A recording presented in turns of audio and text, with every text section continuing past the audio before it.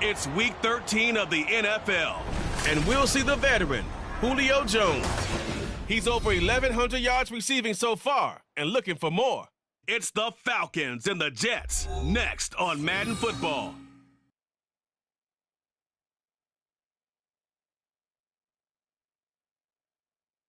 It's an afternoon probably best suited for skating in Central Park, but we're across the river. We are in for a cold one at MetLife Stadium in East Rutherford. Today, we've got a Week 13 matchup for you here, as it'll be the Atlanta Falcons taking on the New York.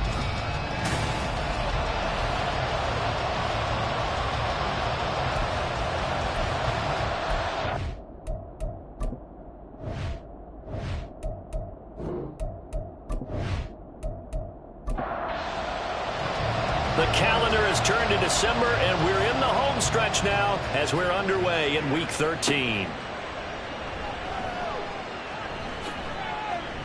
And he's up past the 20 to the 22-yard line. So here come the Falcons now to get the football for the first time. They'll be led out by a man who nearly broke the single-season rushing record for quarterbacks last season. A true dual threat out of Ohio State, Justin Fields. Okay, I thought there was something to build on in last week's game by his performance. I thought he played fairly well overall. The numbers won't knock your socks off. 2 touchdown passes and an interception. The bottom line, though, they lost. Yeah. How does he eliminate that one interception, continue to take care of the... Maybe increase the number of times he puts the ball in the end zone with a receiver. Able to find a lot of empty space there, picking up the first down at a 21-yard gain.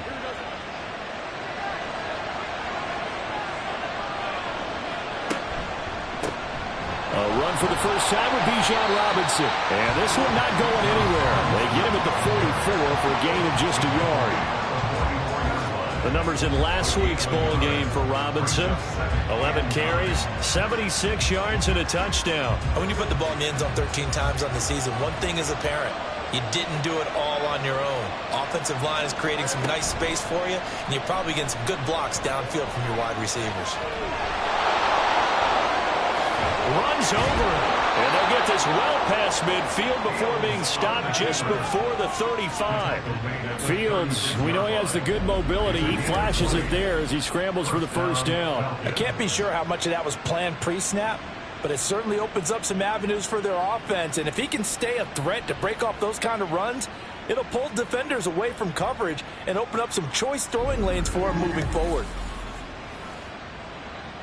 So in Jet territory now. Here's 1st and 10 at the 36. Out of the gun, they give to Robinson. Gets around him. He's brought down in the red zone at the 18 after a gain of 18. 1st and 10. Quite the opening drive march they're on right now. It looks a lot like what we saw in practice prior to the game, doesn't it? You know, because on that last big practice beforehand, you go through your offensive script. You go through your play calling. You go through all the stuff and establish things. And it looks like it's going like clockwork right now for them. And good downhill running. He's got 6 yards down to the 13. 2nd down and 4. At the 13-yard line. A first carry for Tyler Algier. And he is into the end zone for a Falcon touchdown. Tyler Algier, his first touchdown on the year. And the Falcons will jump on top with the game's first score here this afternoon. And they do exactly what they wanted to. Opening drive, they get into the end zone. They do it on the ground. And not only is the person lugging the ball happy, of course, because he got it into the end zone. How about the offensive linemen and receivers who are blocking for him? They have to feel great about themselves, sticking it in the end zone on a running play. Koo able to connect on the extra point, and that makes the score 7-0. Taken at the goal line. And he'll get it up past the 20 to about the 22. Well, the new-look Jets ready to go on offense, and it is the veteran Aaron Rodgers at quarterback. And last week's loss came despite a clean game on his end, throwing the ball with 2 touchdowns and 0 interceptions. His job this week is simple. Do it again. Continue to avoid turnovers and hope that what sunk them last week resolves itself this time around. Now a late signee let go by Minnesota in June. It's Dalvin Cook. Now he's able to break through 1 tackle, but it slowed him down enough that he could only manage getting back to the line of scrimmage. But Charles, we see some of the injuries that have popped up for this franchise, and obviously hoping to get these guys back on the field in a hurry. Brandon, I'm going to go ahead and age myself, but I'm going to ask you, when you were in high school and there were injuries, did you hear next man up from your coaches? Well, you hear it every week now in the NFL, that's for sure. You know, back when I played when dinosaurs roamed the earth, you didn't hear next man up. You heard, oh, no, we've got to put in Davis.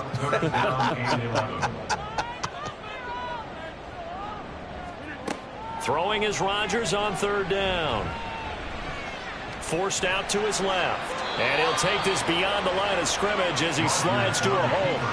Call it a pickup of 3, and also now likely a punt on their opening drive.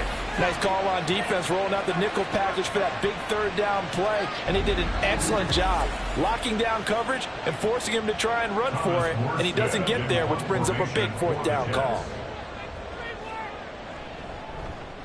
Here's Morstead now as he sends this one away. Jones on the return. They'll call this a 41-yard punt, 7 on the return. And it will be Falcon football. So for the 2nd time in this one, we get set to see the Falcons offense. They'll be looking to duplicate that first drive, the one that got them that 7-0 lead. Of course they would. And look, they're on the road. So getting the 7-0 lead was huge for them, right? Imagine getting up 2 touchdowns on the road, taking the crowd out of the game. It'd be ideal. He completes it to Julio Jones. And he has a big gain inside the 40 before being dropped.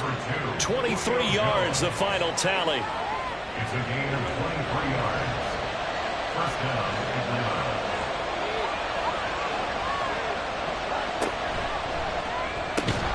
This a quick pass to Davis. Short completion, just 4 yards, and it's 2nd down. 2nd and 6 at the Jets' 36-yard line. To throw is Fields. Right back to Davis. It's complete. And that's going to be another first down as the tackle made at the Jets' 20-yard line. A solid gain of 15 yards, and the sticks move.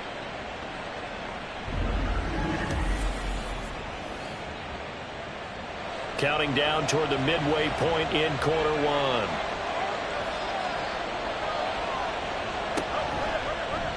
And they'll let the quarterback keep it here on 1st and 10. And he'll take it into the end zone. Touchdown, Atlanta. Justin Fields taking it in from the 20. And the Falcons have taken a 13-0 first quarter lead. So a designed run all the way, and he took it the distance. I don't know that anybody saw that coming. Well, on this play, how about the vision of it? Being able to see the open field, make his move, and get there. Oftentimes, defenses have a spy for the quarterback position to try and take care of it. On that play, if they did, it certainly didn't work. Lost. Yeah, there's no doubt. Extra point by Koo, up and good. And that'll make the score 14-0. Following the touchdown, here's Koo to kick off.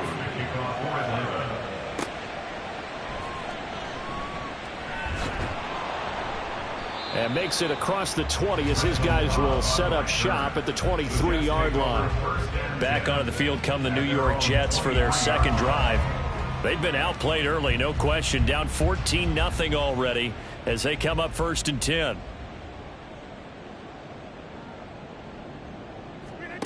Here's Rodgers.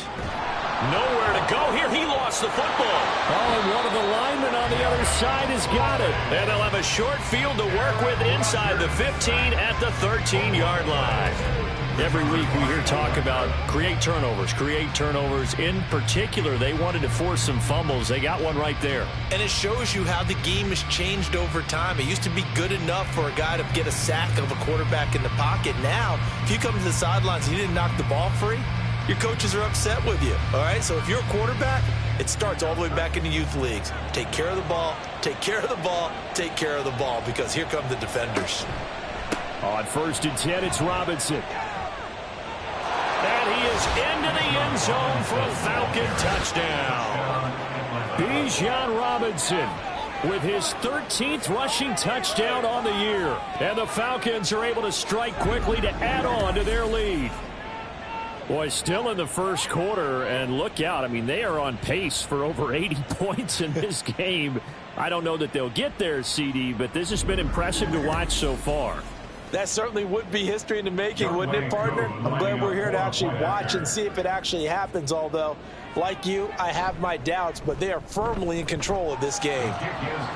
Koo able to connect on the extra point, and it's now 21-0. So how about this for a start? 21-0 here in the first as they kick this one away.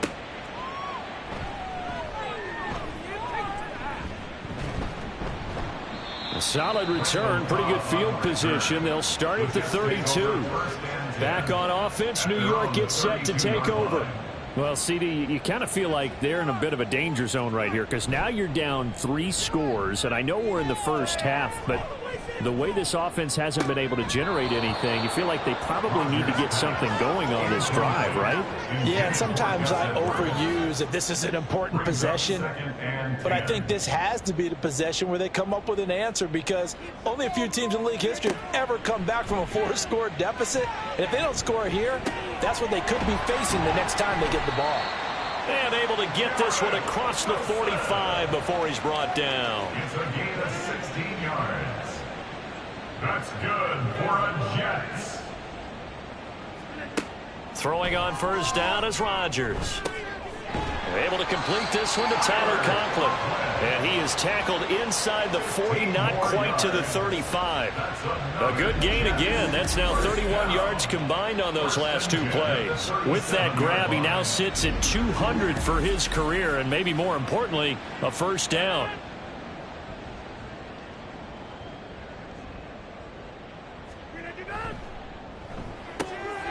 Here's a quick throw out to Wilson. There he goes, right side. And he gets this one inside the 15, just a yard or 2 shy of the 10. 25 yards that time. That's another Jets. First down. 1st and 10 at the 12-yard line. Rodgers going to throw. The quick slant caught. And he's tackled a yard short of the marker. Good gain of 9 on first down. From the 3, 2nd and a yard. At the Falcons' 3-yard line. Cook up the gut. And he is in. Touchdown, New York. Dalvin Cook, his 4th touchdown on the year. And the Jets are able to cut into that deficit. Well, since we don't have a rooting interest in this one, neither one of us wanted to see this one get out of hand too early. Here we are in the first quarter. That was an important response for them to score, already down 21. Now Greg Zuerlein on for the extra point. It's up, it's good, and that'll cut the lead to 21-7. A drive that time of 6 plays, and it's capped off by the touchdown run coming from Dalvin Cook. And all in all, a pretty solid return. Nearly got it to the 35. They'll mark him down officially at the 34. Atlanta now coming out on the field. Right now, everything they touch turns to gold. This is their 4th possession. Touchdowns on their first 3 possessions. I mean, this defense, they can't seem to stop them. It's like they're on skates. Great analogy, Brandon, because... And now the rookie's free. Sheds off the tackle. And he takes this one down almost all the way to the 30. 72 yards rushing for him as he's got the afternoon off to a great start. So the big play changes the complexion of things. Here's 1st and 10 just outside the 30. Fields. Open man is Kyle Pitts, his tight end. And inside the 20 before he's brought down. 15 more yards there and quickly another first down. And what a nice example there of a tight end doing exactly what he needs to do. How about how he worked his way to the outside, made sure he secured the catch, and then anything after that, we count that as a bonus. And indeed, he gets enough for the first down.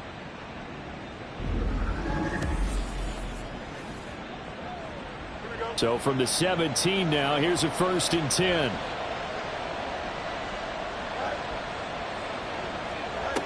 Here's Fields. To the goal line, but it's incomplete. I like the calmness of how he played the ball here. No panic in his eyes as that throw arrived. Tracked it from the moment it left the quarterback's hand, and that's just where he needed to be to knock it away. Fields throw taken in by London.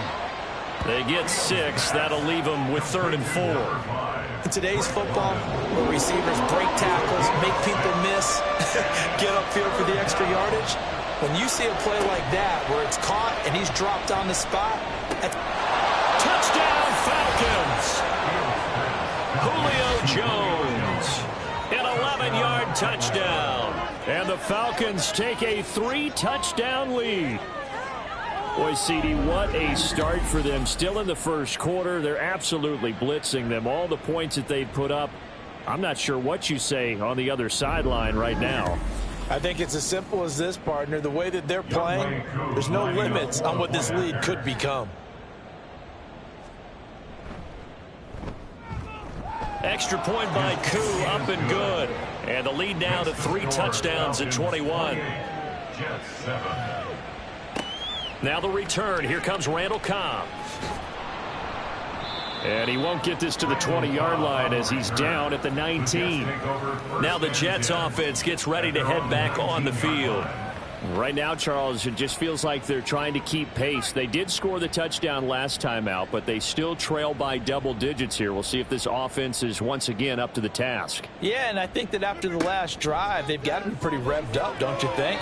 Everything they were doing was working pretty well. They go back out there with the same mindset, playing the same tempo and the same pace. Still a lot of time left to make something happen in this one. On 2nd down, it's Edwards. And a good stiff arm there before he's brought down on a nice little gain. 9 yards, not quite enough, and they'll be left now with 3rd and 1. They'll try and run for the first with Edwards. And he'll be brought down right at the 30 here. They only get 2 there, but on 3rd and 1, that's all they needed to keep the drive alive. First down. Throwing is Rodgers. And that one too wide and incomplete. You talk about this Falcon defense. They come into this one in the bottom half of the NFL against the run, number 19 overall. And stopping the run, that's been an issue for them all season long. Aren't you glad that you're not coaching the defense right now? I'm very glad. They said that they've seen it in doses, but very, very small doses. Yeah, you've got to be consistent. It's down in and down out, being able to play it, understand what you have to get done, and finally stop some people, put them on the ground. We are in for a good one as we're through one on EA Sports. A couple of first downs, has the football position at the 43 as they come up 1st and 10. Now Rodgers. He's got the hook up to Lazard. This will be stopped about 2 yards shy of the marker. 8-yard gain, 2nd and 2. Ball right on the 50-yard line. Here's 2nd and a couple. From midfield, here's Rodgers. And a completion to Wilson. Catch number 4 for him on the afternoon, and it'll give him a first down. That's another Jets first down. 1st and 10 at the 44. On play action, Rodgers going right back to Wilson. And he's taken down inside the 30. Give him back-to-back catches now. That one for 16 and another first down. That's the 3rd time on this drive that these two have connected with each other. They've got a real rapport going. And right now, it's paying off with big chunks of yardage as shown by that last play.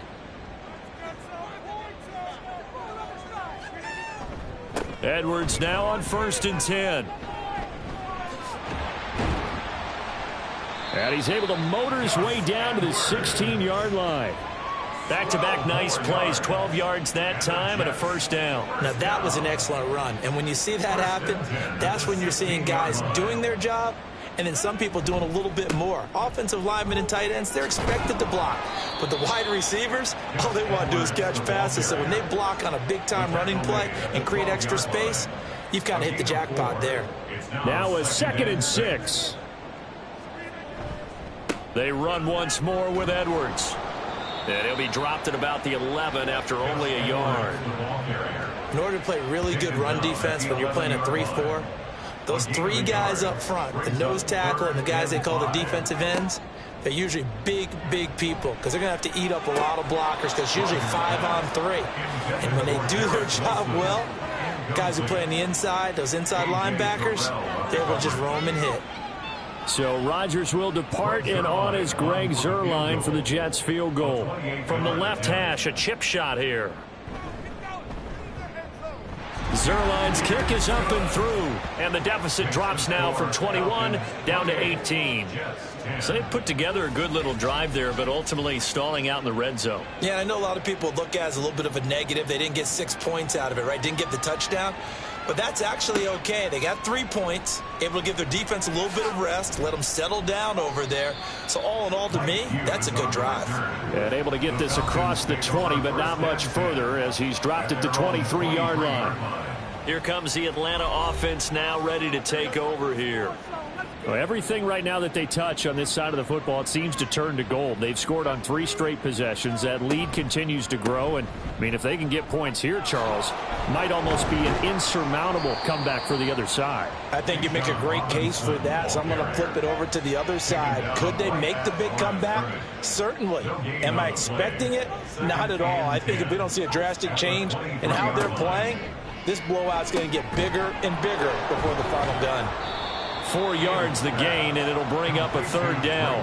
That was a nicely run slant route, and what the receiver's trying to do is make the defender think he's going upfield for a deeper route and then breaks it off, usually after about 3 to 4 steps, and cuts towards the middle of the field. And now what he's trying to do is use his body to keep the defender away from the football and give the quarterback a really nice target. That might be the 3rd down stop that they needed because they've had a lot of trouble slowing down this offense in the first half. This might be their opportunity to get off the field. The punt team on now as Pinion sends this one away. Now Cobb to return. It'll be a net of 40 yards following a punt of 44. And the Jets will take over 1st and 10. Another drive coming up for New York's offense. And they had a long drive last time, but they had to settle for a field goal, and I'm sure that's how it felt to them, settling. They probably should have gotten in the end zone. Yeah, not out-and-out joy, right? Because that's what you get when you put the ball in the end zone. But there are benefits to that type of a long drive. Your defense gets a chance to take a break, adjust a little bit, maybe get themselves ready to get back out on the field and play a little bit better. So they'll take the benefit even though they wanted the 6 points. Yeah, maybe wore down the other defense. We'll see. Meanwhile, Rodgers' throw here pulled in by Lazard. And able to get this one across the 45 before he's brought down. That's good for a Jets. 1st down. 1st and 10. Rodgers now on 1st down. A short throw to Conklin, the tight end. And he's able to take it across midfield before going out of bounds. So the completion good for 7 there. And it'll be 2nd down. Brings up 2nd and 3. Again, they'll throw with Rodgers. Finds Lazard quickly on the slant. 3rd catch of this first half for him, and this one is a 1st down. 9 yards. And the Jets, 1st down.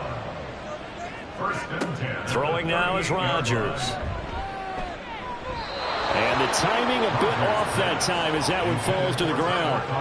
Some of the fans here don't seem too happy about what we've seen in this first half. No, not at all, and I understand why. They've looked lethargic, out of sync, and it shows on the scoreboard.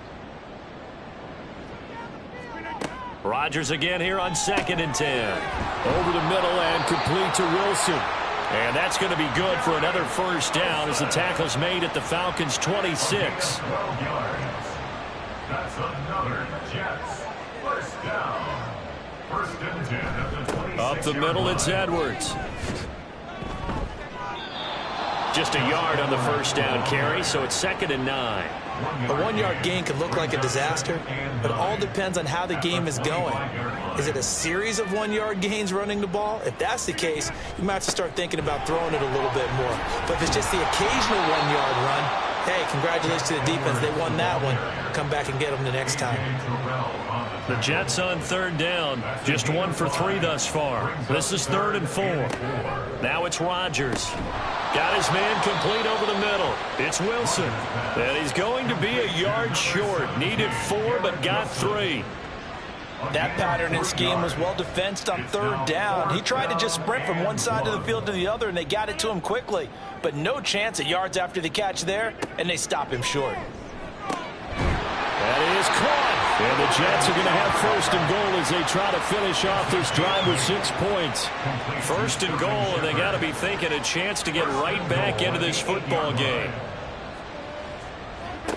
To throw, it's Rodgers. Toward the pylon, caught. And they get him down at the 1. He had the broken tackle, but ultimately could not get into the end zone. Good yardage on 1st down. Now can they punch it in on 2nd and goal? Rodgers now to throw. Toward the pylon, but it's incomplete. I'm really liking what I'm seeing from this defense because their coverage has been playing at a shutdown level so far. Even backed up late, they're forcing incompletions and fighting to keep them out of the end zone as the first half winds down. And Edwards trying to push forward, but unsuccessful. They stop him short of the marker. That'll bring up 4th. They had the 8-yard gain on 1st down, but unable to do much from there. This is a long drive offensively. Wouldn't you hate to end this with just 3 points? Doesn't it feel like during a ball game you have certain narratives going on and there's certain drives that seem to take on just a bit more importance than others? This feels like one of those, doesn't it? To me, 3 points here, a major letdown. This is the time to go and put 6 on the board. And defensively, they were ready for that. A full-on blitz on 4th down, and they stop them short of the marker. Oh, and someone's got to feel really good about that, and that's the defensive coordinator. He dialed up a great run blitz defense, and they hit it just right. Stack that thing up. They're going to feel awesome going to the bench after that big play.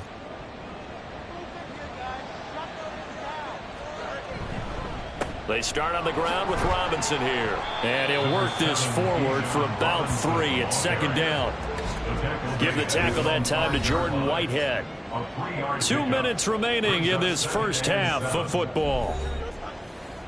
A reminder that coming up in 2 minutes' time, we'll check in with Jonathan Coachman from Orlando. He'll have highlights and analysis of this first half of play. And he'll take this forward only up to about the 7. Give him 3 on the run there. Now they're looking at a 3rd and about 5. A 3-yard gain on the play brings up 3rd down. Out of the gun, Fields. Work in the middle of the field, and he's got a man complete. And he is going to have a Falcons 1st down. They needed 5 there on 3rd down. He winds up getting 7. Now the Falcons going to use one of their timeouts, as the stoppage will come with a little under a minute to go in this first half.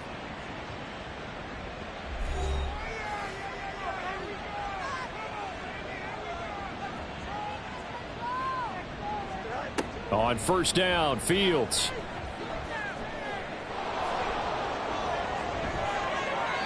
No one there to help out downfield, but no problem. Scrambling for 22 and a 1st. This guy's proven himself to be one of the best in the NFL. He brings an added dimension to their offense with his ability to read defenses and know when he's able to pull it down and take off and go. Line of scrimmage, the 37 on 1st and 10. Now Fields. Short throw caught by Pitts. And a 5-yard gain gets him to the 42. The Falcons going to use the 2nd of their timeouts, as the clock will stop with 20 seconds to go in the first half. And he'll get it out a couple yards shy of midfield at the 48. Falcons going to use their 3rd and final timeout. And with halftime on the horizon, they'll be out of timeouts from here forward. Throwing on first down, but this one winds up to be incomplete. Maybe a little over-anxious in the pocket there. He just didn't look comfortable on that throw. No, he didn't, because it wasn't his normal fluid delivery. And I think you might have had it right. Wasn't really confident with what he saw downfield and almost felt like he wanted to pull that one back.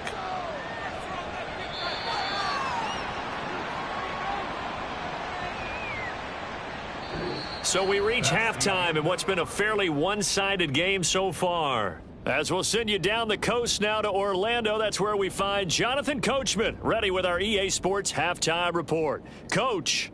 All right, Brandon, thanks very much. Things definitely getting interesting around the NFL as we begin the month of December. So let's get right to it. We'll kick things off in Tampa. Carolina paying a visit in an NFC South matchup. And it's the Panthers who are out in front. Miles Sanders, 2 touchdown runs on the afternoon. From there, we're off to Tennessee to check on the Titans at home in Nashville. And you can see there it's the visiting Colts who have the lead in that one. Jordan Love with a couple of touchdown tosses.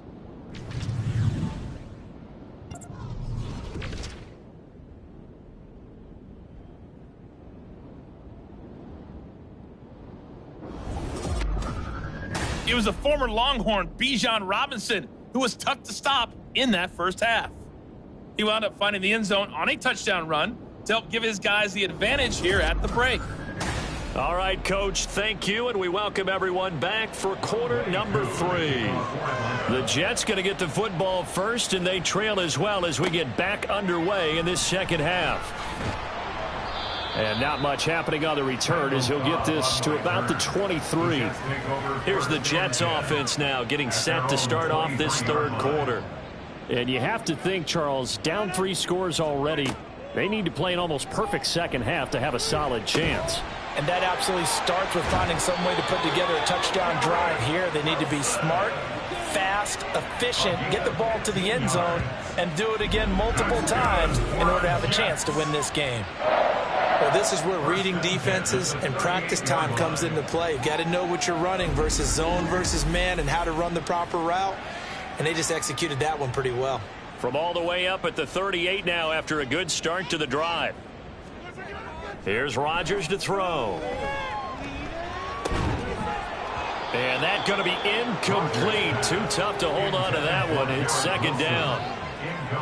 Now it's 2nd and 10.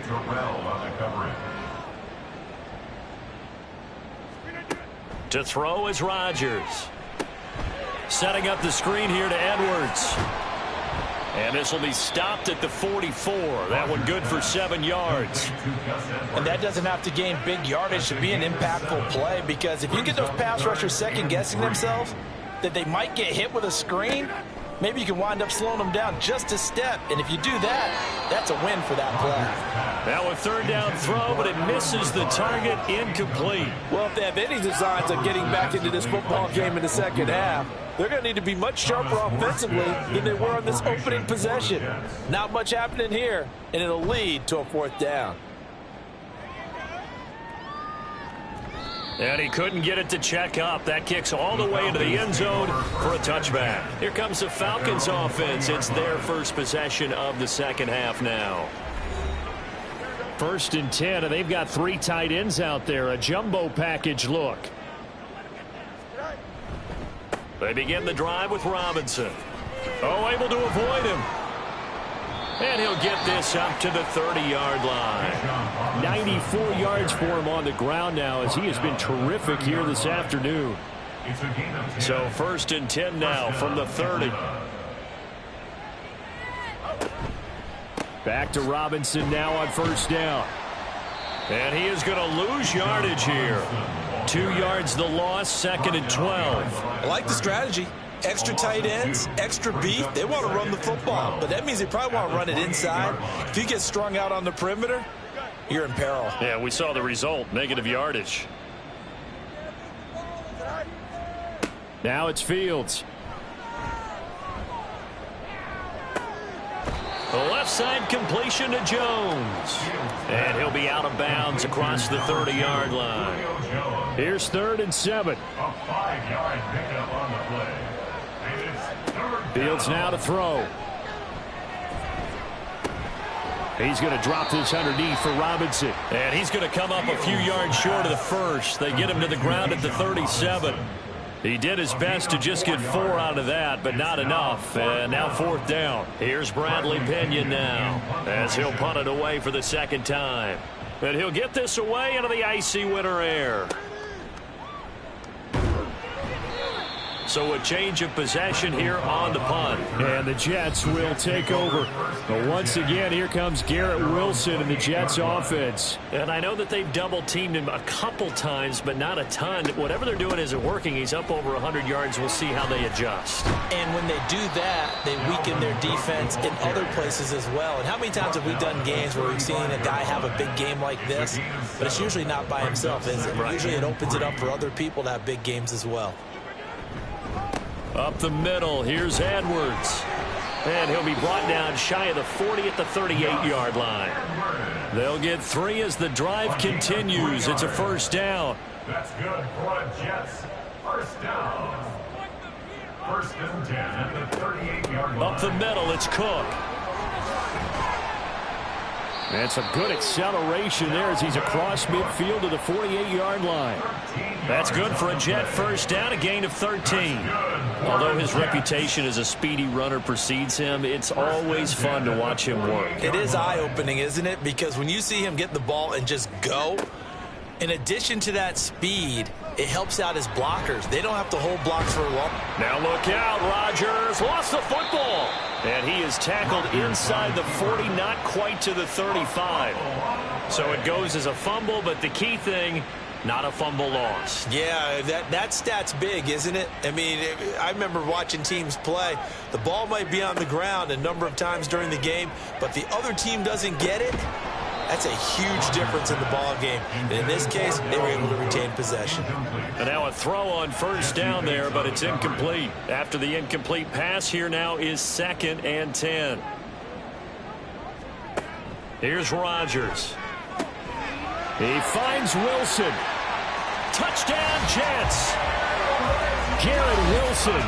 37 yards. And the Jets are able to make some inroads here to that deficit. That's a score you felt they had to have here in the 3rd quarter to get back in this game. And you know that there's an emphasis on their side. Hey, we know this. We know where we are. But sometimes that binds you up so much that you try too hard, you don't get the score. A perfect combination of urgency, yet relaxed enough to get it done. Zerline now for the PAT.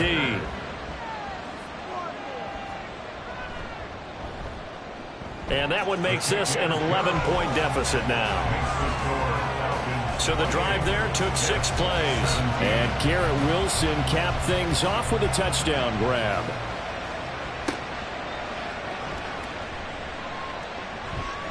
And the tackle going to be made right there at the 25-yard line. Bijan Robinson leading the offense out for another drive. He's had a good performance, moved the ball effectively on the ground. Of course, he has the 1 touchdown. And when you're able to move it as effectively as you've described, that leads to finding a way into the end zone, and now he's just trying to do it for a 2nd time. And, of course, with that comes additional yardage. Yeah, looking for additional yardage, and again, that 2nd score here in the 3rd quarter. Following the incomplete pass, here they go again, 2nd and 10 from the 25. Straight ahead, it's Robinson. And he'll be upended at the 28-yard line. Just a 3-yard gain there. Well, that's a good start to this drive on the defensive side of the ball. Force the incompletion on 1st down, then you're able to shut down the running play on 2nd. Yeah, I wouldn't be surprised now. A little bit of pressure going at the quarterback in an expected passing situation. And this is incomplete. Oh, it looked like he had a pretty good line on that one. That would have been a big play, but he could not pull it in. Here's Bradley Pinion now as he's on to punt for Atlanta.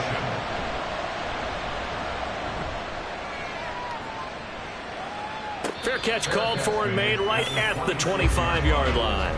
Now this offense and Garrett Wilson headed back out. Good day for him so far here in the 3rd quarter. He's hit pay dirt once, over 100 yards, but hey, it's the 3rd quarter. He's thinking, I want more, right?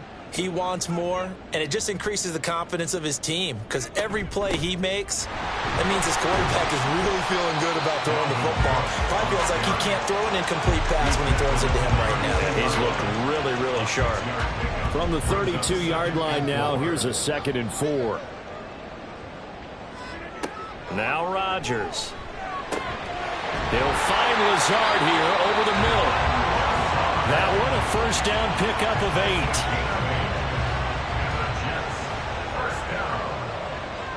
First and 10 at the 40-yard line. Rodgers going to throw. Open man, here is Cal. And they'll get this well past midfield before being stopped just before the 35. 23 yards on the play.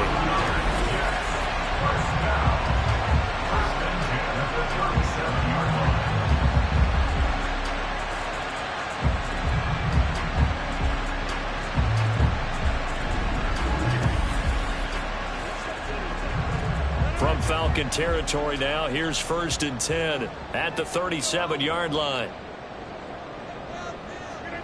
Throwing is Rodgers. Open man here is Conklin. And they'll have it in the red zone before it crosses over out of bounds. That one good for 20 on the catch and run. And this was a nice example of an offensive coordinator scheming his guy open. Just a little underneath route, just trying to free up some space. And it worked awfully well. Got him not just space, but plenty of room to run after the catch to pick up really nice yardage. Here's 2nd and 10.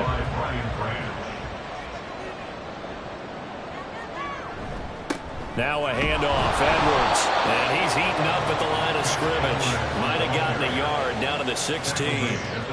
Now play number 7 of this drive, but it's a tough 3rd and 9. Now Rodgers. Touchdown! Lazard, a 16-yard touchdown.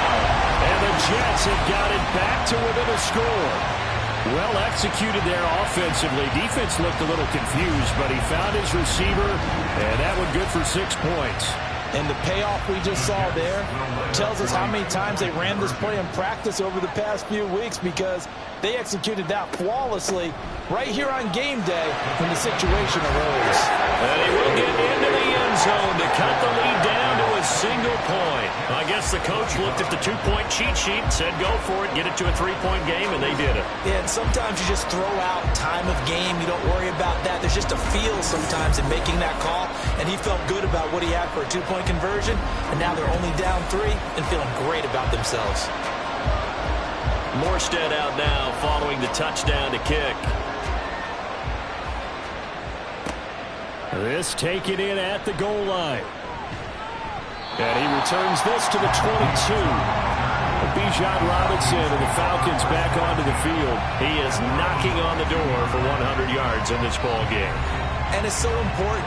It doesn't seem like it's that big of a deal. Just short of it, a little bit over. A little bit over feels better to everyone. Offensive line, running back, team totals, just something magical about breaking that barrier. He's right there on the doorstep now. No gain on the play. It'll be 2nd down. Brings up 2nd and 10 at the 22-yard line. Now Fields going to keep it running left. And here's another tackle made at the line. So they're converging well on the football now. 2 runs for a net gain of nothing. Now here's 3rd and 10. They'll fake the handoff. Now Fields. And he will be very close to a first down, but I see the closed fist of the referee, and that means 4th down. And this is a rarity in the NFL, a 100-yard game on the ground for a quarterback. Even as those passers get more athletic and mobile, we only see about 5 of these a season. It takes a special set of circumstances for it to happen, and of course, a special player. On 4th down, the punt team is on as this is sent away. On the return comes Cobb. It'll be 37 yards there on the punt, and out will come the offense as they take over. Alan Lazard and the Jets set to go back on offense. Pretty good game for him so far. I guess he's still got time here to make this a great game, but so far, he's been solid. I like where you're going with that, because it has been pretty good. but there's always that hint that things can really escalate for him. And right now, they feel like they're somewhat keeping him in check, but he has found the end zone once. But, boy, he can explode at any moment. Yeah, when you hit that end zone once, you want to find it again, don't you? Yes, you do. Makes you hungrier. You get greedy in a good way. Here's a quick throw out to Wilson. And getting this just shy of midfield, they'll spot it at the 49. That'll put him over 150 yards receiving now. Quite a ball game and a first down. Shotgun now for Rodgers. Caught by Cobb. A big change in field position there. That's 40 yards on the catch and run.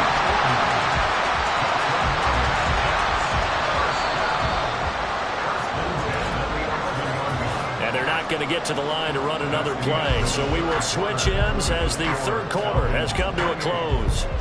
You're watching the NFL on EA Sports. Back now here at MetLife Stadium.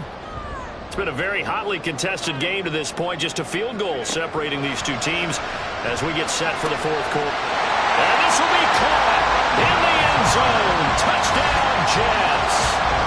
Alan Lazard with his second TD of the game, his sixth on the year. And the Jets have taken a fourth quarter lead. But quite the comeback here. They have erased that deficit, pushed themselves out in front now here in this fourth quarter. Well, this game's kind of felt the horse race, hasn't it, partner? Because, yeah, the other guys run out to their big lead, but then slowly and surely, they've been creeping up and closing that gap. Now they've stuck ahead in front here late in the game. The finish line's not far away. They need their defense to finish this thing off. Morstead out now following the touchdown to kick.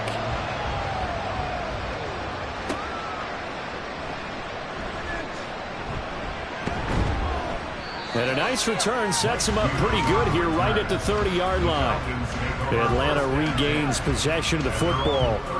The pressure is on now. They're being shut out here in the second half after a decent first half offensively. And they need their best drive of the game right here.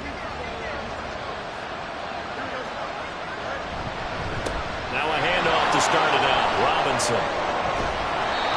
And room to run as he's up past the 35-yard line. 102 yards rushing for him now in the ball game. Ball on the 36 now. Here's second down and 3.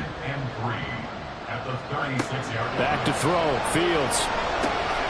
He completes it to Jones. 7 yards there and a first down. A gain of 7. First down, Falcons. Robinson up the middle. And he'll manage to pick up about 4 at second down. Nice chunky yards on first down. It really opens up your options for what you want to do on second. You go right back to him and hope he explodes, or sucker the defense in before throwing over the top.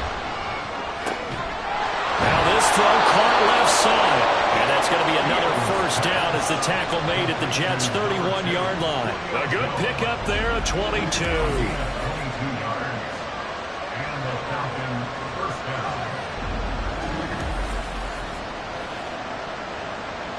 So signs of life in what's been a dormant offense in this second half. Here's first and 10.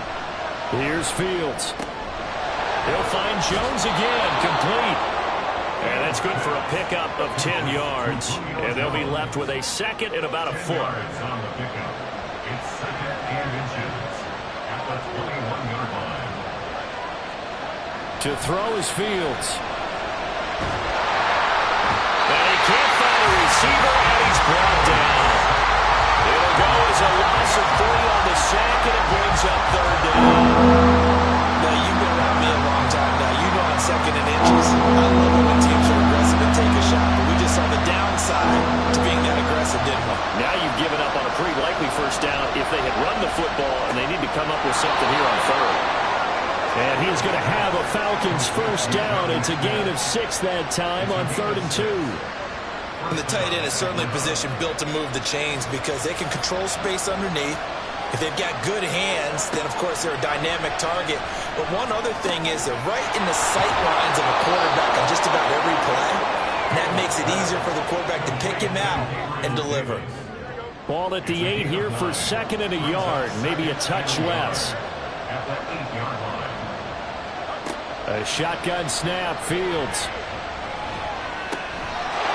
And this is caught for a Falcon touchdown.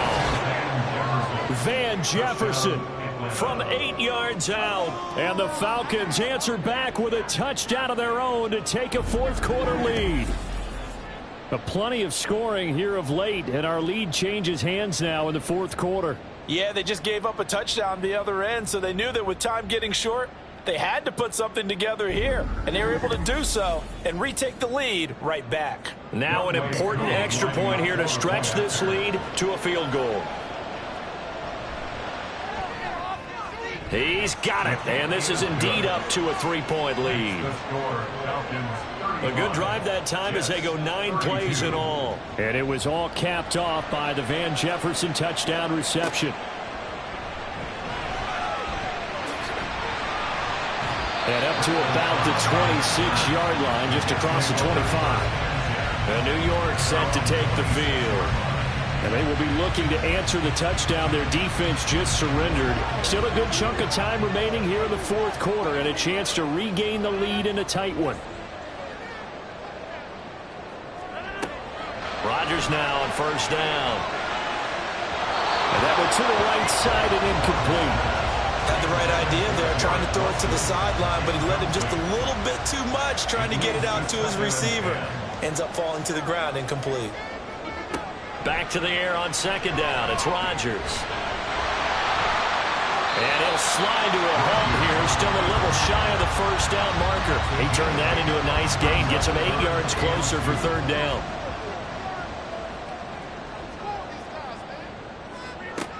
Rodgers now to throw. Work in the middle of the field, and he's got a man complete. And he is going to have a Jets first down as they're able to get the third down conversion. But this offense hasn't been at their best here. They've made some mistakes. They've been frustrated. They've been largely shut down. But then you look up and say, wait a second. This is a one-score game. So they're still very much in this, and they're on the move here with a first down. Throwing on first down is Rodgers. Well, throw here right sideline falls incomplete.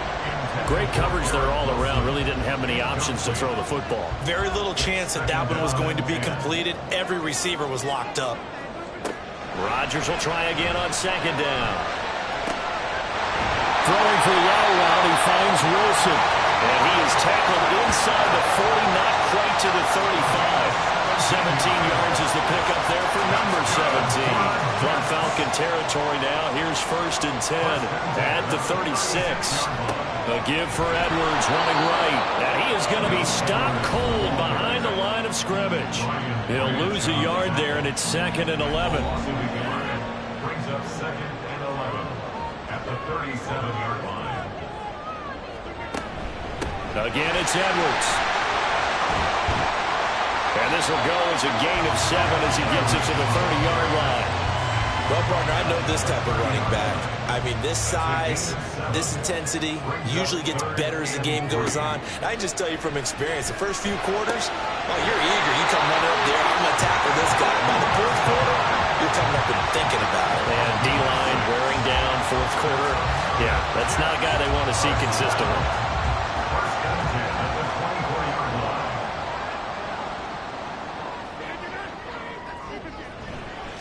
Running left is Edwards. And he is met in his tracks behind the line of scrimmage. Brandon Graham, great pursuit there, getting the tackle for loss. With his size, he's a tough man to bring down, but they do a nice job there stopping his progress and not allowing him to get back to the line of scrimmage. To throw, it's Rodgers. That's caught left side, Ruckert with it. And he'll go out of bounds in the red zone just inside the 20. Already a pair of third down conversions for them on this drive, but right now they need 5 yards on this third down try. On the handoff, Edwards. And he will have the first down inside the 10 to the 9-yard line. I definitely like the play call. You don't expect it on 3rd and 5, 3rd and 6, do you? You expect a pass play. Had a little courage there to call the run, and boy, they were successful.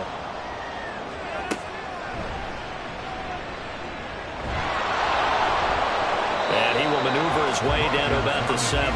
2 yards the gain on the keeper, and it's second down. Pickup of 2 brings up second and goal. Here's Rodgers to throw. And this one nearly intercepted. Boy, that would have been a great time for their first pick. But instead, it's third down. And goal.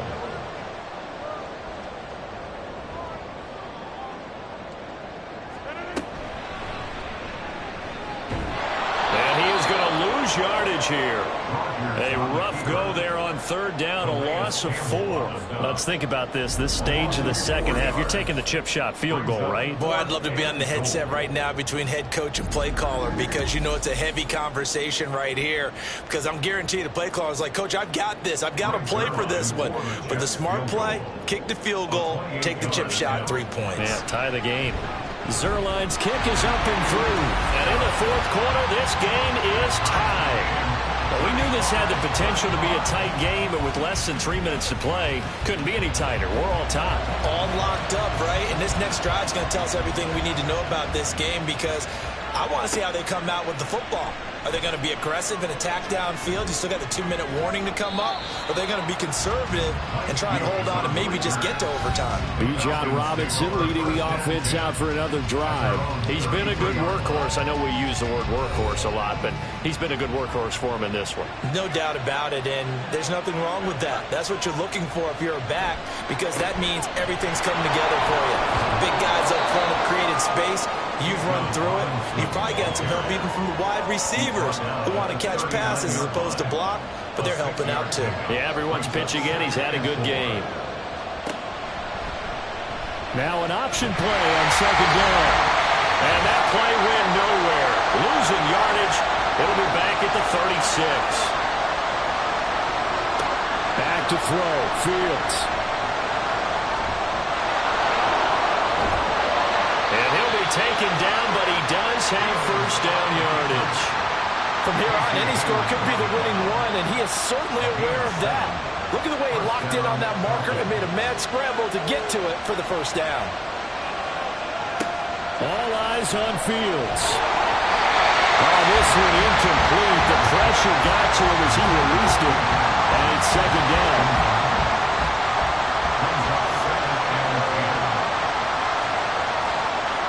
Now Fields. And that's complete to Davis. It drives some people crazy to see those short throws underneath. They got to find a way to gash the defense downfield. Well, it's Crowder into it now. 3rd and 2. Here's Fields. And he can't get a throw away. He's taken down. The Jets are going to use the first of their timeouts as the clock will stop with 55 seconds remaining in the football game. And the Jets set to take the field.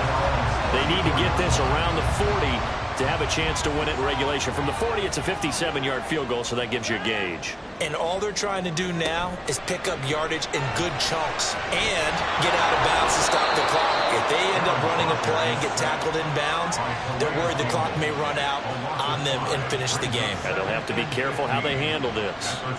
They'll come up now. This is 2nd and long. They'll try the middle with Cook. Oh, what a nice tackle there. That will hardly move the needle at all offensively. A very short gain. To throw is Rodgers. Able to find the open man. That's complete. Still on his feet. And he's in for the touchdown. And in the final seconds, forget overtime. They just likely won this thing in regulation. And that score in this time frame, that's like a big reveal at the end of a great movie, isn't it? Out of nowhere, almost, it appears, they get it done. How about that score? Finishes like this is why we love sports. This is why we love the game of football. So glad that we got to be here to watch this one. Now Zuerlein on and the extra point.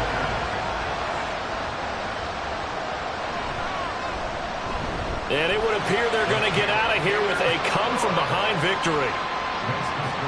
The drive there only spanning 3 plays. And Jones with a jet touchdown. Now on the return, oh no, the ball is loose. And it's scooped up by the Jets. And that will write a finish to this ball game.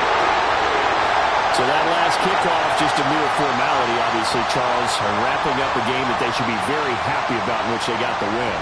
Yeah, I thought they were clearly the better team by the end, and they earned this one with a terrific game plan and consistent effort throughout. Only fitting that they had the ball when the clock hit 0. So for the Giants, the playoffs may be out of reach, but the win gets them to 4-8 on the year. And they'll get to stay home again next week. Meanwhile, for the Falcons, this loss cost them in the playoff chase as they fall back to 7-5 on the year. And they'll get a chance to redeem themselves at home next week. I'm Brandon Gaudin. Certainly have to thank Charles Davis, my broadcast partner, and our entire crew. We'll catch you next time right here. It's the NFL on EA Sports.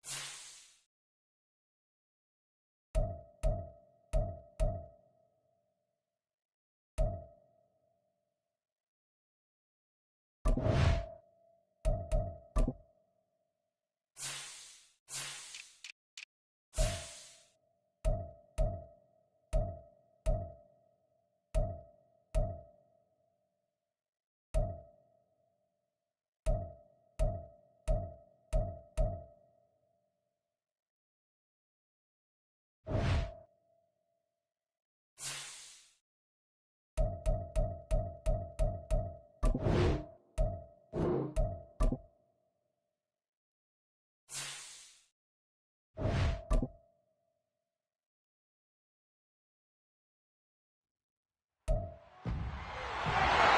the National Football League on EA Sports. And we'll be watching the dynamic Tyreek Hill. He comes in 4th in the NFL in receiving yardage. It's the Dolphins and the Commanders, and it comes your way next on Madden Football.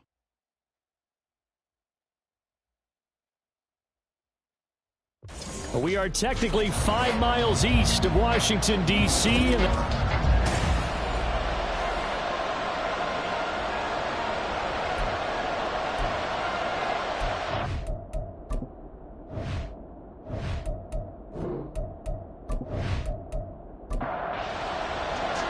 The calendar has turned to December, and we're in the home stretch now as we're underway in Week 13.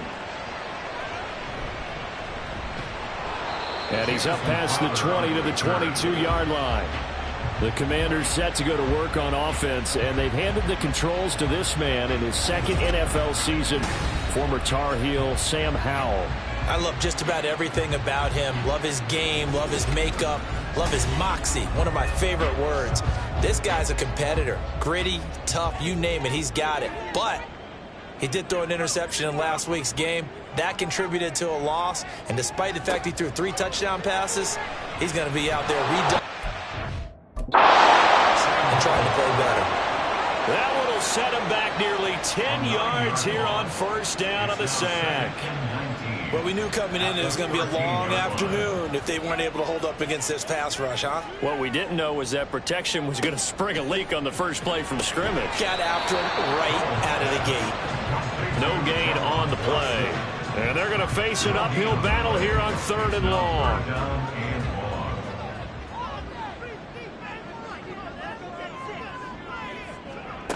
Howell out of the shotgun.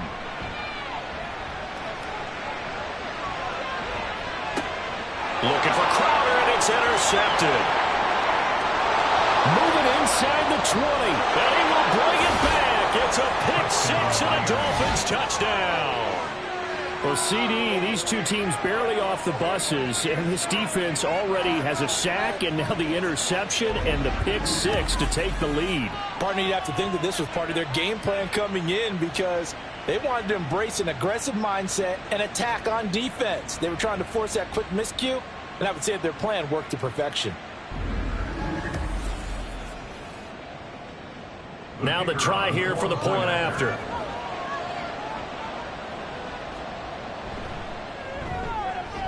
He hasn't missed an extra point all season, and he won't miss this one either, and it's 7-0. A heck of a play there defensively, getting the interception, navigating his way into the end zone for the touchdown. So they throw the pick-6. They'll get another shot at it now as this one's in the air. Now it's Crowder. And some good special teams coverage as they bring him down just outside of the 15. Now Washington going to retake the field for drive number 2. In the midst of, well, let's just say a not-so-rosy losing streak. They've got the open week, though, coming up next weekend, so you have to figure this to be a game that they dearly love to have. Oh, indeed. They have to have this one because that's something positive to take with. And that's caught inside the 35. Big yardage that time for Washington. 54 yards. Every defensive staff harps on limiting explosive plays. Job not so well done there. Yeah, they talk about it all the time. A lot harder to stop, though, isn't it? And when you think of an explosive play, most offensive staffs define them as passes of 20 or more yards and runs of 15 or more yards. They went zooming past that number there. So how about this for a change in field position? From inside the 10, here's first down on the other side of the field. First carry of the game for Brian Robinson. And he's able to work his way down inside the red zone to the 19-yard line. It's a first down for Washington on a pickup of 11. First and 10 at the 19-yard line. Out of the gun, it's Howell. To the right side and complete to Thomas. And that's good for a gain of 6, and it'll be second down. It's a pickup of 6. Brings up 2nd and 4 at the Dolphins' 13-yard line. Robinson on a give right side. And he is into the end zone for a Washington touchdown. His 6th rushing touchdown on the year, number 8 overall. And the Commanders are an extra point away now from tying this ball game. A solid blocking up front from the guys on the offensive line allowed him to get in for the touchdown. Yeah, some might say that the guys on the offensive line were in concert. I used to have a coach who called it marrying up, meaning when you get on a guy, you just stay right there. Each guy has his own assignment. That allowed the runner to make the big move towards the end zone. Gonzalez good on the extra point, and we are tied at 7. So all even at 7 now as they kick it away. And he'll get it up past the 20 to about the 22.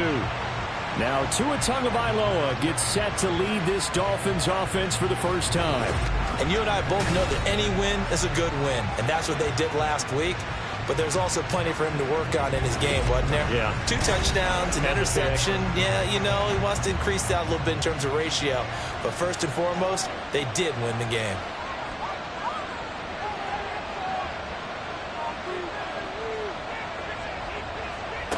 On first down, Tagovailoa. This one thrown underneath to Achane. Give him a gain of 5 on the completion, and it'll be 2nd down. It's a gain of 5. Brings up 2nd and 5 at the 27-yard line. They'll run. Here's Devon Achane. And now off to the races down the right side. And he's going to get this all the way down to Washington's 23-yard line. It's a big play there for Miami. And even 50 yards on the ground. And I don't want to harp on it, but this defense among the bottom in the league against the run, and they show it right there. And it doesn't matter when you get prepared for this defense, whether you're good running the ball or not. That's your plan. Run the ball against them. That's their weakness. And by the way, I think you harped on it. I did. My bad. On first down, back to Achane. And this time they were waiting for him as he'll be knocked down before he can get back to the line of scrimmage. The defense showing some anger after giving up the big play. This time they'll lose 1 or 2. So after the loss of a yard, they'll look to push forward here on 2nd down and 11. Now a toss right side. Achane with it. And he doesn't quite make it, taking it within an eyelash. Dropped at the 1. 73 yards rushing for him now on just his first 3 carries.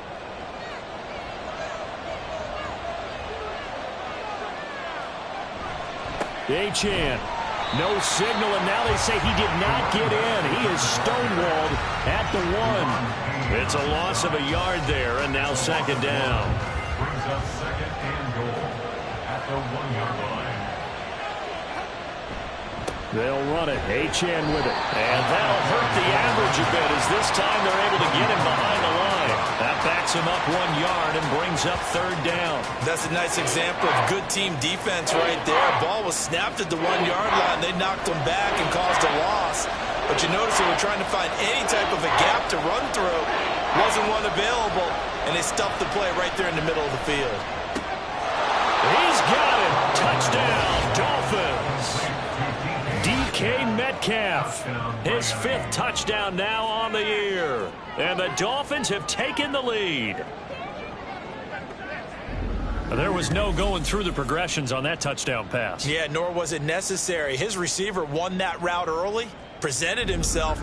No reason to wait. Go ahead and put it on him and score a touchdown. No going for 2. They'll kick the point after.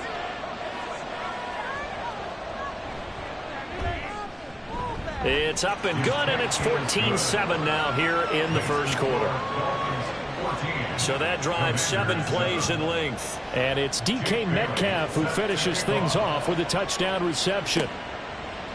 And he won't return this one. He'll go down to a knee, and they'll start at the 25. The Commanders preparing for their next possession. Well, partner, fast forward with me for a second. Remember, next week they have the open week, so they're going to get some extended rest. Does that change how they manage the rest of this one? I think it does a little bit, but not by too much, because you're right. You get the extra rest, you get a chance to heal up and kind of, do a little bit of a reset for this team. But it's also 7 extra days to think back to the last time you were on the field. So now, a little more importance on what they're getting done, because they carry it with them for essentially 2 weeks.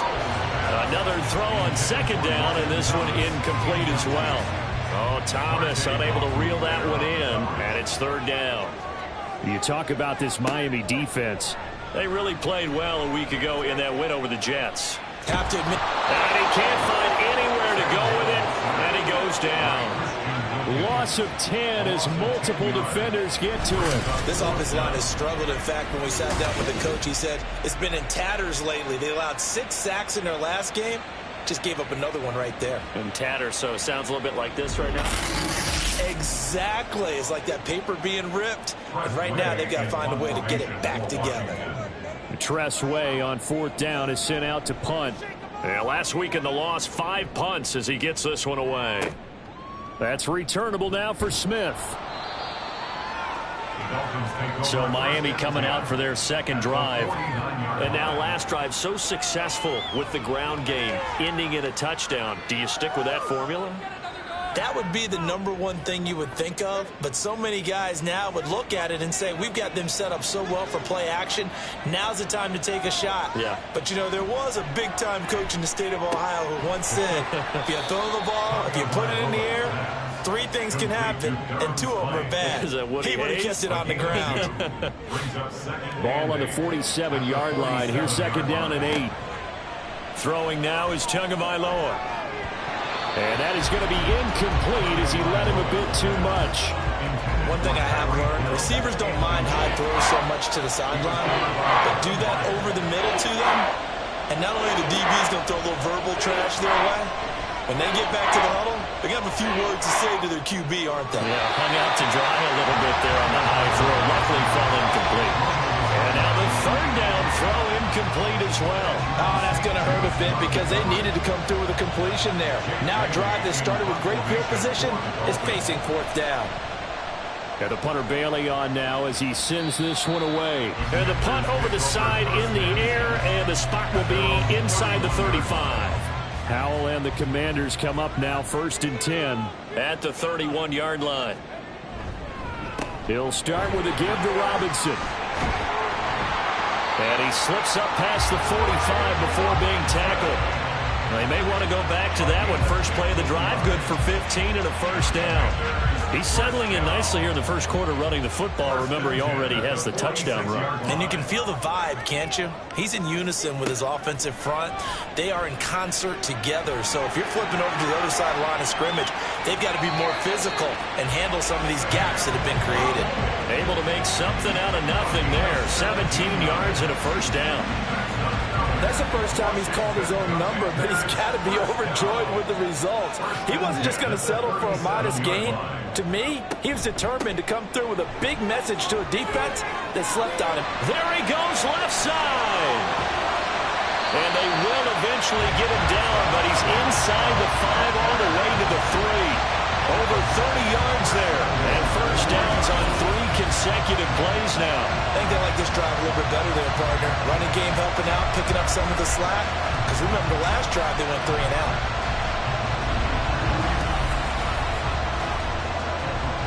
So 3 plays, already 1st and goal, and they are wasting little time. Gibson going to be stopped before he can get moving forward as he'll lose a couple back to the 5-yard line.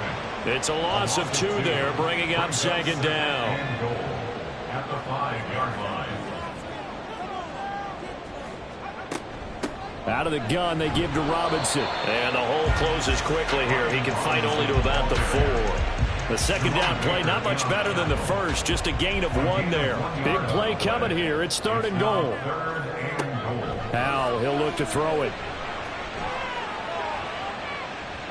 That's to the pylon and incomplete. The Dolphins do the job defensively there, and now it brings up 4th. And what did we talk with them about prior to the game? Their ability to move the chains, pick up first downs. So far, 0 for 3 on third down. If that continues, they'll have little chance of winning this one. Gonzalez's kick is good. And they'll cut the lead back down to 4 now at 14-10. Well, in a close game like this, obviously you want the touchdown, but certainly they will take the 3. And they'll be okay with that, but let's throw a little credit to the defense as well. I'm just glad this doesn't come down to a debate, right? Which side won, partner? Because the defense, hey, we didn't give up a touchdown. The offense, hey, we put 3 on the board. Either way you look at it, I think both sides gained something out of that drive. Dolphins offense returning to the field. No points last time out. They were forced to punt, if you remember, but no time to dwell on that. They've still got the lead here and a chance to add to that here. 1st and 10 as this new drive starts. Throwing quickly there, but it's incomplete.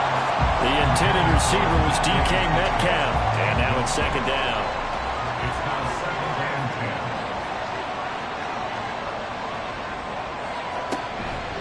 10. A run straight ahead with Achane. Officially nothing on that one, no gain, so they're left with still 10 to go on 3rd down. Well, if you look where that play starts, O-line versus D-line, that was a battle won by the D-line. Yeah, and oftentimes it's won by quickness off the ball. Who can handle the guy across from them best? On that play, the defensive line did exactly that. He's got his target. That's complete. And he is going to have the Dolphins 1st down as they're able to get the 3rd down conversion. And the Dolphins 1st down.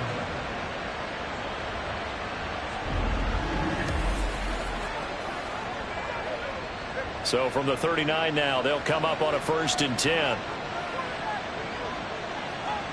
Tagovailoa working out of the gun. That's going to be caught downfield by Hill. Yeah, he's going to be out of bounds, but not before he takes it inside the 40. A really nice gain of 25 yards. In Washington territory now. Here's 1st and 10 at the 36. Now Tua. Over the middle and complete to Waddle. They'll wind up getting 7 on the play, and that'll make it 2nd down. 17, Jalen Waddle. It's a gain of 7. Brings up 2nd and 3. An entertaining start to this one. More to come on EA Sports. It's Dolphins football here as we begin the 2nd quarter. From the 29, here's 2nd and 3. As they've got it as we resume action. Meanwhile, Tua's throw complete to Freiermuth. They just keep marching right along. 1st down on a pickup of 8 there. An 8-yard pickup. 1st down, Dolphins. Up the middle, Achane.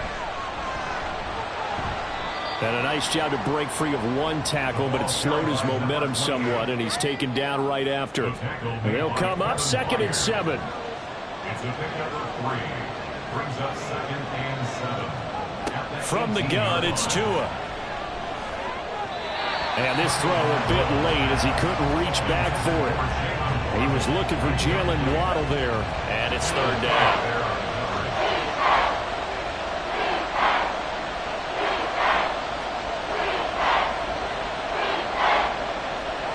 Tua sets up to pass it. That is caught. Touchdown, Dolphins. Tyreek Hill, an 18-yard touchdown grab as his guys are able to extend their lead. A nice connection there, finding his target, and that'll put 6 up on the board. Just like they drew it up in their playbook and reiterated it on the sidelines, right? Perfect route, a good throw, and the defense, they had no answer for that right there. Now the try here for the extra point.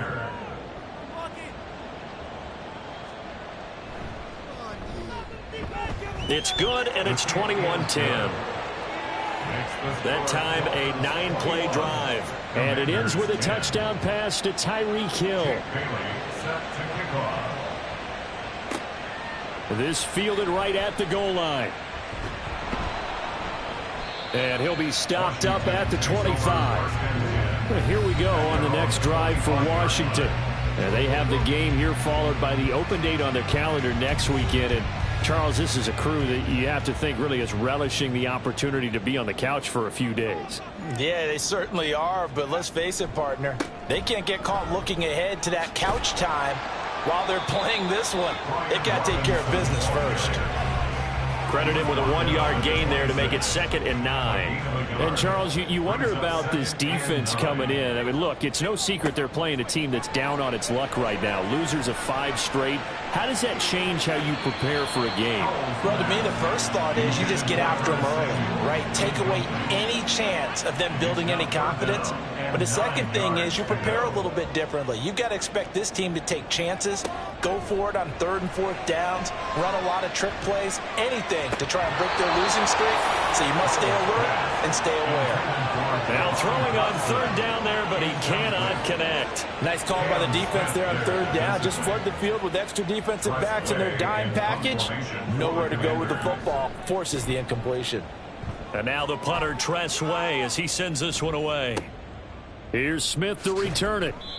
So possession goes over here on the punt. And it'll be Dolphin football. Now we get Tyreek Hill and the rest of the Miami offense back out there. He's doing what he's capable of, having a solid game. Not the most amazing game. He's not over 100 yards, but a good game so far.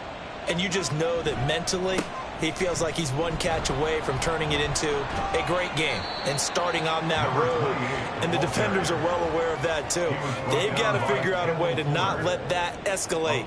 Keep him right in this zone here and call it a day, because otherwise he can really decimate them. Better believe they are well aware of his playmaking ability. Tua's throw is taken in by Waddle. And he'll be out of bounds after getting this one across the 40. Washington on 3rd down. They've been good, 3 for 4 thus far. They're up against a 3rd and 1 situation. They'll run for it with Achane. Well, they hit him in the backfield, and he will not escape. And that is not going to get it done. That'll make it 4th down after a loss of 1. Just a simple run play there on 3rd and 1, but this D was up to the challenge and stopped him, bringing up 4th down.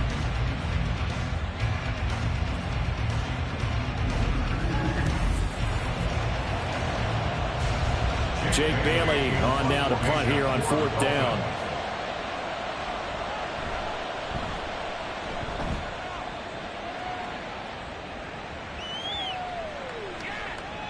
Yeah, he was looking for the checkup bounce, didn't get it. That scoots all the way into the end zone now for a touchback. A look at Washington as they come onto the field.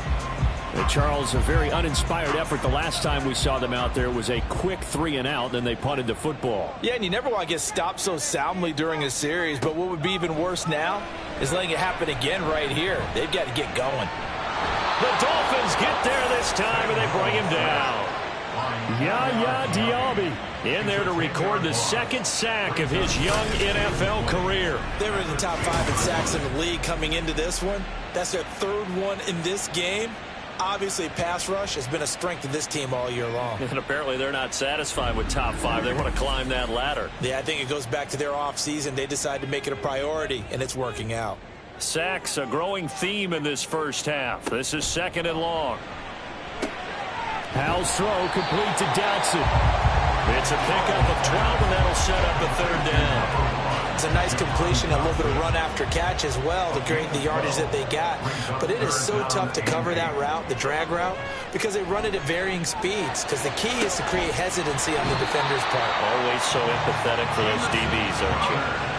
First time they've hooked up here. Good for 17 and a 1st down. Yeah, these are the types of plays they're going to need to hit on if they're going to get back into this game. It hasn't been the greatest of first halves, but this is a nice throw here on 3rd down, and they keep the drive going. And now a throw on 1st down there, but it's incomplete. I would say it would probably be a good idea for him to reintroduce himself to his receivers at the half, because they're definitely on different wavelengths. But I also don't advocate waiting that long. Next series before you get out there. Hey, let's get together, guys. Let's get this thing moving. Complete. It's Dotson. 5 yards. Now it's 3rd and 5.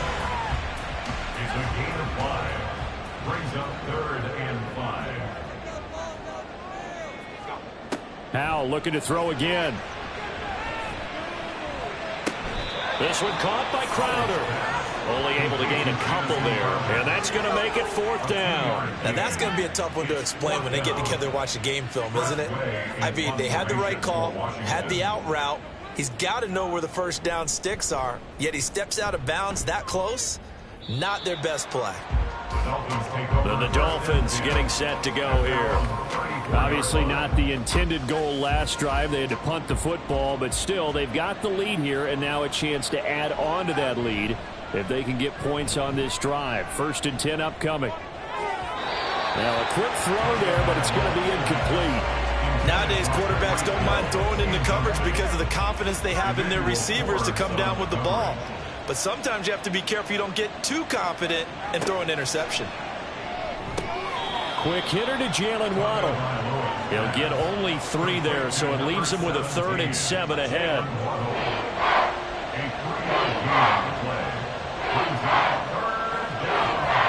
Now a play fake. Here's Tagovailoa. It's incomplete. Took a shot, couldn't connect.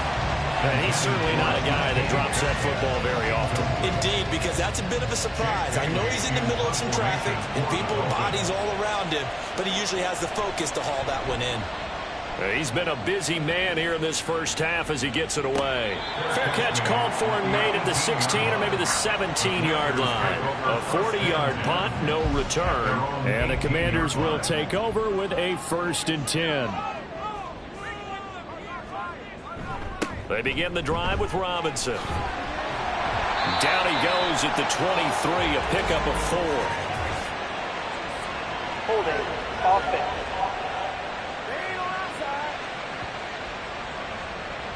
Now the guilty party that time, Charles Leno Jr. Robinson up the middle. And a short 3-yard pickup gets him up to the 15. Well, obviously, they would have at least liked to have gotten back to the original line of scrimmage. Instead, now, they're dealing with 2nd and long. I thought they would have passed it after the penalty. Probably wish they would have now. A 2nd down pass play there, but it's incomplete. I ain't going to scan downfield forever, but there wasn't anything available. Ends up throwing an incompletion, and I think he'll take that. Now on 3rd and long, they'll look to throw. In trouble here, and down he goes. Back at the 8-yard line. Emmanuel Ogbah that time, able to drop him for a loss. Here's Tressway now. As the drive goes backwards, so he's on to punt it away.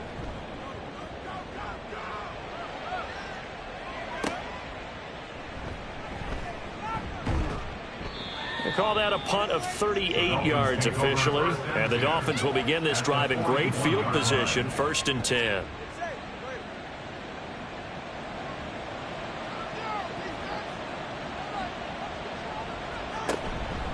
Now Achane on 1st and 10. And he can only manage to get a couple. 2nd and 8 coming up. You've got to be impressed by that defensive front on reps like those. They were not being moved off the line, kept their shoulders square, and gave their teammates time to fight to the ball and limit that gain. And he'll get 4 here down to the 35-yard line. Well, if you're a football guy, that's a pretty run because everyone is in sync right there. Obviously, the guy carrying the ball, but how about the people up front? Leverage, athleticism, they created some nice space for him. Pass taken in by his big tight end. And he is going to have the Dolphins 1st down as they're able to get the 3rd down conversion. Well, a lot of times when you get a manageable 3rd down situation like this, you have to think about your tight end, and he comes through for him, picking up the 1st down.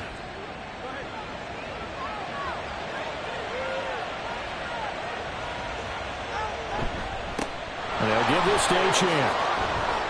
Oh, a heck of a move. Man. And they're knocking on the door now as a good run there. Going to take this to about the 10-yard line.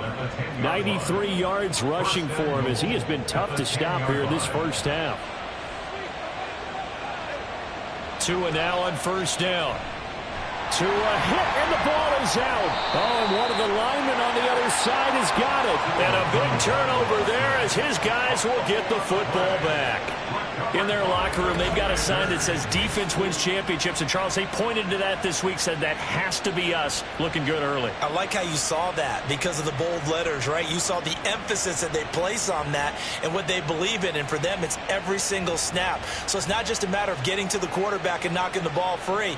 They're trying to read when that ball's going to come free. As soon as those hands separate to throw the ball, they want to be there and have a chance to knock it out. Following the fumble recovery, Howell. Throwing middle, but it's incomplete.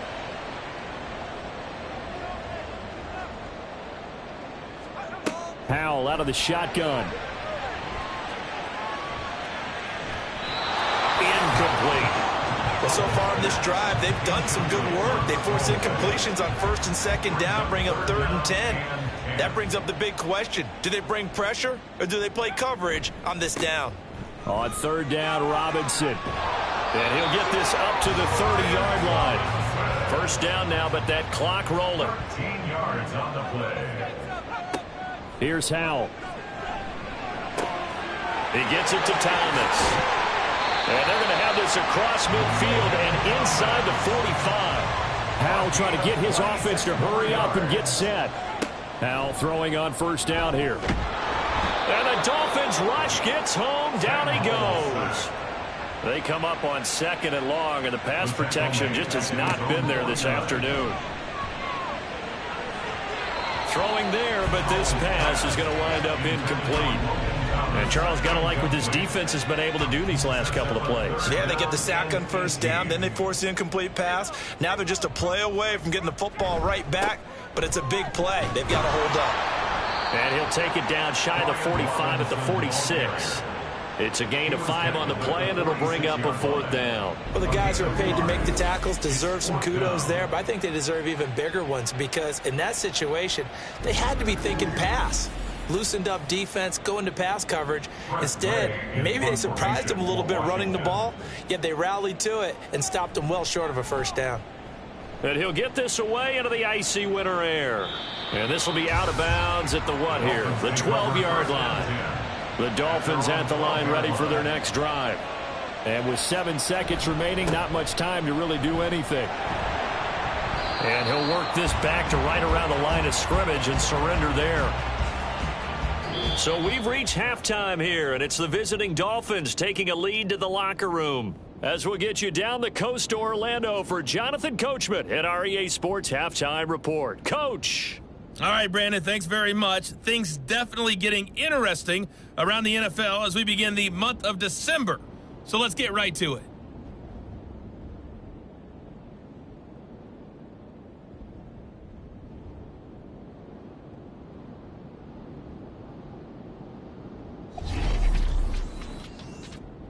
We'll begin in the AFC South. It's Indianapolis on the road at Tennessee. And it's the Colts on top as that one approaches halftime.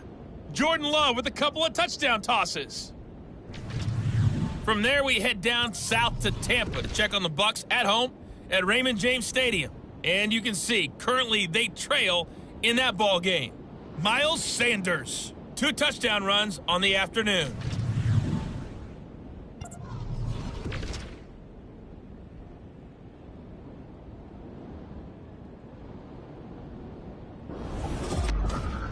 This has certainly been a fun one to watch so far. We knew this was going to be a battle, and we have not been disappointed.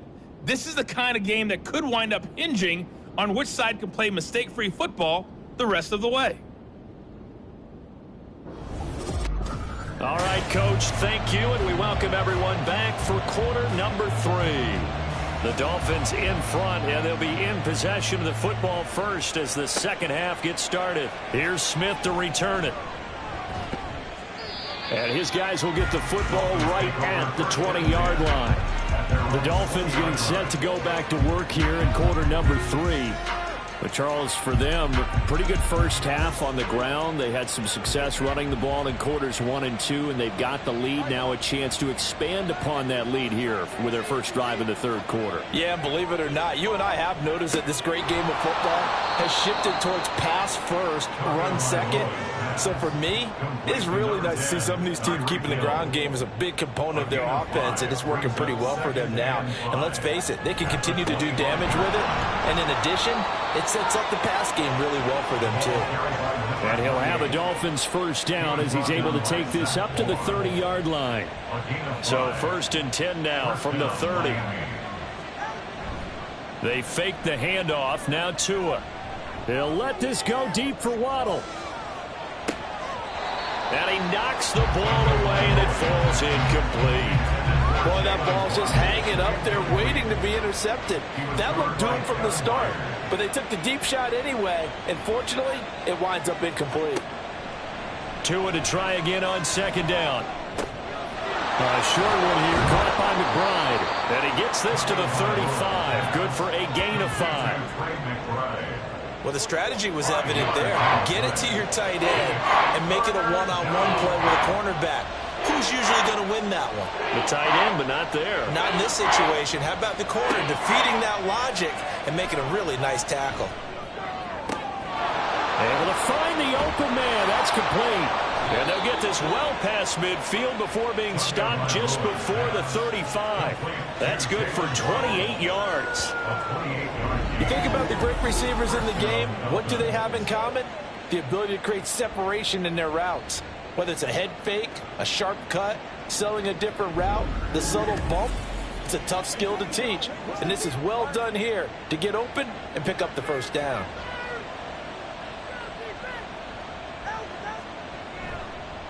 Running left, Achane. And nothing much materializing there on the first down run. He'll get a couple, and that's it. And that last carry puts him right at 100 yards for the game. So how has he done it? Because he's been patient, followed his blocks, let everything develop, and then burst through for big gains. And he's going to be stopped close to the first down marker at Washington's 12-yard line. It's 27. This will be the 8th play of the drive, and it's 3rd and inches.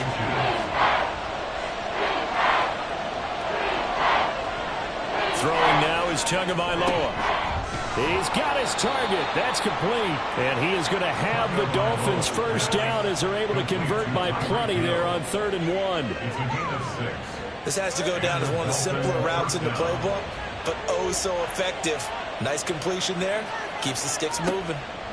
Tua now on first down. Open man is Waddle, complete. And this one goes nowhere. Losing yardage back at the 22.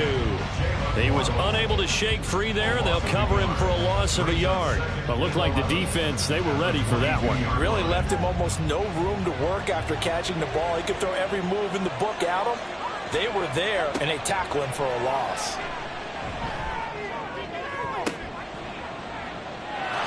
And that is caught. Touchdown, Miami. DK Metcalf.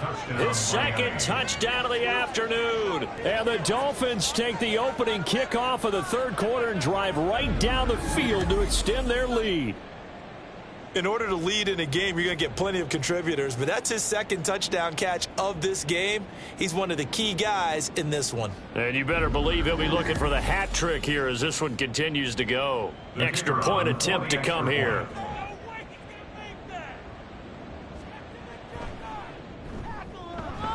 And the lead is up to 18 now. A 10-play drive that time. And it's DK Metcalf who finishes things off with a touchdown reception. And he returns this to the 22. First possession of the second half now for Washington. At their own 22-yard line. Now 1st and 10 here for Hal and the Commanders. At their own 22. Here's Gibson to start the drive. And shutting him off, now open field. And he gets this one just shy of the 40. They'll mark him down at the 39. From up near the 40 now after the big play to start. Here's another 1st and 10. And Hal will throw it. And that throw behind his man. He missed him. Incomplete. And there's another stop. One of the league's best defenses is certainly bringing it again this week. On second down, a run with Gibson. And nothing doing. He's immediately taken down at the line of scrimmage. No gain on that one as it brings up a 3rd and 10. It's 3rd and 10. Out of the gun, it's Howell. The Dolphins get there this time, and they bring him down. Looks like a 9-yard loss, and it also brings up 4th. Looks like another empty possession here, partner, and I don't think with 3 scores down in the 3rd quarter, they can truly afford any more the rest of the way. No, especially the way their offense is sputtering. I think you're exactly right. They got to find some answers quickly. Here's Tressway now as they're forced to kick for the 6th time today.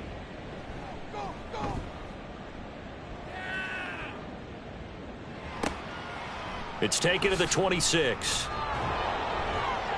It'll be a 41-yard punt, give them 5 on the return. And they will take over 1st and 10. And out come the Dolphins now. This drive here beginning probably with a pair of motivated groups. Remember, the offense scored a touchdown on their last time out, looking to repeat that in Charles's defense. They were very frustrated after giving up 6 the last time on the field. And frankly, it's just a battle of wills in a lot of ways because you know they're both motivated, they both game plan for this drive, and they both have specific outcomes in mind. To me, it just comes down to who can execute better and which side can step up and assert its will over the other. On 1st down, back to Achane. And he can only manage to get a couple. 2nd and 8 coming up. They went right back to him, but he pretty much had nowhere to go on that play. Yeah, the previous carry looked pretty good. That one, maybe he was a little tired. I don't know. Yeah, maybe he should have tapped out and had a second back come in and maybe make that run. Who knows? Meanwhile, Tua's throw caught by his receiver, Hill.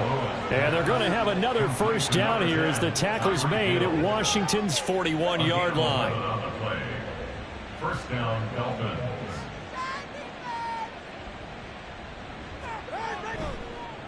Achane on the counter. On a nice burst there as he'll take this inside the 30 to the 28-yard line. 139 yards rushing for him now as his sensational afternoon continues. Achane here, they stay on the ground. And just good downhill running there as he'll take this to the 15-yard line. Another nice gain, 13 yards that time, and another 1st down. 1st down, Miami.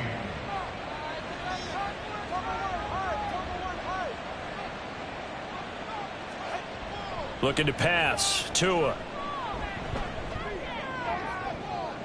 To the end zone, but it's incomplete. Let's give this defense some credit now. They let the guys get downfield, but when push came to shove, they stood their ground, and now they'll likely force a field goal attempt. On 2nd down, a run by Achane. And he'll fight his way down right around the 12. He'll get only 3 there, so it leaves him with a 3rd and 7 ahead. A 3-yard pickup, and it's 3rd down. Now Tua. He's got it. Touchdown, Dolphins. Tyreek Hill with his 14th touchdown of the year, 2nd of the game. And the Dolphins are able to widen their advantage.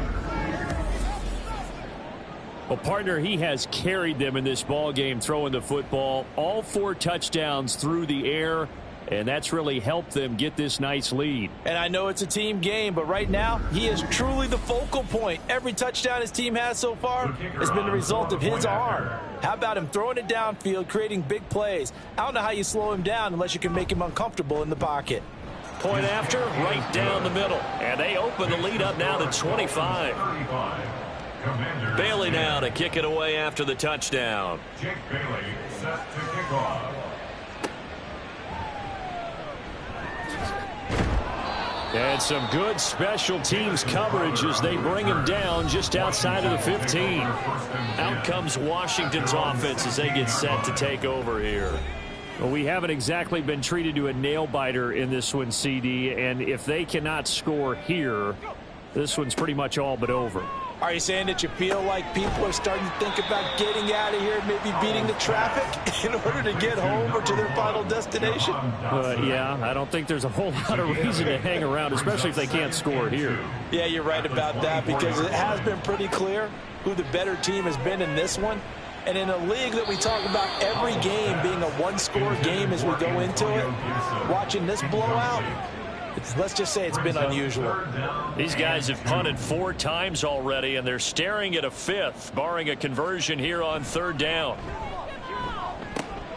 Oh, he rifles one, and that's going to be intercepted. But he'll take this back down inside the 20. CD, I know it's just his 2nd year in the league as a quarterback, but that's going to be one when he flips on the tape. He's like, I shouldn't have thrown that ball. No doubt about it, and his coaching staff will be emphatic about he shouldn't have thrown that ball. But remember, 2nd year, as you noted, on-the-job training, so he's got to take this feedback that he's getting, negative or otherwise, and turn it into positives moving forward. Out comes the Miami offensive unit now. They get set to take over. Following the interception, they're set up nicely here, already inside the red zone, knocking on the door, if you will. 1st and 10. On the handoff, it's Achane. And he'll get him inside the 15 down to the 14-yard line. Call that a gain of 5 as the clock ticks inside of 2 minutes to go now in the 3rd. Brings up 2nd and 5.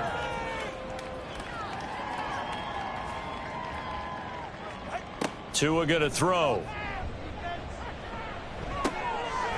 This one thrown underneath to Achane. And he's brought down just outside of the 10 at the 11. Here's 3rd and 3. 3-yard gain on the play.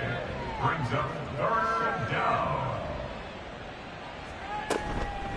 Achane gets it from the gun. And he'll be tackled about 2 yards shy of the line to gain. A 1-yard pickup leads to 4th down. Now, that's a mountain of a man that just made that stop, isn't it? But he's more than that. This guy's nimble and quick. More than a space eater. He just made a great play there. Mike McDaniel dialing up the risk here a little bit on 4th down. They're going to go for it.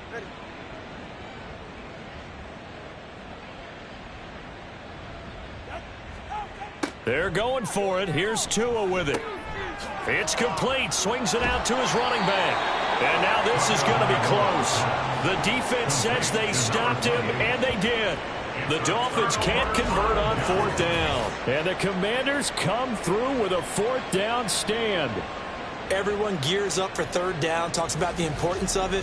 But 4th down, that's truly the moment of truth play, isn't it? Everything's dialed up a little bit more. And, it's such a momentum play, isn't it? Absolutely, because it can flip either way depending on who converts on 4th down. They go back to the air here after the INT on the last drive. Looking for Dotson, and he's got him. And he's taken down, but not before he gets this across the 25-yard line. Successful start to the drive, 17 yards, and moves the sticks. 3 quarters have come and gone. We'll return with more after this break. You're watching the NFL on EA Sports. Back now at FedEx Field. A lot of folks starting to make their way to the parking lot. Their guys trail big here to begin quarter number 4. Powell. And he's going to be intercepted for the 3rd time thus far. And he will bring it back. It's a pick 6 and a Dolphins touchdown. Well, this one was already ugly, and now it's just kind of becoming a feast on the defensive side of the football. Yeah, partner, this is a unit that knows they've got this game in the bag with this huge lead, and it's going to drive their coaches crazy because they're telling them play it straight, do all the right things. But these guys are going to be freewheeling now. All of them are going to take chances, and that one pays off with an INT and a return for 6. Now the extra point try forthcoming.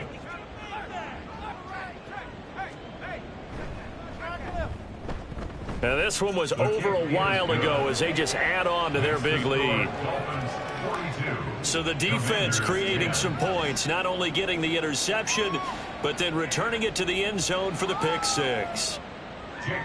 So they'll get another shot on offense following that pick 6, and now the kick is away. taken at the goal line.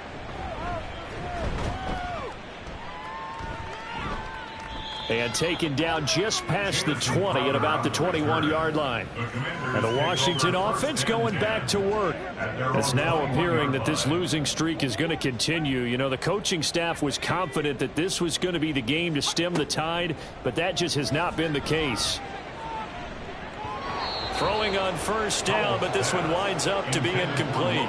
Another pass attempt, another incompletion. You figure defensively, you're in the fourth quarter here. You've held the team under 100 yards passing. You've done your job. Especially in today's NFL, which is truly a pass-first league. And he's brought down at the 24 after a gain of 4. The offense on third down, they've converted just twice and have had plenty of opportunities. This will be 3rd and 6. A throw there, but that's going to wind up incomplete.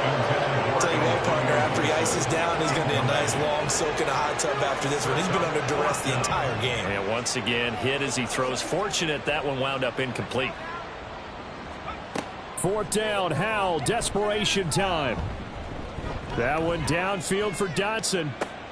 It's caught inside the 25. And he will be taken down, but it's a big play and a conversion for Washington on 4th down. So barely time to catch our breath. Here's 1st and 10 just outside the red zone. Straight ahead, it's Robinson. And this will leave him a yard short. Nice pickup of 9 yards on 1st down. Just need a yard here. 2nd and 1. 2nd and 1 at the 14-yard line. Shotgun handoff to Gibson. And this play goes nowhere. Losing yardage back to the 15. He winds up giving a yard back there, and now it's 3rd and 2. Loss of a yard. Brings up 3rd down and 2. Howell now to throw it. That is caught. And he'll be taken down, but he does have 1st down yardage.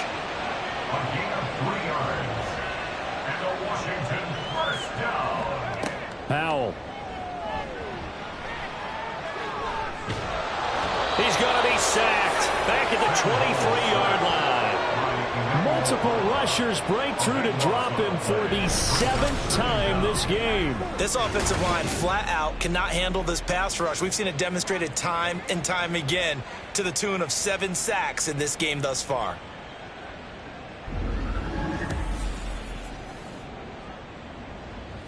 That huge loss on the sack makes this job much more difficult. It's now 2nd down and 22 yards to go. A quick throw there is incomplete. He started out having some troubles back in the first half connecting with his receivers. Really hasn't gotten a whole lot better. Yeah, he's at less than 50%, and you and I both know that just won't do. So I would think about spreading things out, putting in a... And his pass is intercepted for the 4th time today. Picked off by Cam Smith.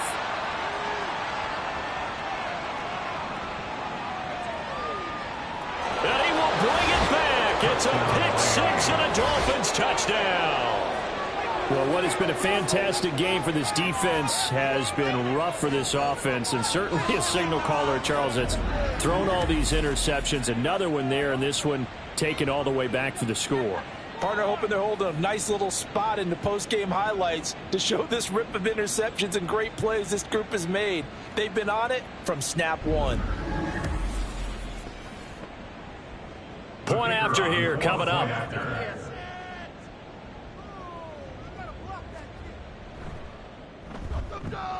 Now this one was over a while ago as they just add on to their big lead. A heck of a play there defensively, getting the interception, navigating his way into the end zone for the touchdown. So they throw the pick 6. They'll get another shot at it now as this one's in the air.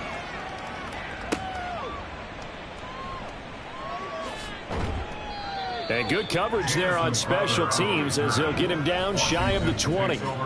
Jahan Dotson and the Commanders set to take over. Seems like the measuring stick for a receiver for a great game is 100 yards. Well, he's well past that now. And as we analyze how he's getting them, that's where it really becomes fun because, let's face it, they keep sending coverage at him, keep trying to put the pressure on, yet he finds ways downfield and finds openings. That's a really crafty receiver. And he'll slide to a halt here, still a little shy of the first down marker. Now 2nd and 5. At the 24-yard line. Now Howell. And oh my goodness, here's a 5th interception. Picked off by Cam Smith. And he will bring it back. It's a pick 6 and a Dolphins touchdown. Well, it's pretty rare that you see a ball game decided by this wide of a margin, and now it gets, Charles, even wider after that pick 6. They've done everything right on that sideline.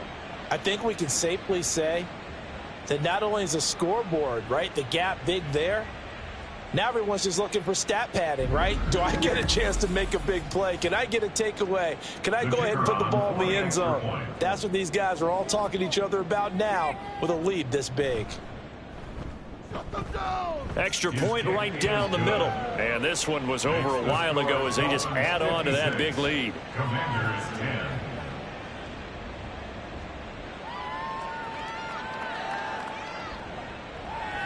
So they'll get another shot on offense following that pick 6. And now the kick is away. This taken in at the goal line. And he's up past the 20 to the 22-yard line. The Washington offense set to take over. And just looking ahead, it would appear that that bye week is coming at the right time. They'll have 2 weeks to chew on this one, though probably not one that they want to chew on. A poor performance from start to finish.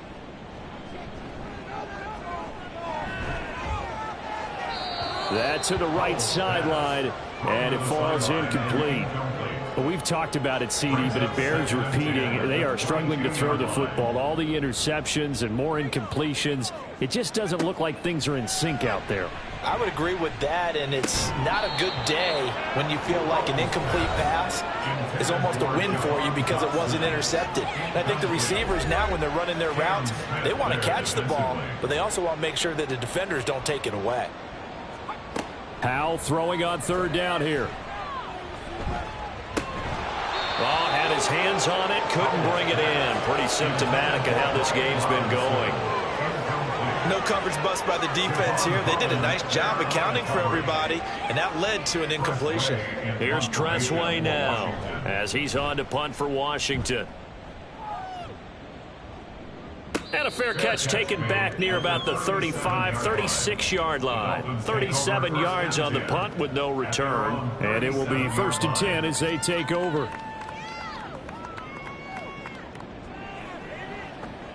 Good starting field position for them as they come up 1st and 10 at their own 37. Now they'll send Waddle in motion left. Here's Achane to start the drive. And he's going to take this ahead for right around 3 yards, but no more than that. 2nd down. It's a pickup of 3. Brings up 2nd and 7.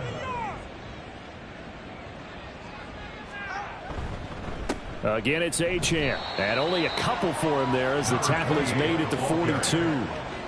He's brought down at the 42. They'll come up facing 3rd and 5. And it's 3rd down. Tua sets up to pass it. Work in the middle of the field, and he's got a man complete. And he is going to have the Dolphins 1st down as they're able to get the 3rd down conversion. Tell you one, partner, the way he's been slinging it in this one, I think he should be ticketed for a baseball cap and a set of headphones for the next drive. He's been absolutely sensational. But one thing we've both learned about quarterbacks in this league, they often stay on the field longer than you expect. A give left side. Here's Achane. And maybe a measure of revenge there. He's had his way in this one, but this time they get him behind the line. Officially, it's a 1-yard loss. That's going to bring up 2nd and 11. At the 44-yard line. Metcalf motions left. And they're going to give it to him on the jet sweep. Oh, and this one may need to go back to the drawing board. He's going to be swallowed up right away. 3rd and 12. Brings up 3rd down. Play action. Now it's Tua. Got a man. It's Waddle, complete. And they're going to have another 1st down here as the tackle's made at Washington 16. That gain on 3rd down, good for 28. Partner, I have to tell you, just one word keeps coming to mind from watching them this afternoon, and that's impressive. They have been impressive from the opening kickoff, and they haven't let up here even into the 4th quarter. So the ball down to the 16 here for 1st and 10. Here's Tagovailoa to throw. Another catch there for Waddle. And they'll get him down after a pickup of 8. 2nd and 2. I always laugh when people say, what's the toughest route to defend? And I'm like, any of them, especially if it's a good receiver. That makes things very difficult. But when you're running a drag route, something short, shallow, going through defenders, using guys almost as screens in order to get open. Touchdown! Devon Achane. A 9-yard touchdown grab. And the Dolphins are closing in on a 9th victory on the year as they extend their lead. And you wonder now if he might be able to remove the helmet, put on the baseball cap, and watch the rest of this one from the sideline. His 5th touchdown pass of the game. Say that again. Did you say 5th touchdown pass of the game? Yes, sir. Boy, that's a heck of a performance, isn't it? Because they've had no answer for him at all game long. Receivers have been open constantly, and he hasn't missed a single one of them. Extra point splits the uprights. And this one was over a while ago as they just add on to that big lead. Bailey now to kick it away after the touchdown. Bailey set to kick off. And he will make it to the 20-yard line and no further. So out comes Washington's offense to take over. Where we stand right now in the 4th quarter, this one pretty much out of reach. And, Charles, I know they're going to be disappointed about several things with this ball game, but the self-inflicted wounds, they've had several turnovers.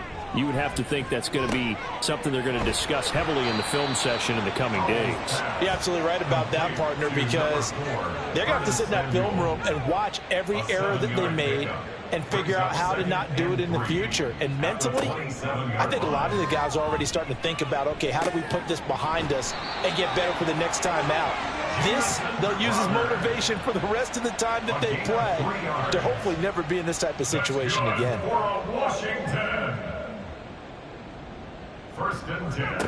They'll throw on 1st down. Here's Howell. Open man is Samuel, complete. And the result here, a pickup of 8. Leaves him with 2 to go on 2nd down. 2 yards to go, 2nd down. 2nd and 2 at the 38-yard line. Back to throw, Howell. And he drops it incomplete. And their struggles continue here. He did a fine job there of not hitting him before the ball arrived. And I've got to tell you, you can often mistime that play because of the angles of approach. When you're going to get him, sometimes you panic as well and think, I've got to be there right now. Instead, in this case, timed it perfectly and knocked it free. Here's Tressway now as he's on to punt for Washington.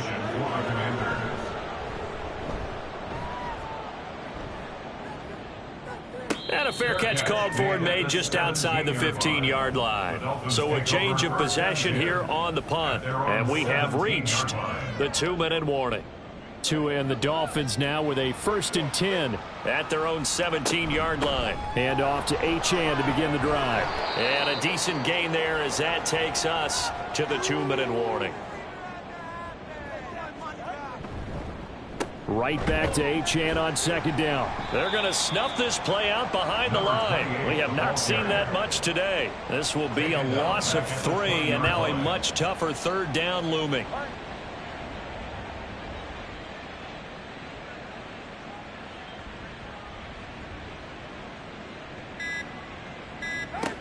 From the gun, it's Tua. Throw caught by Achane. And oh, he's just going to be short here, barely. Maybe by a half a foot. It'll be 4th and inches. Well, it wasn't a big strike, but that completion put them in really great range. What do we have now, 4th and inches? Yeah, it's not more than a half a foot. You know what I would do here? You would always go for it. I'm one of those guys. The Washington offense set to take over again. They've lost this one. Their offense has struggled. Do they try to put together something here at the end just to take into next week? Yeah, sometimes teams want to do that and coaches want to. I remember one time I was on a team and we were losing late in the game like this, and you knew it was lost. It was over, right? And the coach called a running play and pretty much said to everyone, I want to see something executed well before we get out of here. And that was the message to the team. Just something to build on. Just something to build on, get it done, and maybe we can look at that and say, we'll get better as we go forward. Howell's throw complete to Dotson. And they get him down, but not before he takes it across the 40-yard line. And as this defense walks off the field, they can do so with their heads held high. What a performance by the offense, too. I mean, really, Charles, just complete domination on both sides of the football here in this one. Certainly was, and I think both sides compete against each other all the time. You go at each other in practice, obviously your training camps, your off-season. But on game day, you both want to show your best. And I think that's what we saw from both the offense and the defense, a complete team victory. So for Miami, they continue to make their case for the playoffs as they move to 9-3. And they will head back home next week. Meanwhile, for Washington, they're squarely in play for next year mode now as they drop to 2-11. And they'll get the extra week to think about this one as they return to action in 2 weeks' time. Thanks for tuning in, everybody. Alongside Charles Davis, we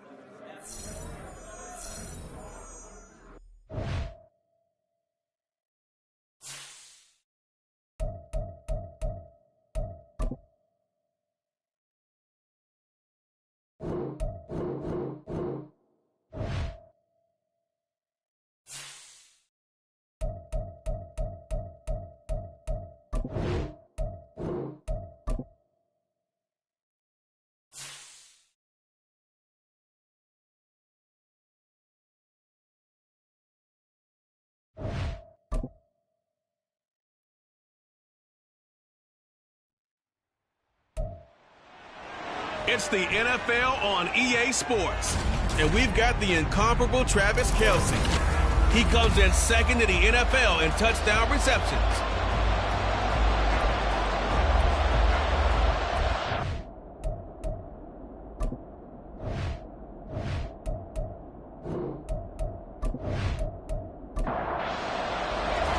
The calendar has turned to December, and we're in the home stretch now as we're underway in Week 13. McCole Hardman to return it from his end zone. Is across the 20, but not by much, as he's marked down officially at the 21. So here come the Chiefs for their opening drive. And a glance here at their shifty mobile signal caller. And if you go by the numbers, he's had a Pro Bowl type season, and maybe that's even selling him a little bit short. He's the NFL leader in touchdown passes to this point in the year, and with the end of the season not too far away, he's got his guys playing at a very high level. They'll come out throwing here on first down. And his throw is incomplete. You look at this Packers defense. And they've been very good this year against the pass, currently holding on to a top 10 ranking at number 10. Yeah, defending the pass hasn't been an issue for them. It's been stopping the run. And if they don't stop the run, they can't get back to their strength, which is guarding against the air attack. And he is going to be stopped cold behind the line of scrimmage. A little trouble thus far on their opening drive as they come up on a 3rd and 11. They'll set up a throw. He's got his target. That's complete. A big play there for KC.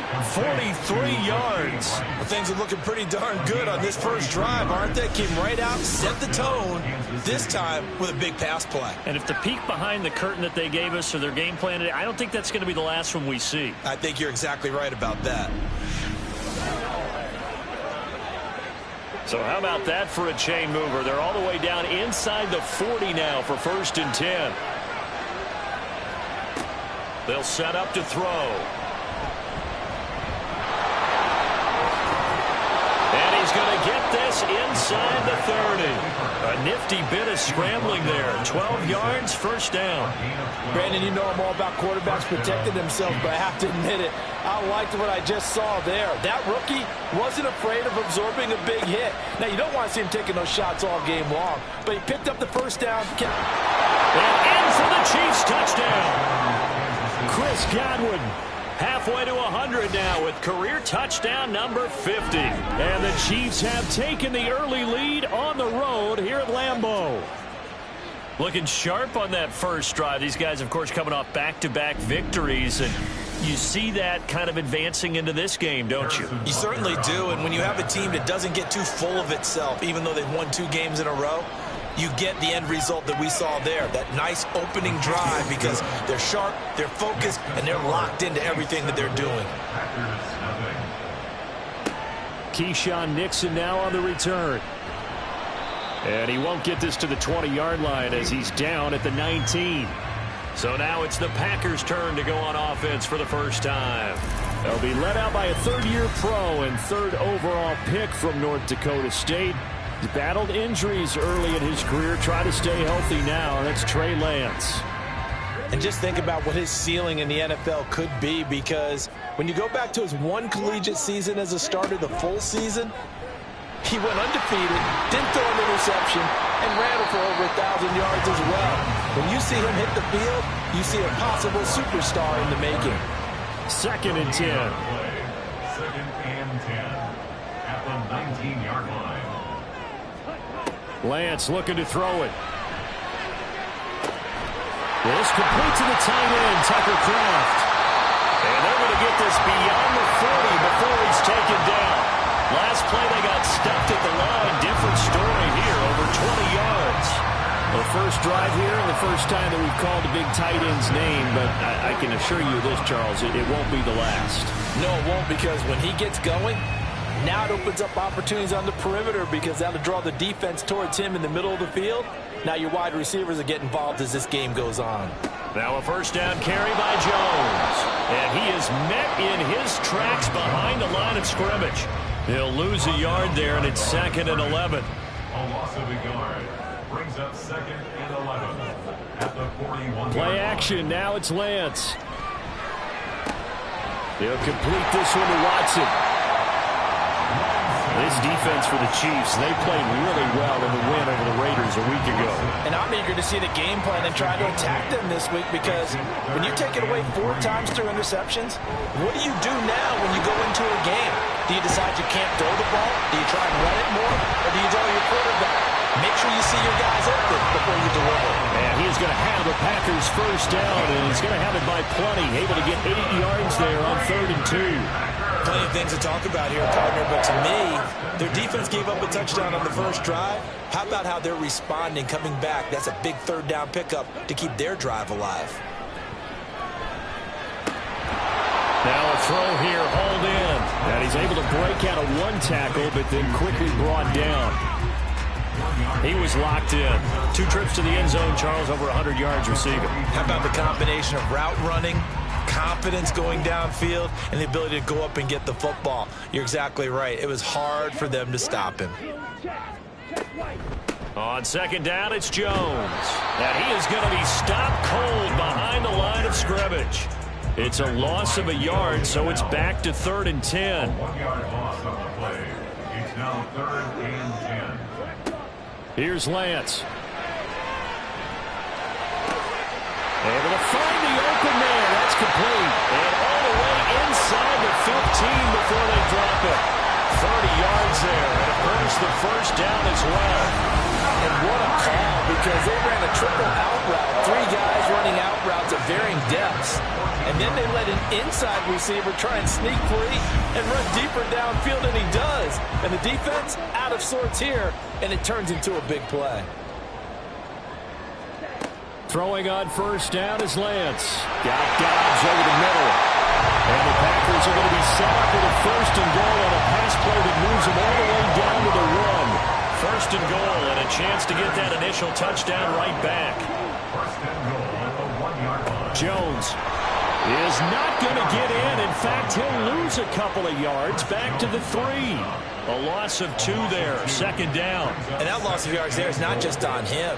It's on the guys blocking for him. I mean, they're supposed to create some type of space or at least get a stalemate. They end up letting them through, and they ended up tackling him for a loss. Jones again. And he's not going too far. In fact, stopped dead in his tracks at the 3. No gain on the play there. They're going to need to come up with something better here on 3rd and goal. Lance now on 3rd and goal. He had a man open, but he missed him, and it's incomplete. So they opted to pass for it on 3rd and goal. Let's see what they do on 4th and goal. Well, I think they threw it with the idea that if they didn't get it, they would go for it on 4th and goal. So they've got another play in their pocket. They're going to have to call it right now. No field goal here. So both teams come away with points on their opening drives. Now they still trail. They answered the touchdown with a field goal, but at least able to break that goose egg here early. And that is what's important, right? Because they didn't let that initial touchdown go unanswered. Took the ball themselves, moved it downfield, and put it through the post for 3 points. Game on. And able to get this out to the 25. Kansas City taking the field for their 2nd drive. And they'll just simply be looking to build off the confidence of the last time out where they scored a touchdown. And confidence is powerful, isn't it? When you've scored once, you feel like you can go back out there and get it done again. Doesn't matter what the defense throws at them. They feel like they're in a groove right now, and they want to get out there and show it. Yeah, hoping to stay in that groove here this go-around. They'll come up now 2nd and 4 from the 31. They're going to look to throw. And that falls to the ground, incomplete. A nice job of bodying him up defensively, and now it brings up 3rd down.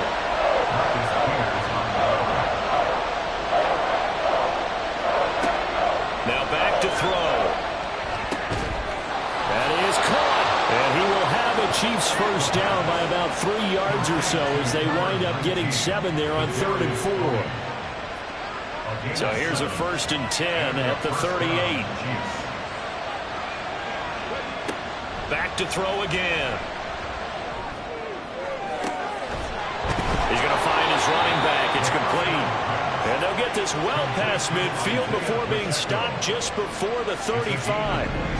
25 yards that time. Well, he was a busy man out of the backfield a week ago. They got him the ball early and often. I have no doubt in my mind that he'll be a big part of the game plan here as well. So into Packer territory now. Here's 1st and 10 at the 37-yard line. They run it with Pacheco from the gun. And this will go as a gain of 7 as he gets it to the 30-yard line. The numbers on the ground for Pacheco last week.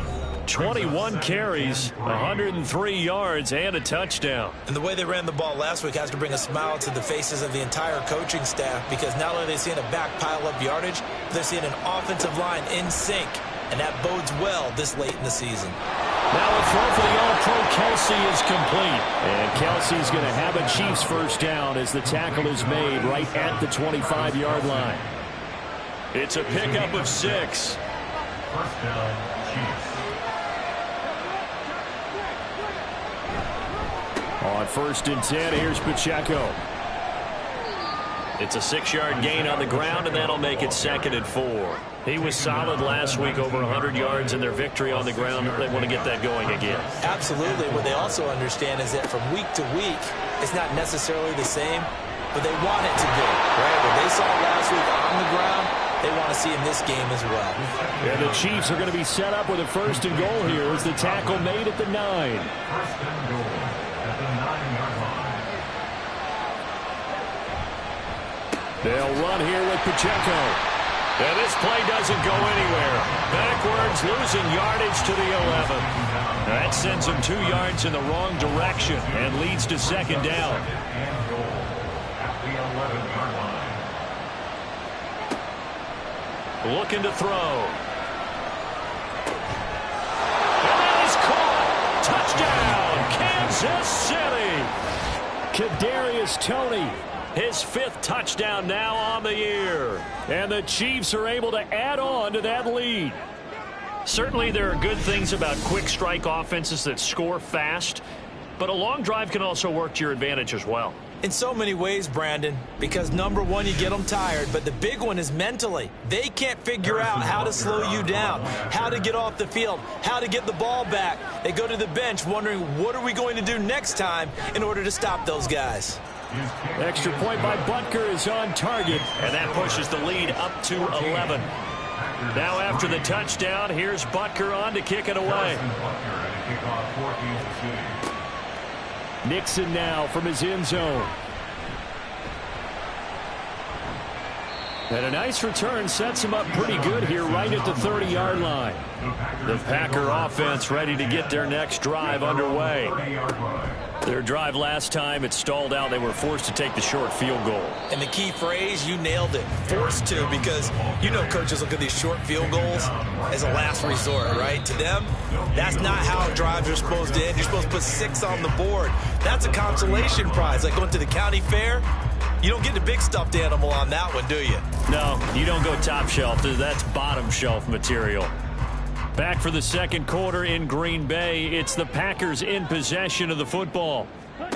To throw, it's Lance, as they've got it with a 2nd and 10. That's good. The completion there for 7 yards. And now we've got a 3rd and 4. Simple drag route here, lined up out left and tried to work his way back across the field. You probably saw me twitch there, partner, because I think he wanted the ball a little bit sooner. By the time he looked it in, defender was right on him. And he's going to have a Packers first down. They needed 3. He doubled that. He got 6. I'm not sure that was necessarily a safety valve or a check down throw on 3rd down. Sometimes just try and find the open guy and get him the ball. He did exactly that and found a way to pick up a first down.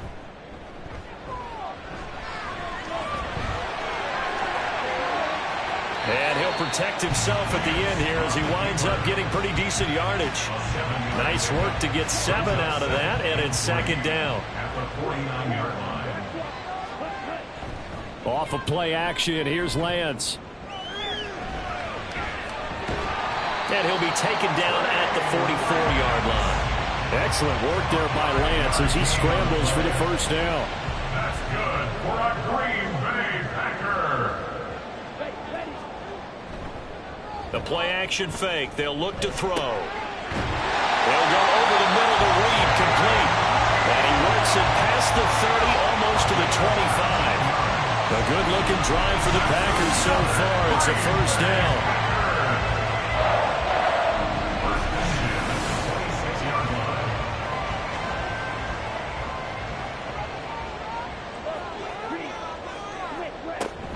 Out of the shotgun, it's Jones.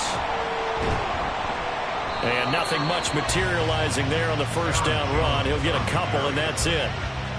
Certainly a nice job there by the defense rallying to the football and getting him on the ground. But I think the play gets made by the defensive front, because if they can't get upfield, their job is to go ahead and get low, almost get into a ball sometimes, stack things up, and make it difficult for the runner to find a hole.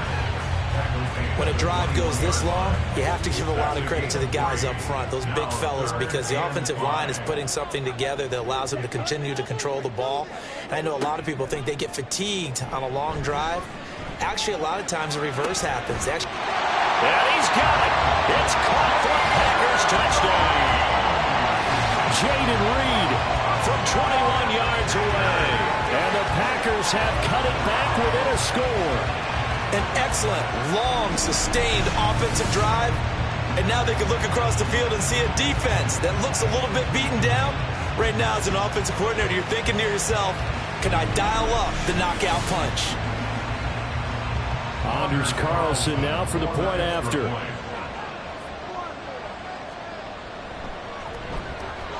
And he's got it. That cuts the lead. It's now 14-10. So that drive consumes 9 plays all told. And it ends with a Packers touchdown. Hardman going to bring it out of the end zone.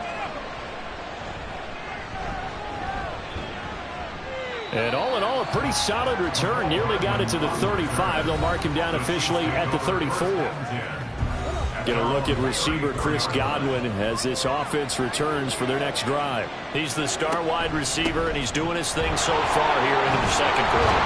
And how you get distinguished as a star is each and every week performing to a high level no matter what they throw at you, because you're always wanting to take him out of the game if you're a defensive team. How do you press him, double him, triple him, all those things? But the best players show up each and every week. Solid games and some spectacular ones. He has showed up time and time again. And he's going to get this all the way down inside the 35. 27 yards there, a first down.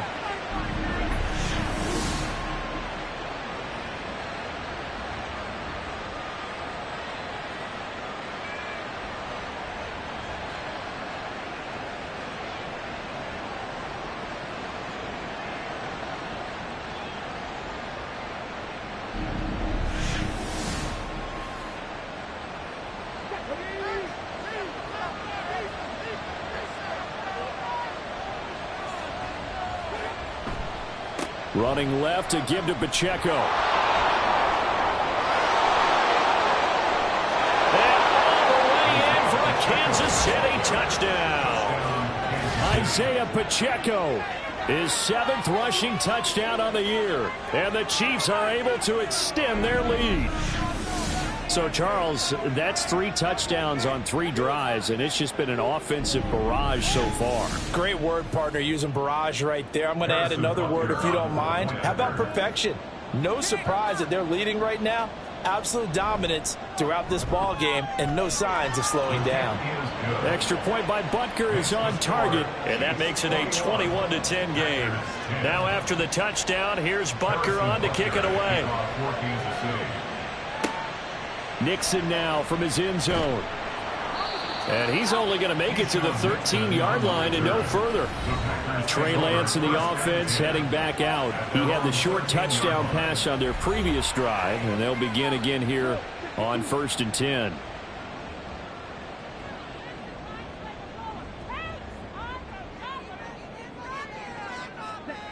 Here's Lance to throw it. He finds his man, complete. It's Reed. So the completion good for 6 yards. And it's 2nd down. A 6-yard pickup brings up 2nd and 4 at the 20-yard line. From the shotgun, a give to Jones. And he's able to get up here to the 26. 6 yards to pick up, and that's a first down. Well, you know they had a third down play on standby just in case, but he says no need with that carry. Runs like that will continually earn him more work in this and future contests. And the running lane's non-existent in this first half as they'll stop him behind the line. Officially, it's a 1-yard loss. That's going to bring up 2nd and 11. At the 25-yard line. Throwing now is Lance. And he's going to have to eat this one as down he goes. George Karlaftis In there to get him. It's a loss of 5. So 2 plays with only negative yardage to show, and now it's 3rd and 16. And Lance going to throw. Work in the middle of the field, and he's got a man complete. And he'll be taken down, but not before they work it across midfield. That was no 3rd and 2. That was 3rd and 16, but they get the conversion anyway. Well, as my dad would say sometimes, I'm just scratching my head here trying to figure out what was going on there defensively. How did you lose him in the middle of the field? If you're going to lose a receiver, make sure it's someone on the short side of things, not deep downfield, that can hurt your defense. Meanwhile, Lance's throw finds its target, Dobbs. And he'll go out of bounds right around the 40. That'll go for a gain of 7, and that's going to bring up 2nd down. Brings up 2nd and 3. And Lance now to throw. And he is going to lose yardage here. So they'll wind up losing 5 yards on the play. And 3rd and 8 now. Well, Brandon, we could see that play developing, and they were hoping that he was going to be able to put a move on the first guy and turn it into a big play. But no such luck. The speed on defense continues to get better and better in the NFL. Pretty nice example there of those guys being able to run from their assignments and finish off that play. The end result, 21 yards. This has been a nice answer to the touchdown drive against them a few minutes ago because they've come out and reestablished the tempo. A nice throw there, and they're putting together a very strong drive as a response. On play action, Lance. Oh, he's got a man wide open, complete. And they do get him down, but not before he's able to slip it inside the 5-yard line. 2 big plays in succession. Not sure this D knows what hit him, but now they got to get ready. It's 1st and goal. Now Jones. And he'll take this into the end zone for a Green Bay touchdown. Aaron Jones With career touchdown number 70. And the Packers are back within a score. Well, they move the ball down the field through the air, Charles, and then finally they get the running game involved, and it works to perfection. Touchdown. And, partner, I kept waiting for that running game to come into play and actually saved it until the very end. Touchdown goes on his stat sheet, but you and I both know, and he knows as well, his teammates airing it out made this a successful drive. Carlson's extra point up and good. And it's now 21-17. The lead cut to just 4 as they kick it away and turn things over to their D. And he'll get it up across the 20 to the 21-yard line. The ball back to the Chiefs and Isaiah Pacheco. And he's closing in on that number that all running backs circled beginning of the year, the number 1,000. Could do it on this drive. And you have to think to yourself that this moment, getting to this spot, it started in the offseason, right? Not just the workouts, right? Not just getting yourself physically prepared to play, but mentally, as well as your team, as well as your unit, head coach, offensive coordinator. We run the football. We give you opportunities. He's taking advantage of it. And when you get this close to the mark, you just hope things don't tighten up, right? You probably want to get there and get it in your rearview mirror. You really do, don't you? Because now it becomes predominant, and you wonder about... And now look at this. Big gain, but a fumble. Well, it looks like one of the DBs has it. And they will set up shop in enemy territory at the 42-yard line. And in this very cold night air, how much harder, Charles, is it to hang on to that football? It's a lot harder, and I know for the most part we think about a ball being slick when there's rain or snow, any type of moisture. But when it's cold and dry like this, it is cold. and it is cold, it's also slick that way because you're not able to really. And now, as with every potential turnover, they're going to take a second look at this just to make sure. Now the question, was the knee in fact down before this ball comes loose? And is the video convincing enough to overturn it? A lot of factors here. Remember, you also need clear possession of the football afterwards. This is a tough one to overturn. So that one overturned. They say the knee was down, and that will not be ruled a fumble. And we've hit the 2-minute mark in this first half of action.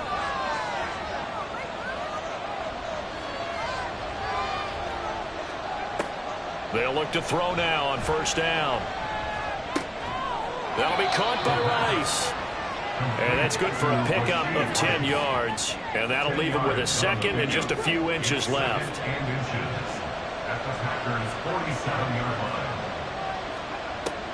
Again, he'll drop to throw. That ball caught. It's Rice. And now the rookie's free. And all the way in for a Kansas City touchdown. Rashee Rice, 47 yards. And the Chiefs had 6 to their lead. Well, Charles, kind of the future of this franchise on display right there. You had a rookie throwing it, a rookie catching it, and taking it into the end zone. Could you imagine if we were in the owner's box right now and we could look at the front office and see the grins on their faces to see the present making plays and knowing what the future will bring with these youngsters going out and making big-time moments happen for this team. Extra point by Butker is on target, and that pushes the lead up to 11. Now after the touchdown, here's Butker on to kick it away. Nixon now from his end zone. And in hindsight, probably should have taken a knee as he only gets this out to the 16-yard line. Here's Aaron Jones in the offense trotting back out. He's had a good chunk of carries. Problem is for very little success. I don't want to put it all on his shoulders, but that's a big reason they're losing right now. Have to be very careful that he doesn't start pointing fingers. Offensive line obviously trying. The defense is doing a nice job against him today. When it's all said and done, it's all about the guy in the mirror. He has to get it done better going forward. See if he can look and do some soul searching now. So after the sack, they'll come up on a still manageable 2nd and 13. Lance looking to throw it. That one caught downfield by Watson. And he'll be out right at the 35. 22 yards there, a first down. That's good. More Packers. First down. Now Lance. He'll find Aguara complete. And he'll go out of bounds, it looks like, right at the 40. Got to give credit where it's due. Really nice defense on that play. The pitch and catch was successful, but not any run after it. On second down, here's Lance. Throwing quickly there, but it's incomplete. Romeo Doubs, his intended receiver, and it's 3rd and 5. Brings up 3rd and 5. Now Lance again. Now a quick throw there, but it's going to be incomplete. That could be the stop this defense needed to get them back on track. They've been pretty well dissected by the offense here in the first half. After that possession, now they know that they can compete with this offense. Here's the veteran punter Lee as he sends this one away. This will be fielded at the 17. 39-yard punt, 6 yards on the return. And it's Chiefs football, 1st and 10. The Chiefs going to go back on offense here late in this first half. And with a 2-score lead already, they may just look to get this thing to the locker room. Just over 30 seconds to go in the half. They've got it 1st and 10. They'll come out throwing here to start the drive. Looking for Godwin, and he's got him complete. And he'll get this up to the 34-yard line. An 11-yard pickup, and it's enough for a Chiefs first down. First down, Kansas City. Pacheco gets it up the gut. And he'll get up near the 45. They'll spot it at the 44. So we've reached halftime with the visiting Chiefs on top. As we'll head down to Orlando, that's where we find our man Jonathan Coachman at our EA Sports Halftime Report. Coach. All right, Brandon, thanks very much. We'll get back to you and Charles in a minute. But first, time to give the folks at home a look at what's going on around the NFL. We'll begin our tour out at Nissan Stadium in Nashville, where it was definitely a game with some intrigue, as you can see by the scoreline. Jordan Love leading the way in the victory with 3 touchdown passes. Next, we'll take the trip north to the Steel City to check on the Steelers at home in Pittsburgh. And they were winners in that one over the visiting Arizona Cardinals.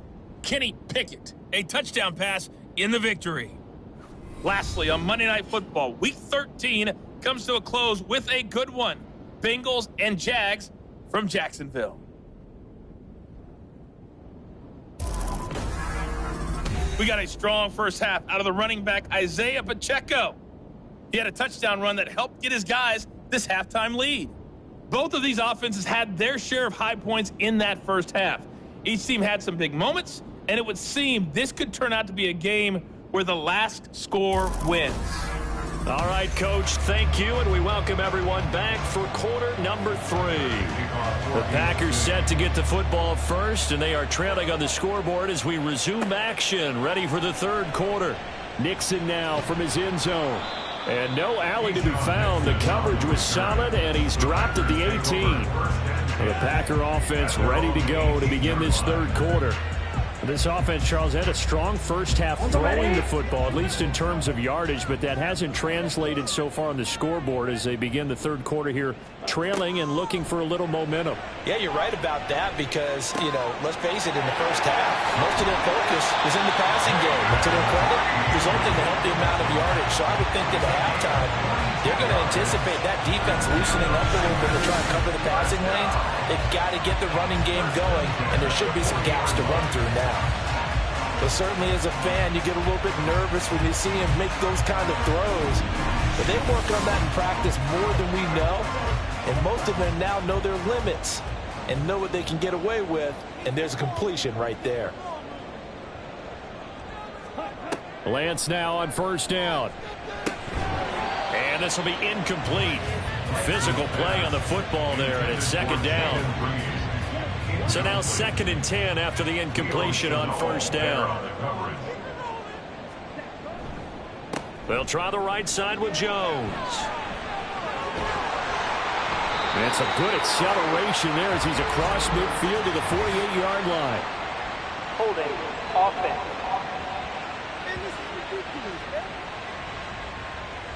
The run only got a yard. Here's 2nd and 9.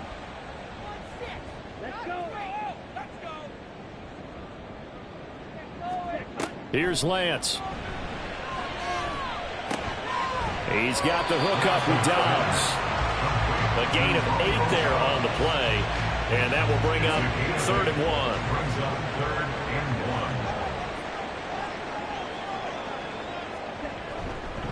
They'll try and run for it with Jones. And he will have the first down as he gets this to the 47. They're able to convert with a gain of 4. Well, they still have time to get him established, but in my estimation, they've got to pick up the urgency here. They've got to get quickly in and out of the huddle and run off a bunch more plays. And they'll keep on the ground with Jones. Down to about the 45. He's definitely tough to get down. We just saw it right there. But how about what we did see? Pursuit, wrap up, and then the big finish with the tackle. Now a quick slant as the throw's complete. That'll put him right at 99 yards receiving now as he's got a first down. First down. 1st and 10 at the 36-yard line. From the shotgun, he'll look to throw. He finds his man complete. That's Reed. And they'll get 8 out of this before being stopped at the 28. Ball on the 28-yard line. Here's 2nd and 2. At the 28-yard line. They go back to the ground with Jones. And he's able to get it down to the 25-yard line. They'll get 3 as the drive continues. It's a first down.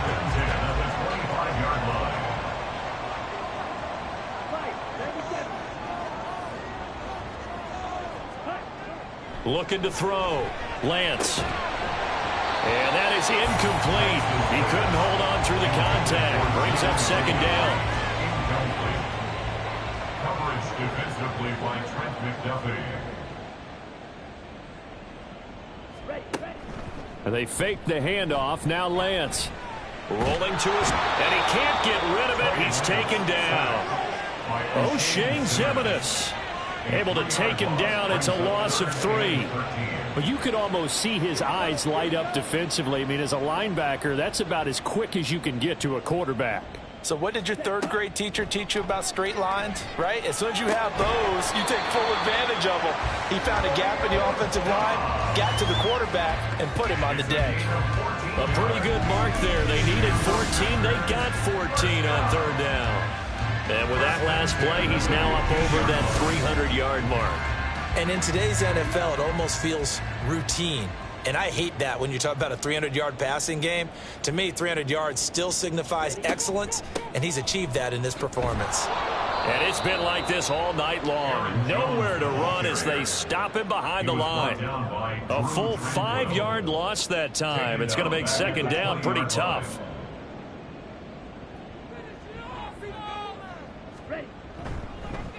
Again, it's Jones. And he's going to be brought down just shy of the 5 at the 6. They get 14 back, but it leads now to a third down. 14 yards brings up third down. Operating from the gun. Lance. Oh, they would have gotten the conversion if he could hold on. Instead, the drop means it'll be fourth down. I wonder, Brandon, I just wonder, you think maybe he was worried about where he was on the field? Was he far enough? Was he close enough to the first down sticks? Absolutely. He was right there by him. And a touchdown, Packers. Romeo Doubs From 6 yards away. And the Packers' decision to go for it pays off with 6 points. It took a pretty big risk right there going for it on fourth down. But, hey, not only did they get the first down, forget about that, they got in the end zone. Yeah, because normally you're just thinking, can I get enough yardage to get it past the sticks and pick up a first down? Instead, they go for the end zone and get it done with no margin for error. Remember, fourth down, they went for it. Lance going to try to throw for this. And now the pressure gets there, and he goes down. So he couldn't get rid of the football, and that deficit stays right where it is. A 5-point game now as here comes the kickoff. And Hardman going to go ahead and sit on this one as it'll come out to the 25. So here's the Chiefs offense ready for their first reps in half number 2. We have seen a lot of points here in this quarter. For us up here in the booth, it's been fun to watch. The defensive coordinators probably scratching their heads. Yeah, they're going a little bit crazy right now. But let's face it, all of our friends who play fantasy, they're enjoying the heck out of this show because most of them are creating and getting a bunch of points. Yeah, points certainly not at a premium here. First down yardage on the first play of the drive, 14 yards. As they began this drive, I was wondering how they were going to attack since they're playing with the lead. Would they continue to try and push the ball downfield? Well, after one play, it appears that the answer is yes. Now on first down, he'll drop to throw it. He'll check this one down to Pacheco. It'll go as a gain of 4, and that'll bring up second down. It's now second and 6 at the 43-yard line.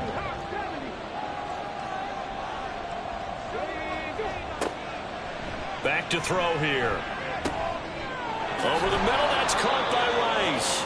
And this is going to result in another first down as the tackle's made at the Packers' 33. That one goes for 24 yards. Of course, the catch was nice, but how about what happened after? Able to stay on his feet and gain all that additional yardage. So many of these slot guys, I think, have running back in their background.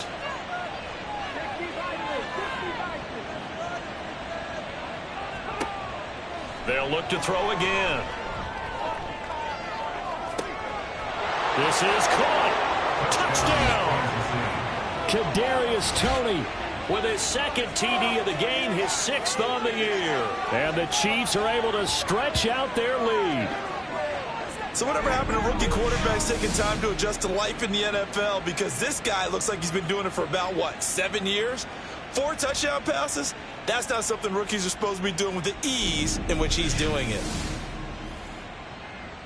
Butker on for the PAT.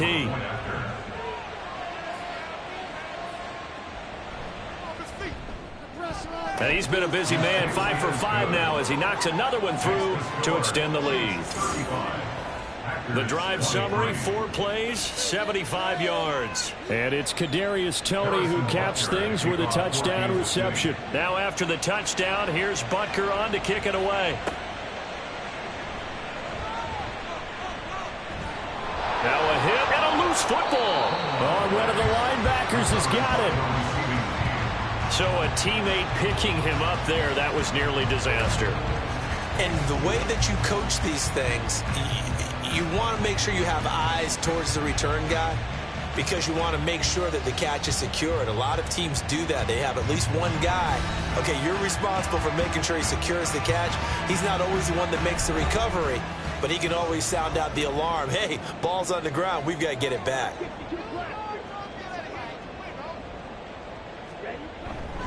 They'll try and get the running game going with Jones. And he powers his way up past the 30. 5 yards on the carry. Good pickup on first down. They'll break the huddle, send 3 receivers left, 1 to the right on 2nd and 5. Now a play fake. Lance. That's complete to Dobbs. And he'll be out just a yard or 2 shy of the 30. The big gainer there on the catch and run, 37 yards. We have seen big plays from both quarterbacks throughout this game, and there's another one right there. Going back and forth, almost like 2 excellent guitar soloists trying to top each other with each additional play. So the big play changes the complexion of things. Here's 1st and 10 just outside the 30. Here's Lance to throw it. Throw left side is complete to Reed. The result, only 4 yards there on the play. And it's 2nd down. 4 yards on the pickup. 2nd and 6. At the Chiefs' 28. An inside give to Jones. And he'll take this close to a 1st down at the Chiefs' 23. It's not a huge breakaway run, but if your starting running back finishes the game with averages of 5 or 6 yards per touch, you'll take that every single time. Off of play action, here's Lance. He finds his man, complete. It's Reed.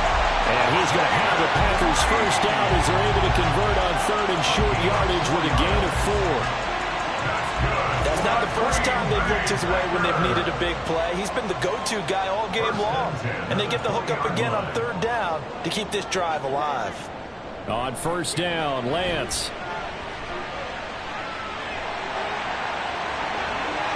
And he's going to take it in. Touchdown, Packers.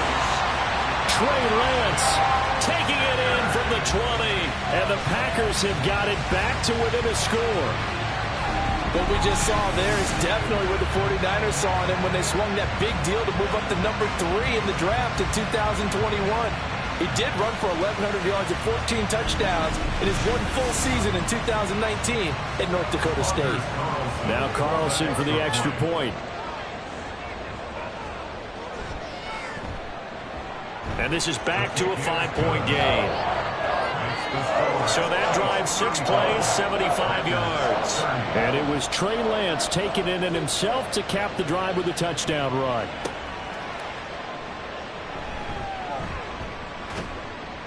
And makes it across the 20 as his guys will set up shop at the 23-yard line. At their own 23-yard line.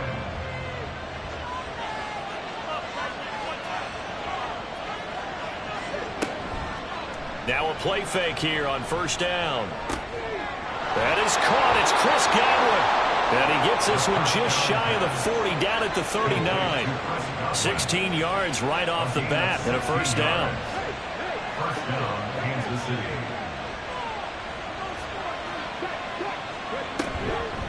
Headed straight, it's Pacheco. Able to slither by. And he's free going down the left side. It's a foot race. Inside the 10. And all the way in for a Kansas City touchdown. Isaiah Pacheco. His second touchdown of the night. And the Chiefs will add on to their lead here in the final minute of the third. I know I should keep the focus and the spotlight on the hero that just scored, but tackling's been an issue for this defense all game long. I can't set that aside. We just saw it again here. Missed tackles leads to his long touchdown run.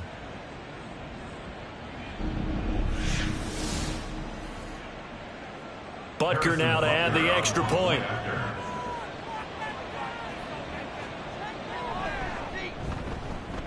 And this one gives his guys a 12-point lead. So 2 plays on that scoring drive. That's how they drew it up. And the long run into the end zone, and what a run it was. And he'll be brought down right on the chalk of the 20. Green Bay's offense ready to go again. That last drive, it was a good mix. Run, pass, defense on their toes. And what really helps out in a big way is when you're doing the run-pass mix and everything's working, that means that they're guessing wrong every time on defense. They think you're going to pass when you run and vice versa. I would continue that, and when they finally draw a bead on you, maybe you mix it up a little bit, a little play action and throw the ball. And will they maintain that balance? Time to find out. Here's Jones again on second down. And this one will go to the 28-yard line. They'll wind up getting 10 back as that sets them up for third down. 1 quarter remains here on a Sunday night. We'll return with more after this. This is the NFL, and it's on EA Sports. Back now at Lambeau. They need 2. Here's third down. It's the Packers who have the football, but in need of points as we begin quarter number 4. And he gets it to the 34. Good enough for the first. 55 yards rushing now on 23 carries so far. Now, yes, a 2-possession game, but a good chunk of time on the clock, so they have the ability still there to run it on second short, but maybe they need to pick it up a bit. You're right. They did pick up the first down there, but they, as you mentioned, they have to pick up the pace now because it's a 2-possession game. They've got to get there twice to make sure they have a chance to win. Ball on the 39. Here's second down at 5. To throw, it's Lance. Looking middle, and that's complete. That, I believe, will put him over 100 yards receiving for the game. Yes, it will. And he's got a first down to boot. Now Lance going to throw. The left side completion to Jones. And they'll work this down to the 40-yard line. Tackled there. 11 yards and a Green Bay Packer first down. First and 10 at the 40-yard line. Up the middle, Jones. Able to push his way through. This will be stopped about 2 yards shy of the marker. 8-yard gain, 2nd and 2. The ball on the 32. It's 2nd and 2. At the Chiefs' 32-yard line. On play action, Lance. He finds his man, complete. It's Reed. And they move this all the way down to the 9. 23 yards, the final tally. Good yardage on the completion there. And when they look at the scoreboard, they do understand a field goal is not going to do them any good. My guess, they're going to press the ball downfield as far as possible, try and throw it into the end zone and get a score because they know they've got to get that done and get the ball back as quickly as possible. And he's got it. It's caught for a Packers touchdown. Romeo Doubs with his second touchdown of the night. And the Packers have made it a one-score game again here in the fourth. So how about that for an answer? They get the touchdown there, and it's back to a one-score game here in the fourth. And that's what these guys have done all game long because they've scratched and slashed their way to stay in this game. And by now we should all realize they're not going away. Now the pressure again swings to their defense because they're going to need to find some way to get the ball back. Carlson's extra point up and good. And now things get a bit more interesting here in this fourth quarter.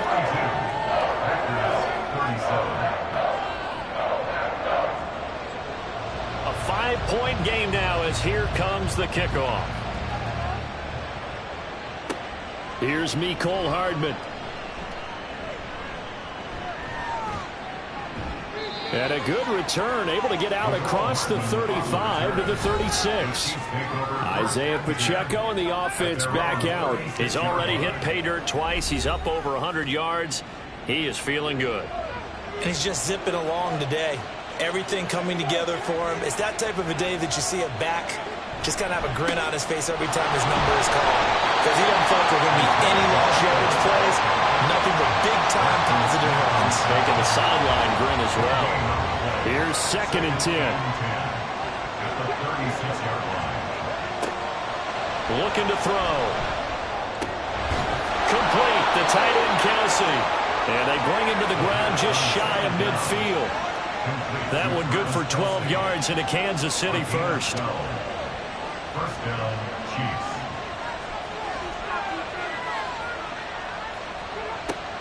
Now back to throw.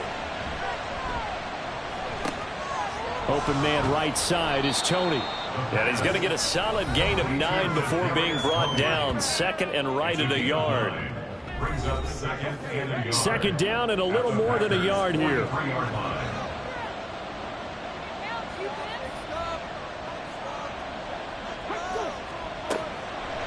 They'll look to throw here. Open man, it's the tight end, Kelsey. And in for the Chiefs touchdown. Travis Kelsey, 43 yards. And the Chiefs add on to their lead, and they are also closing in on a 5th straight victory. They have to love seeing that from their young quarterback here in the 4th quarter, able to further that lead with a touchdown pass. He didn't go turtle, did he? And you know what I mean by that. I had an old coach used to say all the time, hey, when we have a lead late, don't just tuck in and try and ride it out. Go out and play and extend the lead. And that's what he did. Extra point by Butker is on target. And it gives his guys a 12-point advantage. Harrison Butker at a kickoff for Kansas City. And he'll get it up past the 20 to about the 22. And Green Bay getting ready to go as they take the field. Well, that last touchdown we just saw, what an important one. Now it's back to a 2-score deficit for this crew as they take the field here, and they are in desperate need of finding the end zone. Throwing on 1st down is Lance. His throw incomplete. We know it's not an easy job to go out and catch passes when people are trying to tackle you and knock the ball away. But the bottom line is, that's a pass he's got to have and a pass he should have caught. And Lance's throw finds its target, Dobbs. And they work this well upfield across the 45. That one good for 26 and a 1st down. You cannot write these guys off just yet, not with a quarterback like that under center. You mean it actually crossed your mind with him running the team that you could actually maybe write this game off? Not yet. Not a chance. Not with him. We've seen it too many times.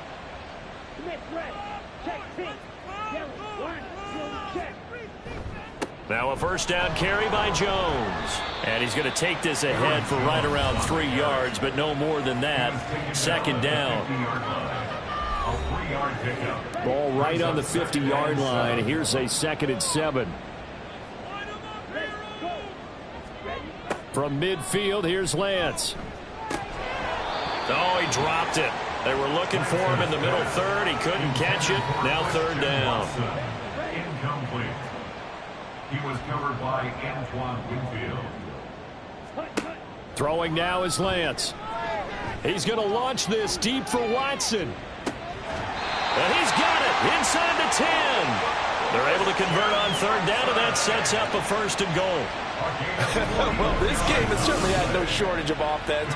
Both teams have been revved up from the start. And here's yet another big play. Boy, both defenses have just got to be dragging out there because they've been run ragged throughout. The chain gang hustling to catch up. Here's 1st and goal from just inside the 10. The give is to Jones. And he will get this into the end zone. Touchdown, Green Bay. Aaron Jones. A 15-yard touchdown run. And the Packers have cut it back within a score. Well, time to let those folks know who are tuning in looking for the late local news. We may be a moment because we've got a game again.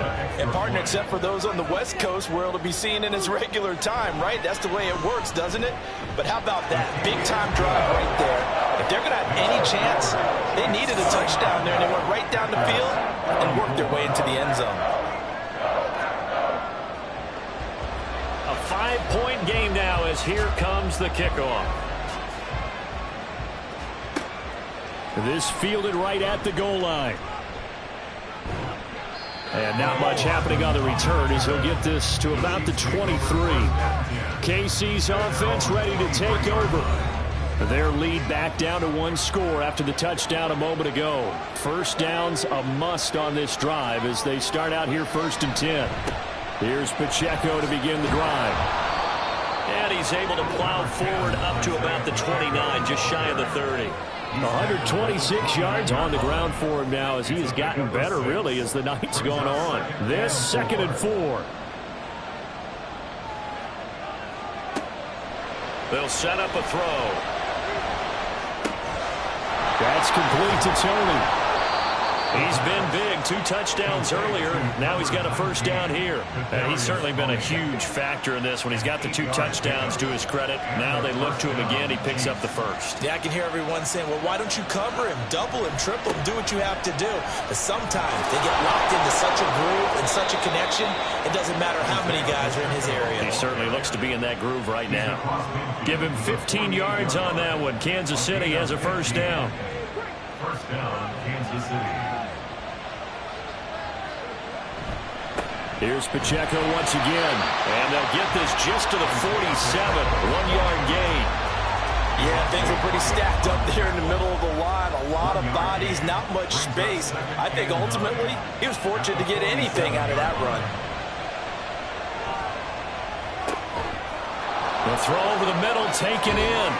And this is going to result in another first down as the tackle's made at the Packers' 25-yard line. A good pickup there, a 22. This is something you got to be wary of defensively. I mean, just because they're in the mode of trying to burn some clock doesn't mean they won't pass it, and they got good yardage out of that one. Yeah, and really, when you're looking at it, now they've got a fresh set of downs. Look for 2nd down. If they want to take another shot and try and loosen things up, that'd be the time to do it.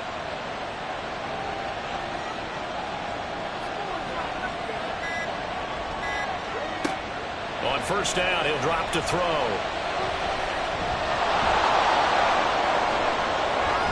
And he gets it all the way down inside the 10 and mark him at the 5. It's getting cold in here, partner, because it looks like he's trying to ice this one away. Yeah, I know, bad dad joke, but what the heck, right? Scrambling for that first after the D blanketed his receivers, that's a backbreaker for the defense. They finish this drive off with 6, and this one could be over. Going for the knockout punch. They'll try and run. And now right out of the 2-minute break, we'll get a timeout used defensively with 1:56 to go. Pacheco is into the end zone. Touchdown, Kansas City. Well, you've been the workhorse on this drive, and it would have been unfair to bring someone else in to finish the job. So they go back to him again, and he delivers with a touchdown run.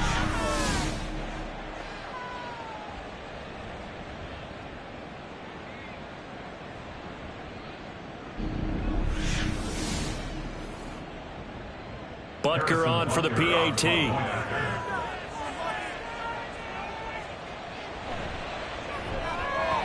And this one gives his guys a 12-point lead. So that drive takes him down the field in 8 plays. And it's capped off with a Kansas City touchdown. And not willing to risk another fumble, he'll sit on this one. It's a touchback. So the Packers down by 12. 1:54 on the clock. A crushing loss to their playoff chances on the horizon, barring a huge turnaround here, starting with 1st and 10. Meanwhile, Lance's throw brought in by Watson. And they get him down, but not before he takes it across the 40-yard line. It's a gain of 18.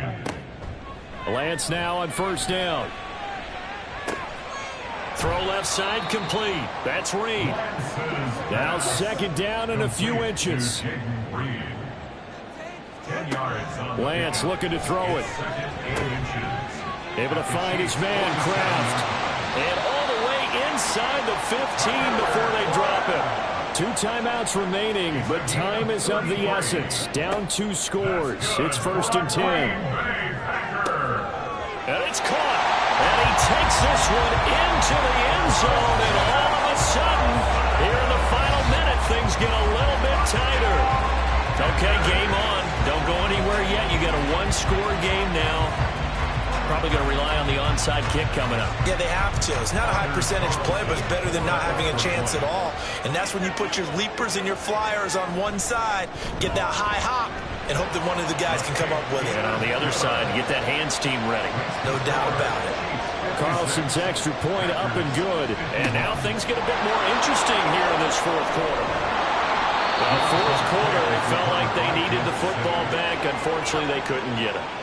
And I know we brought analytics into the game, and someone has said here that the data says that when a team's expecting an onside kick, 80% of the time, the team expecting it, they do actually recover the ball, which is what we saw here.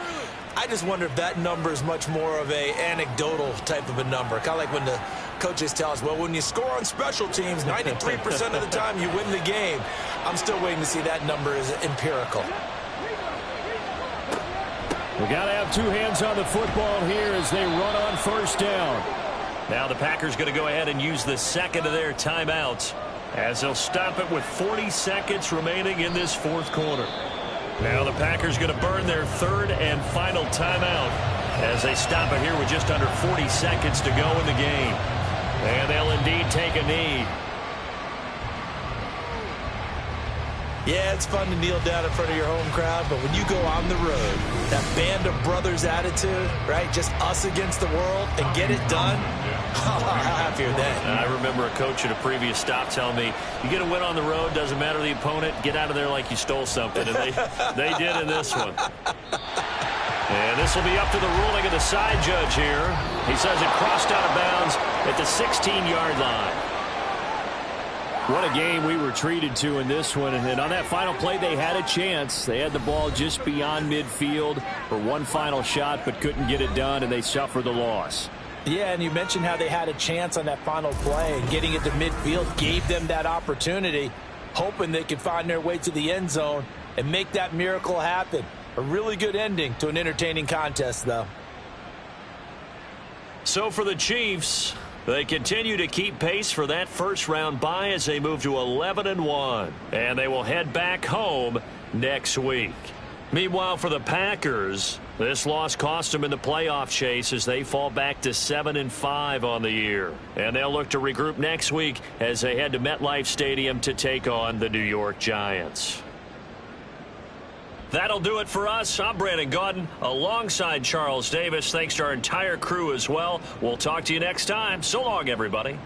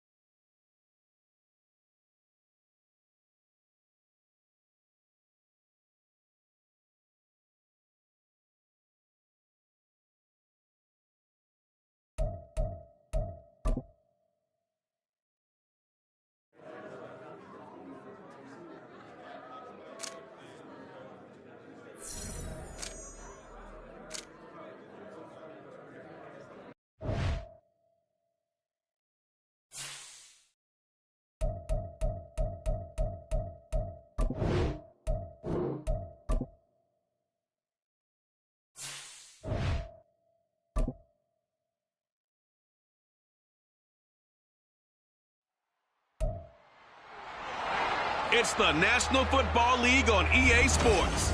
All eyes are on Jamar Chase. He's been a target machine each week, 5th in the league in receptions. It's the Bengals and the Jags under the lights on Monday night.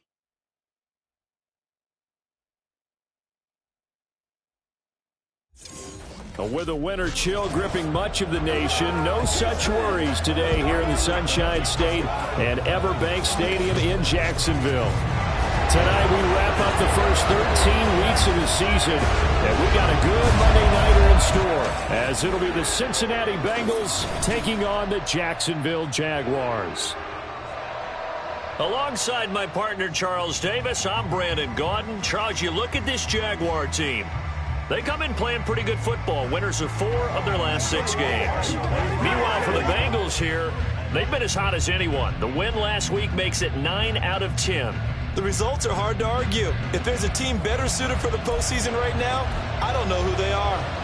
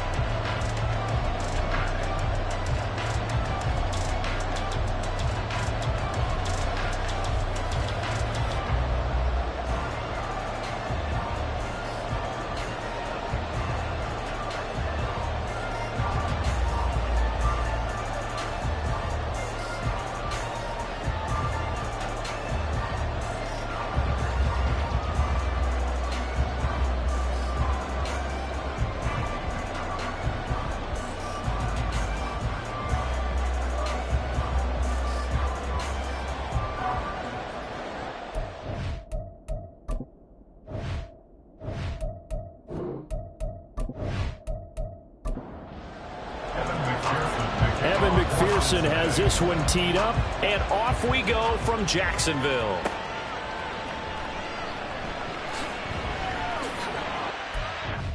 Tackle just shy of the 25. Well, the Jaguars ready to go on offense for the first time, and they're led by the former #1 pick in the draft in his 3rd season now, Charles, Trevor Lawrence. You enjoyed watching that game tape, didn't you? Yeah, Last week's game. He was good. 4 touchdowns, 1 pick. Now, you were a little upset about the pick. I didn't know if you would play him this week or not if you were the head coach. Hey, they got the win. You got the win, so you're going to give him another chance? I'm going to give him another shot. All right. I think the ratio's pretty good. He'll try and eliminate the interception, but he wants to keep that hot streak going, throwing touchdown passes. That's some good hard running there as he'll push his way forward for about 5. The numbers on the ground for ETN last week. 19 carries, 112 yards. And the way they ran the ball last week has to bring a smile to the faces of the entire coaching staff, because not only are they seeing a back pile up yardage, but they're seeing an offensive line in sync, and that bodes well this late in the season. And he'll be brought down right around the 37. 9 yards to pick up there, and it's a first down. That's a nice run right there, able to get to the outside, and so many times defenses say, okay, we've got you hemmed in. But if you're running the football, at least you know where everyone is coming from. You don't have to worry about the backside at all. That allows you to run with a little bit more confidence as you traverse down the field. Now he's able to skip away from that first defender on his way to a pickup of 5. Here's a 2nd and 5.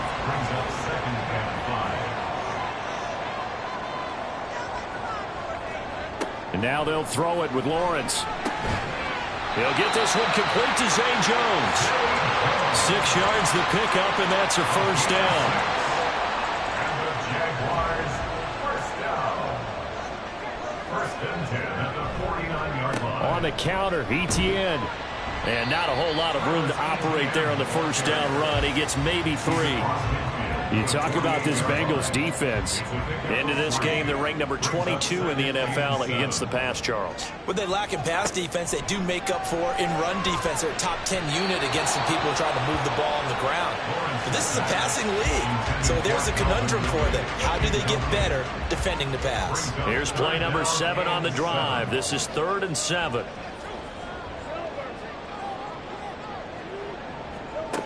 From the shotgun, Lawrence. And the throw there going to be incomplete.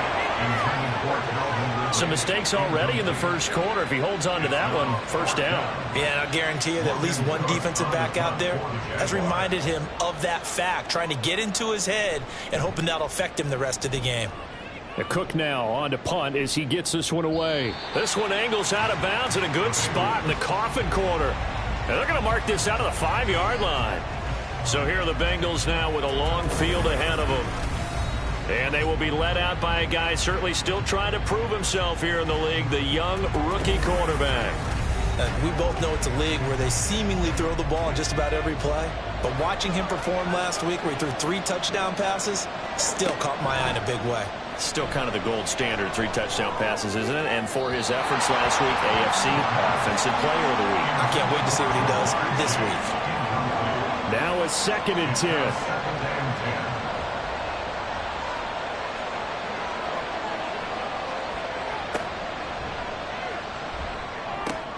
This short pass into the hands of Njoku. 4 yards the gain, and it'll bring up a 3rd down. It's a gain of 4.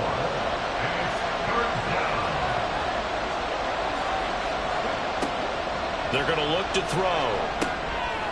Work in the middle of the field, and he's got a man complete. And he is going to have a Bengals first down as they're able to get the 3rd down conversion. First down, Cincinnati.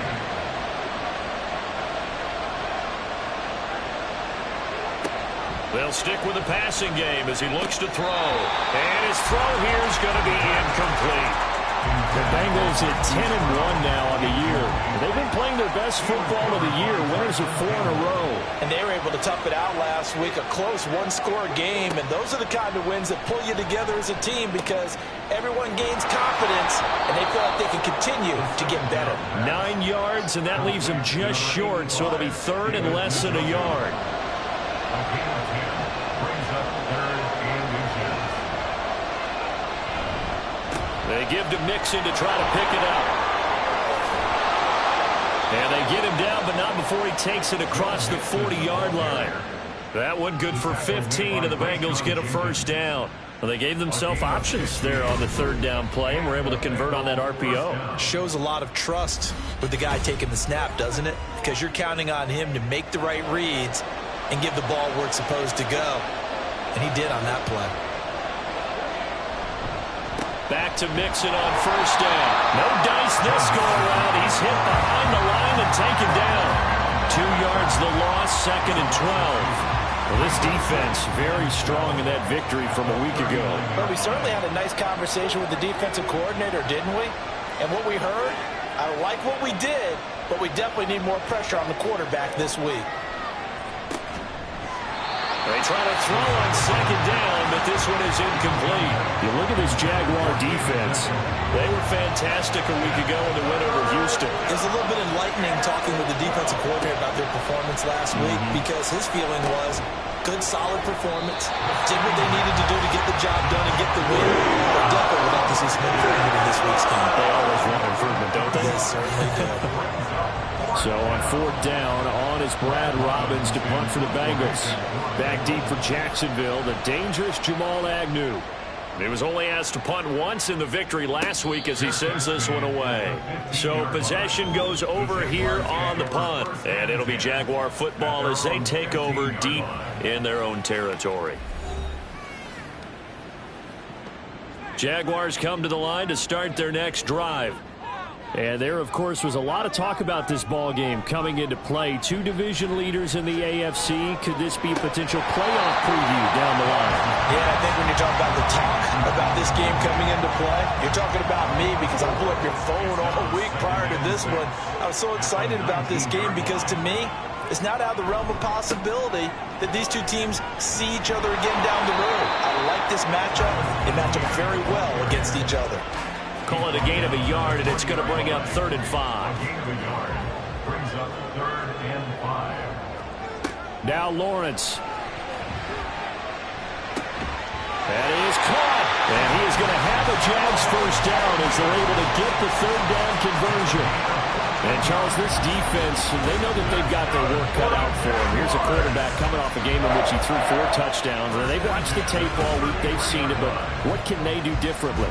I think they've got to approach it like a pitcher facing a really hot batter. Get him uncomfortable in the box. Change speeds, change locations, change the pitches you throw at him. So show different coverages, blitz sometimes, drop back other times. Just don't let him get comfortable or let him get into rhythm. From the 38 now, here's 2nd and 5. Brings up 2nd and 5. Here's Lawrence to throw. And he'll be taken down by the Bengal pressure. Myles Garrett has now recorded 10 sacks on the season. And this is what you've got to do against a quarterback like him. You've got to keep him in the pocket and not let him get to the perimeter, because once he gets outside, that's where he can really hurt you. Screenplay, here's Etienne. Gets around him, and he'll get this to the 40, but that's still going to be a few yards short of the first down. They'll get 11, but it'll still lead to a 4th down. And that's a play that's not uncommon on 3rd and long, because the offense is just hoping that somehow they can get a guy in space and follow some blockers downfield. Does a pretty nice job there getting a few yards, but he ends up getting stopped before he can get the first down. At the 14-yard line, the Bengals take over 1st and 10 at their own 14-yard line. Cincinnati coming back onto the field here for their 2nd drive. The crowd may be losing just a little bit of the edge after back-to-back punts. They want some big plays. They want to see some offense. They want to see somebody break away, whether it's through the air or on the ground. Now it'll be interesting to see where the patience is on both sides. Each head coach, can you hang in there and not try and force something that could put your team in some jeopardy? And not much to speak of. Call it a 1-yard gain up to the 15. The numbers for Mixon last week: 17 carries, 89 yards, and a touchdown. He comes into this one ranked 9th in the NFL in rushing. I think that every member of that offense knows exactly where he sits. You can see it from every one of them out there. They're all fully committed to making this a game where it really breaks free and climbs a couple of spots. A 2nd down pass play there, but it's incomplete. An incomplete pass on that last play, and that means they'll need to come up with something here on 3rd down. Here's a play fake as they set up to throw. And he's going to be brought down here in the backfield. And that'll bring up 4th down on a big sack with a loss of 5. The Bengals bring out their punter now, as he'll punt it away for the 2nd time. Now a fair catch taken just across midfield, maybe by a yard or 2. It'll be 37 yards there on the punt, and the Jaguars go on offense, 1st down and 10. Very good starting field position for the Jaguars offense as they come up 1st and 10, just shy of midfield at the 49. Now Lawrence to throw. And he will find his man on the outside. And he's tackled a yard short of the marker. Good gain of 9 on 1st down. 2nd down and a yard. At the Bengals 42-yard line. They'll try the left side with Etienne. And he'll be brought down, it looks like right at the 40. 2 yards on the pickup, and that's all they needed to move the sticks. That's good for Jacksonville. 1st and 10 at the 40-yard Another line. tote for Etienne. An excellent job of finding the opening as he's got this there all the way down to the 22. 48 yards rushing now on 8 carries for him so far. That's his longest run of the 1st quarter. And, Charles, we talked before the game about them needing to establish the run game. They'll be looking for more of that. And they got to the perimeter. So that tells me that that's part of the game plan of what they want to get done today. So they'll have some complementary runs where he'll run it to the inside. But it appears that when they want the big yardage, they think they can get to the outside and make it happen. Trey Hendrickson, the one who gets him on the ground. No gain on the play. Brings up 2nd and 10. at the 23-yard line. That's the end of the No score after one on EA Sports. Second quarter now from Jacksonville, and it's the Jags with the football as they've got it with a 2nd and 10.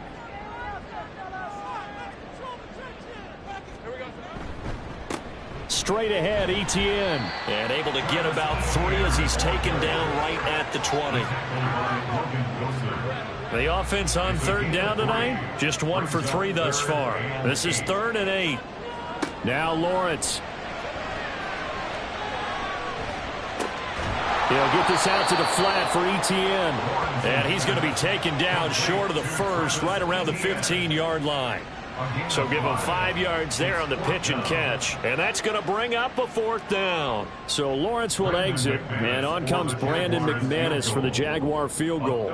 From the left hash, just a 32-yard attempt. The kick by McManus is good.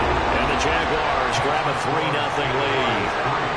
So, Charles, they are on the board after that kick. So 3 drives, 3 points. Obviously not the start that you were hoping for, but they're able to erase that 0 off the scoreboard.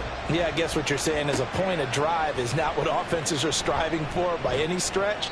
They're happy they got 3 now. They hope that that unlocks their offense for bigger points down the road. Now the Cincinnati offense ready to see what they can do here.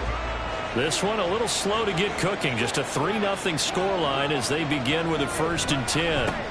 Here's Joe Mixon as they start on the ground. And he's going to take this ahead for right around 3 yards, but no more than that. 2nd down. From the 22 now, here's 2nd down and 7. They'll drop to throw. On the throw, led him too much that time. It's incomplete. I tell you, Brandon, this defense is playing with some confidence. Haven't allowed a point yet. Flying to the football. I'm telling you, it's almost 11 to the ball on every snap. Another nice job there to force an incompletion. Now the throw on 3rd down. Knocked away and incomplete. The passing game not in sync here early. And now it's 4th down. And here's Brad Robbins now.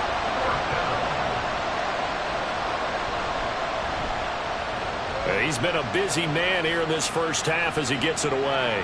Fair catch called for and made at about the 32-yard line. Travis Etienne of the Jags offense set to take over again here. And it may just be the 2nd quarter, but he's in his zone well on his way to eclipsing that 100-yard mark. And when a back has a game, as we're witnessing right now, his name's going to be in the books. But it's really a collective deal, isn't it? Because that means he's getting plenty of blocking, a lot of help from his teammates, but he's making the most of it. Yeah, he's made the most of it to this point. Defensively, he has been a presence in their backfield in the first half. Had a sack earlier, and now he comes up with a big tackle for a loss. A throw there, but that's going to wind up incomplete. So many times we've seen him try to escape the pocket and do something with his legs, but in this case, the pressure was too intense, and he made the wise choice to just get rid of the football and make sure no one was going to get it. And now the 3rd down throw incomplete as well. The passing game not in sync here early, and now it's 4th down. On 4th down, on is Logan Cook to punt.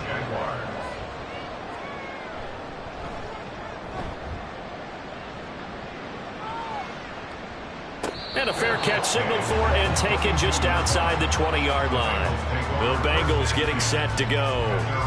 So far, they've had 3 drives, 3 punts. Not good. Not good indeed, because you've got to have something to show for being out on the field. Now, sometimes, if you have a game where neither side has scored, 3 punts isn't a bad thing. But when you're trying to set the pace, get up on top in a game, you've got to show better offense and find a way to put some points on the board. And he'll be upended here after a pickup of 3, getting it out to the 25. And they'll come up 2nd and 7. brings up 2nd and 7 at the 25-yard line. Back to throw. This goes out wide for Mixon. And he'll be upended at the 28-yard line. Just a 3-yard gain there. And the Jags have 5 in the secondary here on 3rd down. They'll set up to throw. He's got his target. That's complete. And he is going to have the Bengals first down. They needed 4. He doubled that. He wound up getting 8. Well, they've certainly gotten him involved in this first half, and on third down, they looked his way again. And what a delight for his quarterback to find him and keep the drive moving. Line of scrimmage, the 37 on 1st and 10. They'll look to throw again. Connecting on the out route here with Higgins. And he'll be taken down, but not before he works it past the 50. They'll get 14 on that one. Good for a Bengal first down.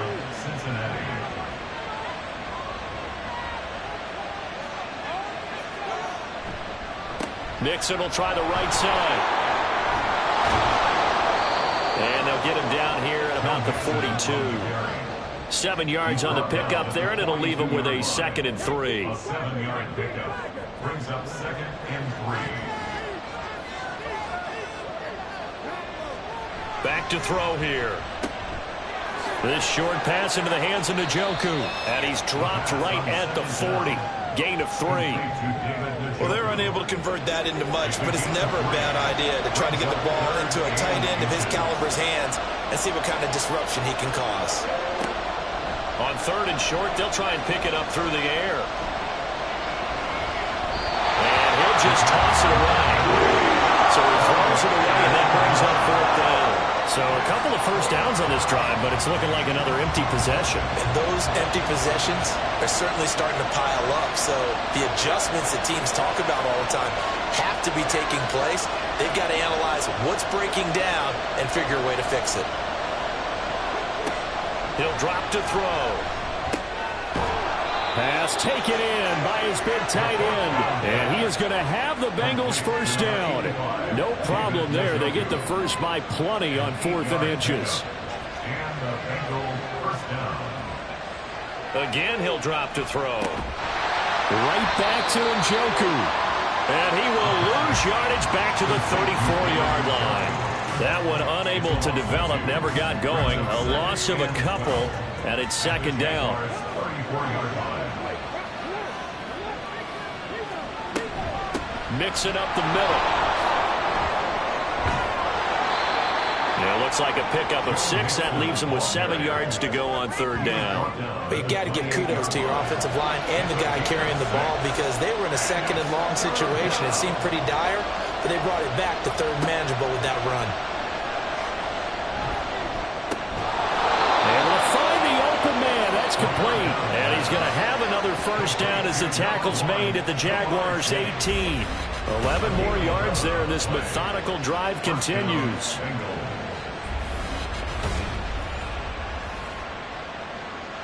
This offense finding its legs now. Here's another 1st and 10. Now back to throw. And this one complete to Smith. And the Bengals are going to have a 1st and goal as he'll be taken down at the 7-yard line. Smith Jr. 1st and goal, Cincinnati.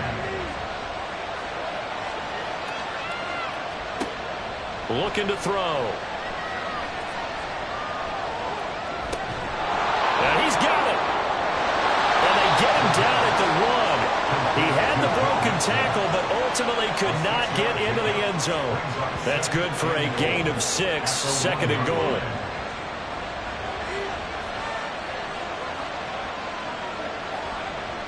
Back to throw again. Touchdown, Bengals. David Njoku, his 9th touchdown of the season, and the Bengals have taken the lead. Well, down in this part of the field, CD, they'd love to get him the football, and right there, a little pitch and catch for the score. Yeah, and he's such a weapon when it's that close to the end zone, and they love being able to rely on him to make those kind of catches. Talk about trust, talk about confidence, and he produces. Evan McPherson for the extra point.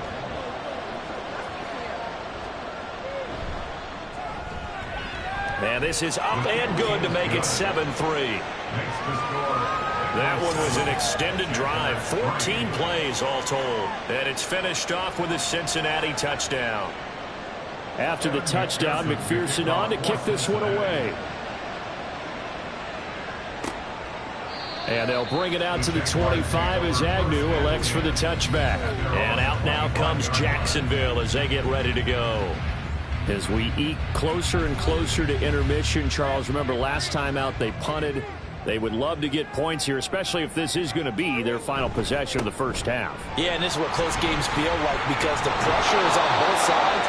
But sometimes the pressure is a little bit higher on the team with the slight edge because they're trying to hold on to that, trying to increase it. Let's see how this one continues. 2nd and 10.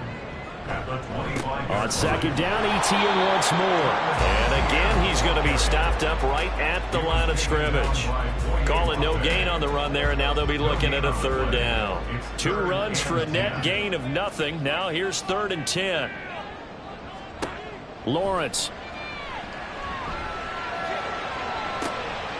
Man open, here is Jones. Down the right sideline. And they're into the end zone, but it's not verified yet. Hold on, there is a flag down. Pass interference. Defense. So obviously they will decline the penalty there, and the result is 6 points.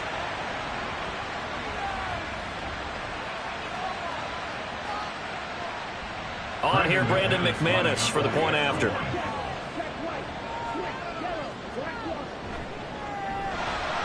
And it's through, and that makes the lead 10-7. So a 75-yard scoring drive on just 3 plays. And it culminates in a Jags touchdown. Charlie Jones now from his end zone. And the decision to come out of the end zone is going to cost him 5 yards as he's taken down right at the 20. Cincinnati now ready to take the field.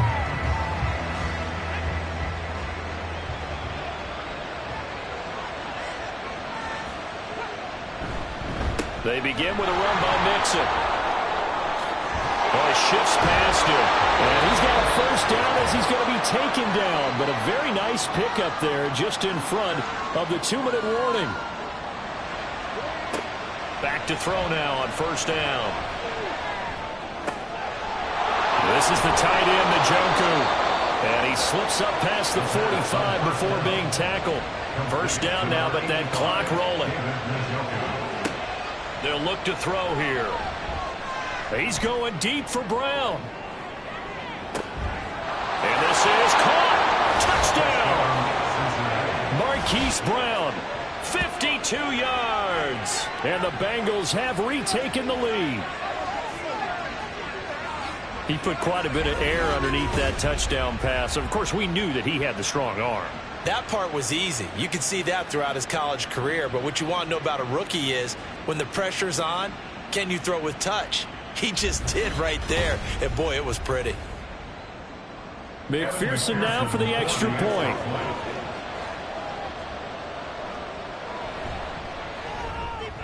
And that makes it 14-10. So the drive there, they went 80 yards in 3 plays. And it's Hollywood, Marquise Brown, who finishes it off with the touchdown. After the touchdown, McPherson on to kick this one away. And no return here for Agnew, so they'll bring it out, start the drive at the 25. Out comes Zay Jones with the rest of his offense as they take the field. He's up near 100 yards now here in the 2nd quarter, but his team's down. Through no fault of his own. I mean, what a nice game he's having so far. They've got to keep finding ways to get him the football. Don't get away from that. Figure out where things are going wrong with the rest of the team. He'll be hoping to hit that 100-yard mark on this drive. And they get him down, but not before he takes it across the 40-yard line. Now the Jags are moving quickly in the hurry-up. Now Lawrence on 1st down. Across the middle and into the hands of Ridley. And they're going to get this to about the 44-yard line. Now Lawrence going to get his guys to go quickly. On 1st down, he'll drop to throw. Looking deep downfield. And this is dropped. Oh, it's incomplete. He had a big gainer in his sights, but he could not reel it in. An incomplete pass on 1st down. That leads to a 2nd and 10. Again, it's Lawrence. This one caught by Ridley. The Jaguars going to go ahead and use their first timeout as they'll stop it with just over 40 seconds to go in the first half. Oh, it's intercepted. Who's trying to give it to Ridley? It's DJ Turner who's got it. And the Bengals are going to get it back here just past the 35. Well, these defensive coaches, they sure like what they've got in this rookie corner. And with good reason, as you saw there. He only cost him a day 2 pick, and a lot of people thought he had first-round ability. But when he was available on draft night, that was one where you didn't need the full time to make the selection. You called that pick in early, and he shows why he was so coveted with that interception there. A very good starting field position for the Bengals here as they come up 1st and 10 at their 36-yard line. They'll come out throwing here to start the drive. And he rifles one incomplete. T. Higgins was the intended target. And it's 2nd down. It leads to 2nd and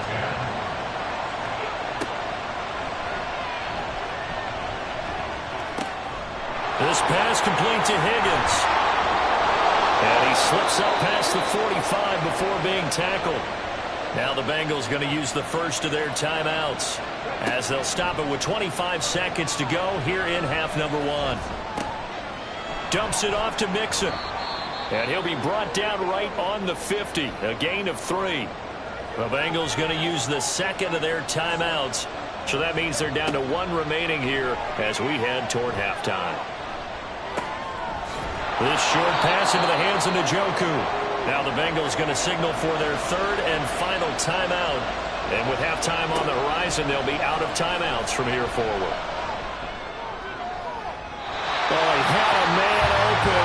He overshot him. It's incomplete. And with the way things have gone so far tonight, I figured this was going to be a touchdown because he's wide open. But instead, the ball's laid out just a bit too far, and they come up empty. So they're forced to punt on 4th as this one's away. And no return here. Where will they spot it? They say just outside the 20-yard line. And with time running short here, they'll simply take a knee, and that should do it for half number 1. So we've reached halftime here in a 4-point game. As we now go downstate to Orlando and check in with Jonathan Coachman with our EA Sports Halftime Report. Okay, Brandon, thanks very much. Welcome in, everyone, to our EA Sports Halftime Report. Let's get you caught up on what's going on around the NFL. We'll begin our tour out at Nissan Stadium in Nashville, where you see the final score there. Jordan Love leading the way in the victory with 3 touchdown passes. We'll stay in the AFC South as we make the trip to Houston to check on the Texans at home at NRG Stadium. And they were losers in that one as they fall to the visiting Denver Broncos. Javonte Williams, a touchdown run in the victory. Lastly, let's check on one final game for you. And you can see they are scoreless as they play the second quarter.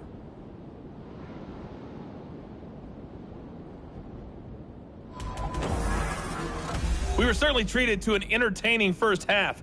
Both these teams with some high points and maybe a couple of low points as well.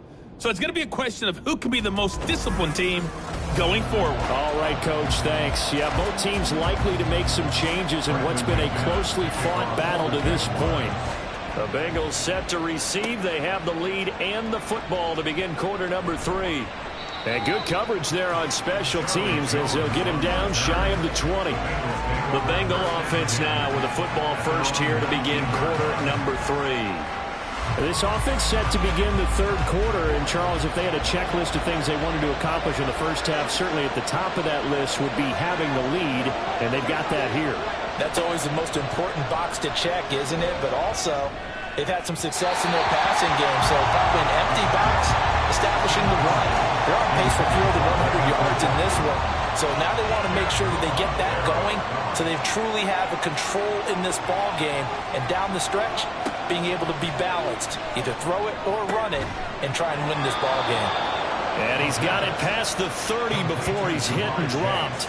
He continues to deliver a first down here. He had 4 catches in the first half, and this one number 5. They like going to him in the slot. He catches another one. I think this comes under the heading of until they stop him, why not go back to him? He has something going really well. Great working relationship with the guy throwing the ball, and they keep making the connection. Mixon with a first down carry. Fights through it. Powers by at the 40. Yeah, this will leave him a yard short. Nice pickup of 9 yards on first down. From the 41, this is 2nd and a yard. Here's a play fake as they set up to throw. Toward the sideline, and look at that catch. Dragging the toes, and that's going to be a first down. Well done. 23 yards the pickup there. So in Jacksonville territory now. Here's a 1st and 10 at the 35-yard line. Now a throw here going to be taken in by the tight end, Njoku, and brought down, but not before they're inside the 25.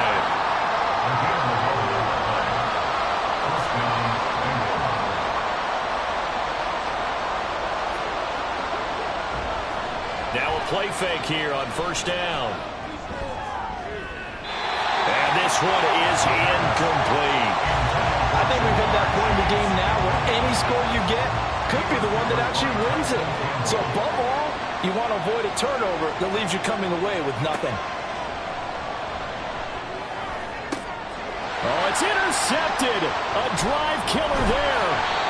And the Jags will take over here at their own 14-yard line. So it was a drive that had real promise here to begin the third quarter, but ultimately derailed by the INT. And that was the position you wanted to be in. Coming out to start this third quarter, get a nice drive going, looking for the end zone. Possibly got a little bit too greedy right there. Here comes the Jags offense now. Time for their first possession of half number 2. Their defense did its job, forcing the takeaway there to start the half, and now can the offense follow suit? And you'd better believe that one side of the ball feeds off the work of the other, so they'll want to come out, establish some rhythm, and go down and take the lead. Well, they're going to get about 3 here out of this first down run, and that'll bring up 2nd and 7. Not a lot of running room there, not a place to make a cut and kind of exit out because they had everything bottled up. Looked to me like the linemen were taking on their blocks really well and giving up no creases. And he's the epitome of what we call the move tight end, a guy that you can line up anywhere, in the slot, out wide, in tight, doesn't really matter because he has such great skills. You want to utilize him in all aspects of your passing offense. And there he was in the slot for the catch. And he'll be taken down, but he does have first down yardage. Move the chains, a gain of 7 on third down. That was a route run, not just with dexterity, but with intelligence.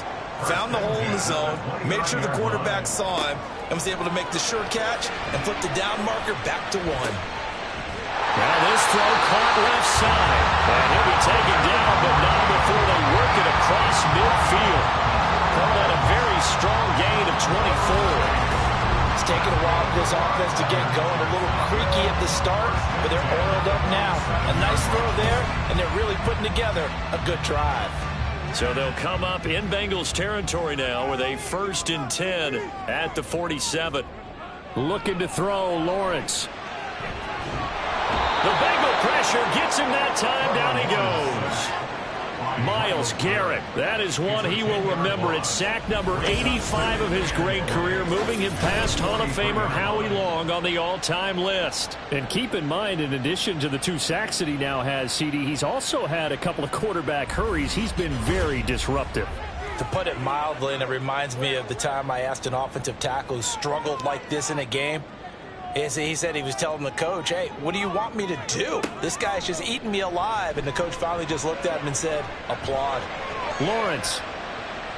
That's going to be knocked away and incomplete. I know conventional wisdom says, hey, don't get it all back in one play. But sometimes you go ahead and try to. They tried to get it all back on that one. Weren't able to do so. And now the 3rd down throw incomplete as well. Back-to-back incompletions of what was once a nice drive, stalled out here. I'm going to give credit to the secondary partner. Never gave up as they gave up a few yards, and they came through on that play to deny that pass and force the 4th down. Here's Jones on the return. call it an even 40-yard punt, 7-0 on the return. And the Bengals take over 1st and 10. Cincinnati's offense coming back here onto the field. We have not seen much on offense here from either side these last few drives. We've hit a wall, so to speak. And have hit it hard, haven't we? Because the defenses right now, they seem to be a step ahead, don't they? Beating them to the point of attack, beating them to the punch. These offensive guys, they're tinkering like crazy. What's it going to take to get back on track? Yeah, both sides searching for adjustments. Now a quick slant as the throw's complete. And he's taken down but able to slip across the 35. Line of scrimmage, the 37 on 1st and 10. They'll drop to throw. Over the middle here to Brown. And he's going to get this down to the 35-yard line. 28 yards the gain there on the catch and run. And the Bengal first down.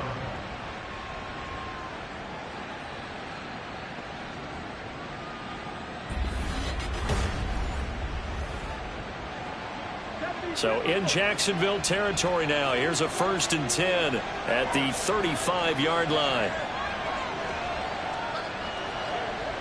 They'll look to throw again.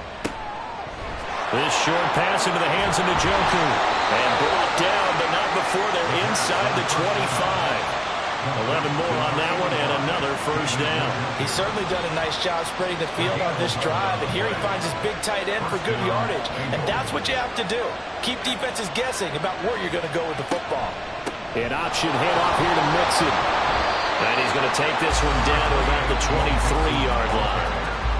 Just a yard on the pickup there, and it'll bring up a 2nd and 9. Brings up 2nd and 9. Once again, they run with Mixon. Oh, fine work there as he gets this thing down to the 11-yard line. 68 yards rushing for him now on what was his 10th carry of the ball game. Now a 1st and 10 at the 11.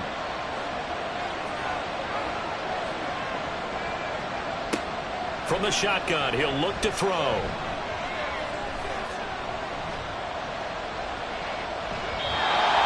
Just throws this one away.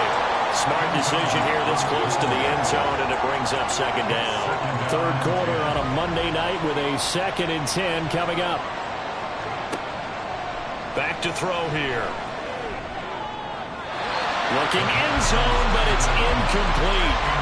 This drive, which was going so smoothly, all of a sudden it's a little bit of a roadblock here with 2 straight incompletions. Yeah, apparently this defense has had enough. Apparently they're saying, no more. We're making a stand right here, right now. But it is 3rd and 10. And he's got it. Touchdown, Bengals. David Njoku. His 10th touchdown of the season, 2nd of the game. And they are able to add on to their advantage.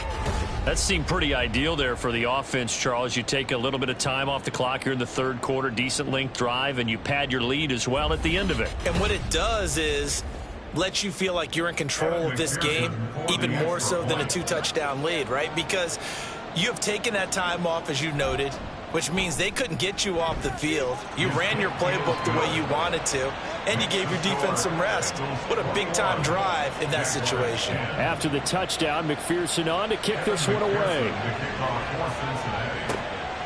From his end zone, here comes Agnew.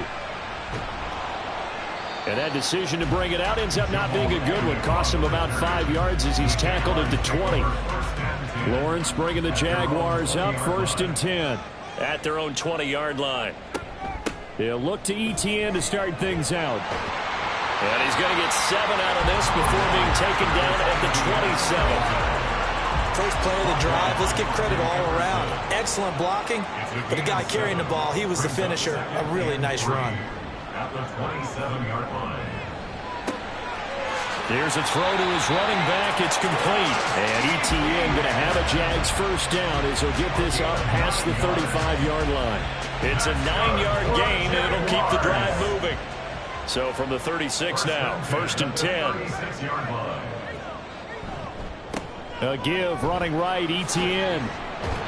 Yeah, boy, this defense again really making things tough on him as they stop him for no gain. A 2nd and 10 forthcoming here. Third quarter action from Jacksonville.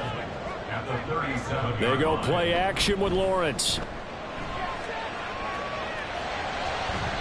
And his throw's going to be incomplete. He was trying to get it to Zay Jones that time, but now it's 3rd down. Brings up a 3rd down and 10 yards to go. From the shotgun, Lawrence.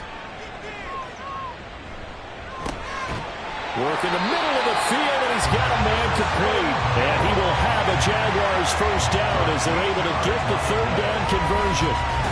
That's patience to be admired right there because he looks left, looks right, and waits for the right guy to come open, spots him in the middle of the field, and delivers.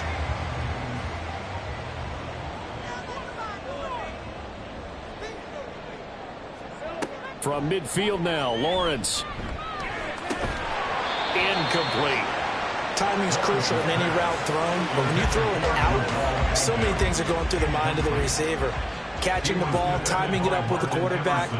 Are my feet going to get down inbounds? On that play, all those things going through his head might have caused him to drop it. 4 yards the gain, and it'll bring up a 3rd down. He was tackled at the 46-yard line. It's a gain of 4. Brings up 3rd and 6. Lawrence will throw.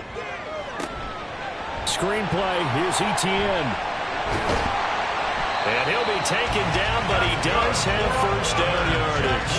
The drive stays alive. A 3rd down gain of 8. Another catch for him there on this drive, Brandon, and it looks like they're going to utilize him out of the backfield any way they can. And that time they pick up a 1st down. So now on defense, do you assign a man to him and try and cover him before he gets going? Yeah, that's just a solid, good physical run there as he motors for 9 yards.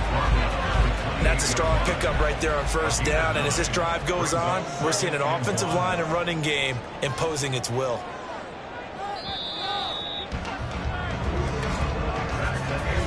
One quarter remains here as we wrap up the week on a Monday night. You are watching the NFL on EA Sports. Back now in Jacksonville. It's Jaguar football, but a little work to do for them. They trail here as we start the 4th. Now Lawrence. And that is incomplete. A lot of force bearing down on him there. He could not hang on. It's 3rd down. Brings up 3rd down and 1. Throw right side, caught by Ridley. And he'll be taken down, but he does have 1st down yardage. And they keep those sticks moving forward, that time with a gain of 3. 1st and 10 at the 25-yard line. Back to the ground with Etienne. He'll take it inside the 25.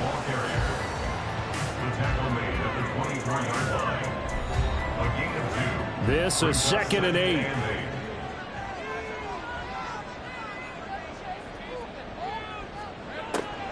Lawrence now off the bootleg.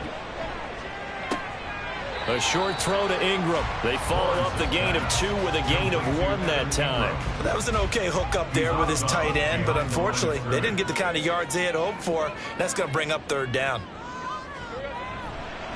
On 3rd down, here's Etienne. And some determined running there as he'll pick his way down to the 12-yard line. 85 yards now for Etienne, and he's got a 1st down. Jaguars. 1st and 10 at the 12-yard line.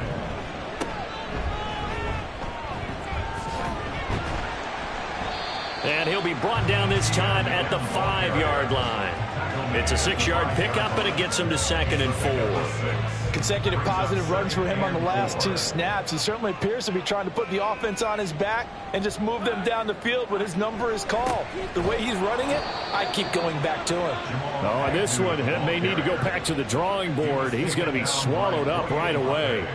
It'll be a loss of a full 3 yards there, and it also brings up 3rd down. Now Lawrence to throw. They'll try and set up the screen to Etienne. And he's going to be brought down just shy of the 5 at the 6. That's going to bring up 4th down, only a gain of 2 there. So Lawrence will exit, and on comes Brandon McManus for the Jaguar field goal. From the right hash here, should be an easy one. The kick by McManus is good, and that'll make this an 8-point game. That drive took him inside the 10. Good job defensively to hold him to 3. Yeah, I like how you did that. Give a little tip of the cap to the stop troops there because they didn't give up a touchdown in that situation, right? Made them kick the field goal. And, yeah, points went against them, but that feels a whole lot better running off the field. And he's up past the 20 to the 22-yard line. The Bengals offense now, they head back onto the field. Their lead back down to 1 score after the field goal a moment ago, so they'll be looking to string together a few first downs, likely on the ground as they begin 1st and 10. The drive will commence with a run by Mixon. They juked him. And he's able to get out to the 32, brought down there. On any explosive run, you can almost feel the ground shaking, and that's from the offensive linemen creating space for their runners. I had an old coach tell me before, they always told his runners, run around the offensive line in pregame. Get used to the ground shaking so you don't trip and fall when it happens in a game. And he's got a Bengals first down as he'll take this up to the 38-yard line. Well, it is our business to analyze what we saw out there, and on that play, I saw a defense staying in base, not taking a chance, not blitzing, in a situation where they absolutely need the football back. That's either a case of overthinking it or not thinking it through. If you do blitz, do you have to be careful about where you're coming from, or are you just coming from all angles? You have to be careful about where you're coming from, obviously, but at this stage, you have to take a few chances as well. First down, Bengals. From the midfield stripe, they'll look to throw. And this one is going to be off the mark, too far out in front. He shook his head right when he released that throw. He knew it was going to be a little off target. Yeah, the excitement got him on that one. Wasn't able to control the fact the receiver was open, and it would have been an easy throw. On 2nd down, here's Mixon. And he is close to a first down as he's tackled at the Jaguars' 41. 9 yards, not quite enough, and they'll be left now with 3rd and 1.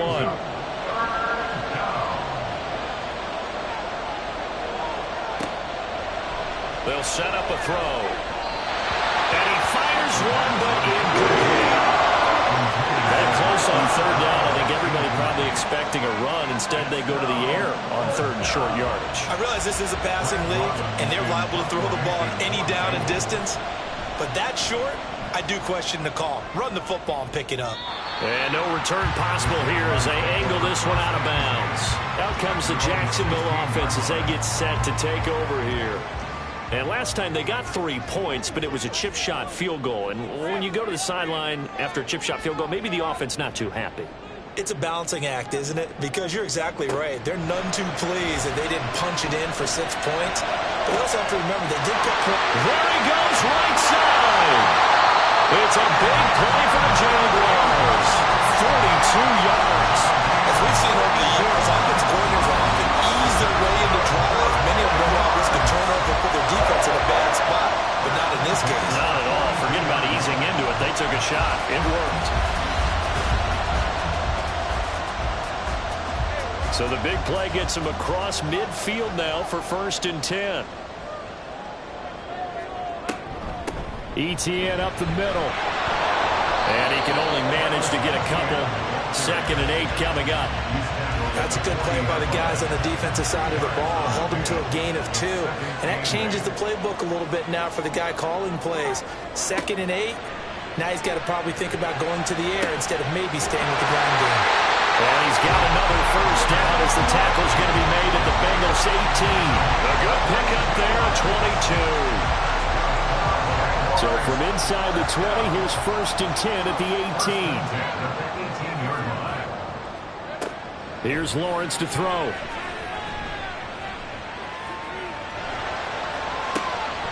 And this is going to be intercepted. Chidobe with a pick. And the Bengals are going to take possession here. It's a touchback, and they'll take over at the 20-yard line.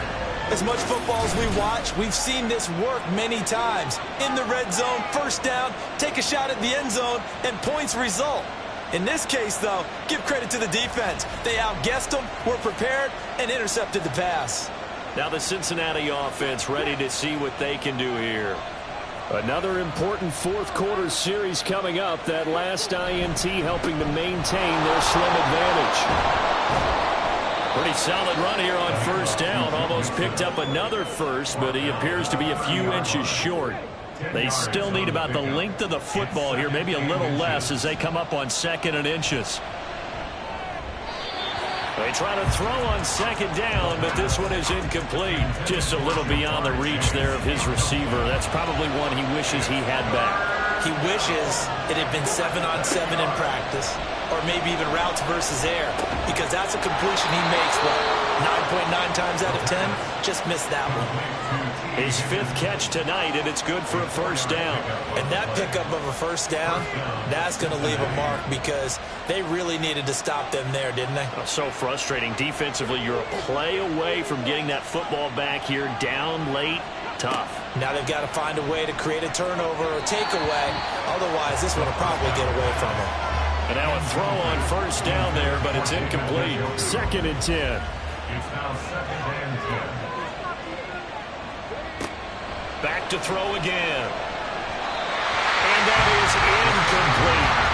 The touch and time are critical for those types of throws. He put a lot of zip on that one. Needed just a little bit more finesse trying to get it to his back. They'll stick with the passing game as he looks to throw. A throw out wide, going to be incomplete.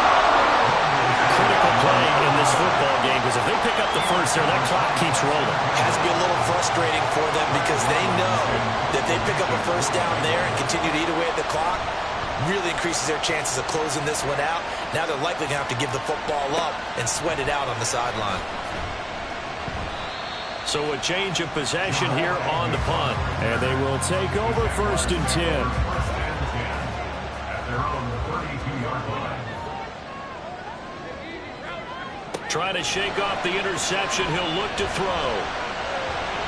And he slides and covers up at the end as he's going to be able to pick up decent yardage. The improv on the scramble there gets him 6, and it'll be 2nd down.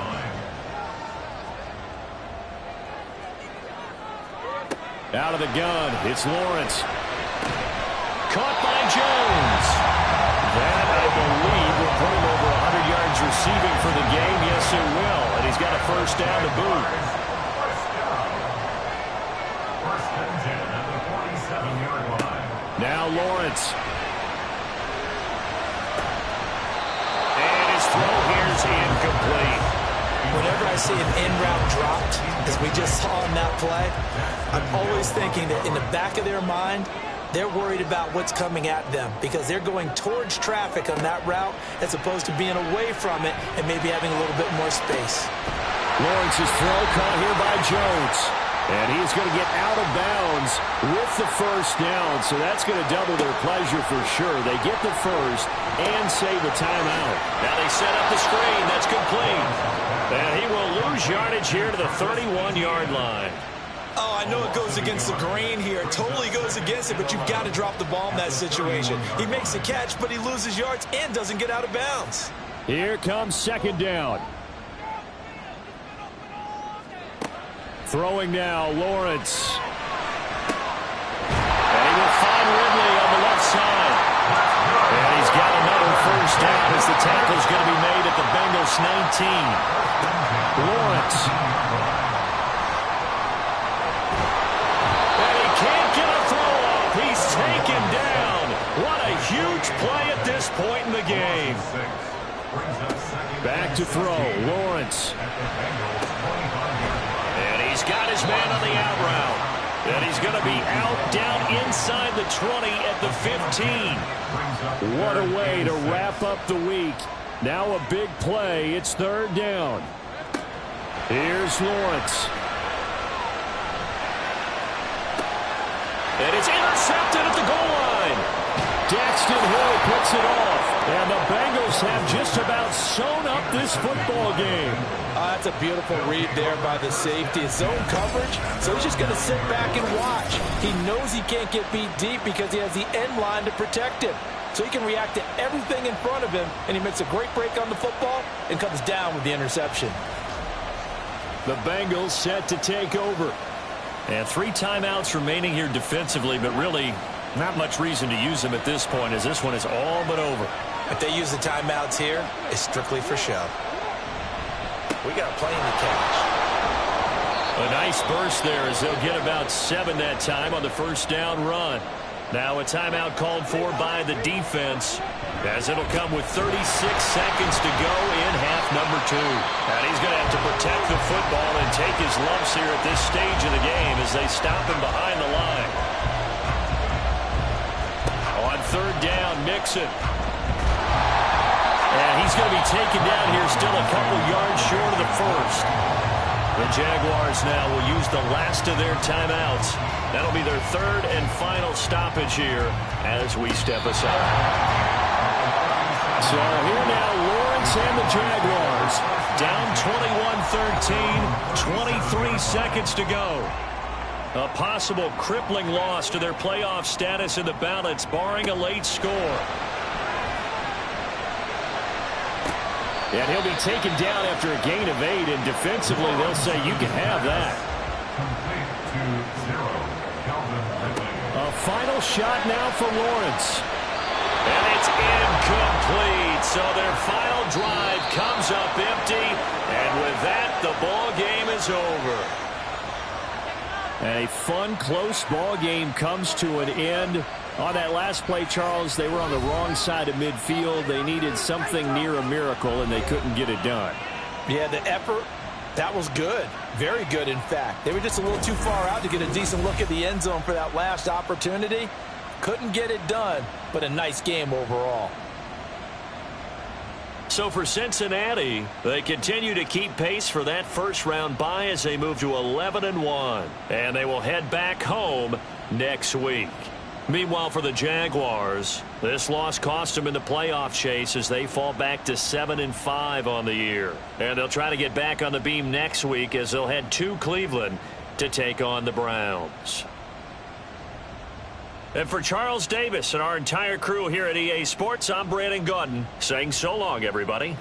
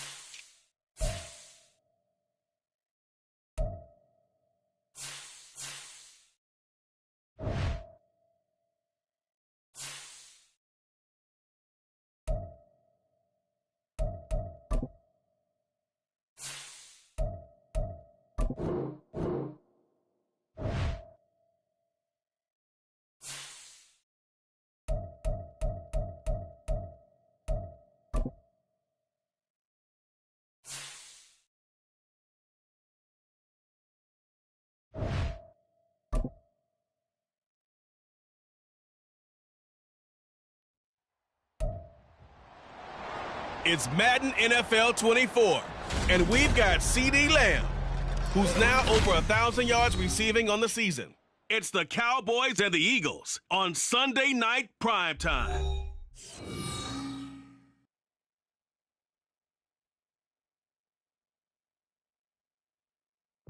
We are sandwiched between Fort Worth and Dallas, Texas, and Arlington at the luxurious AT&T Stadium.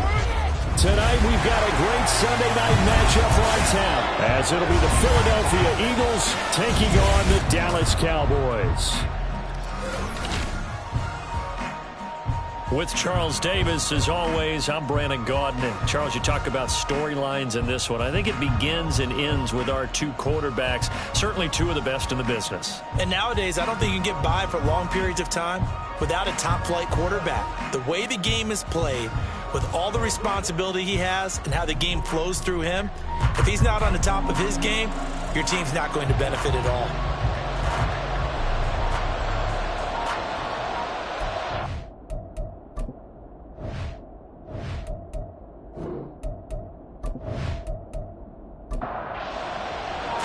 Two teams trying to stake their claim to postseason football. Week 14 of the NFL is underway.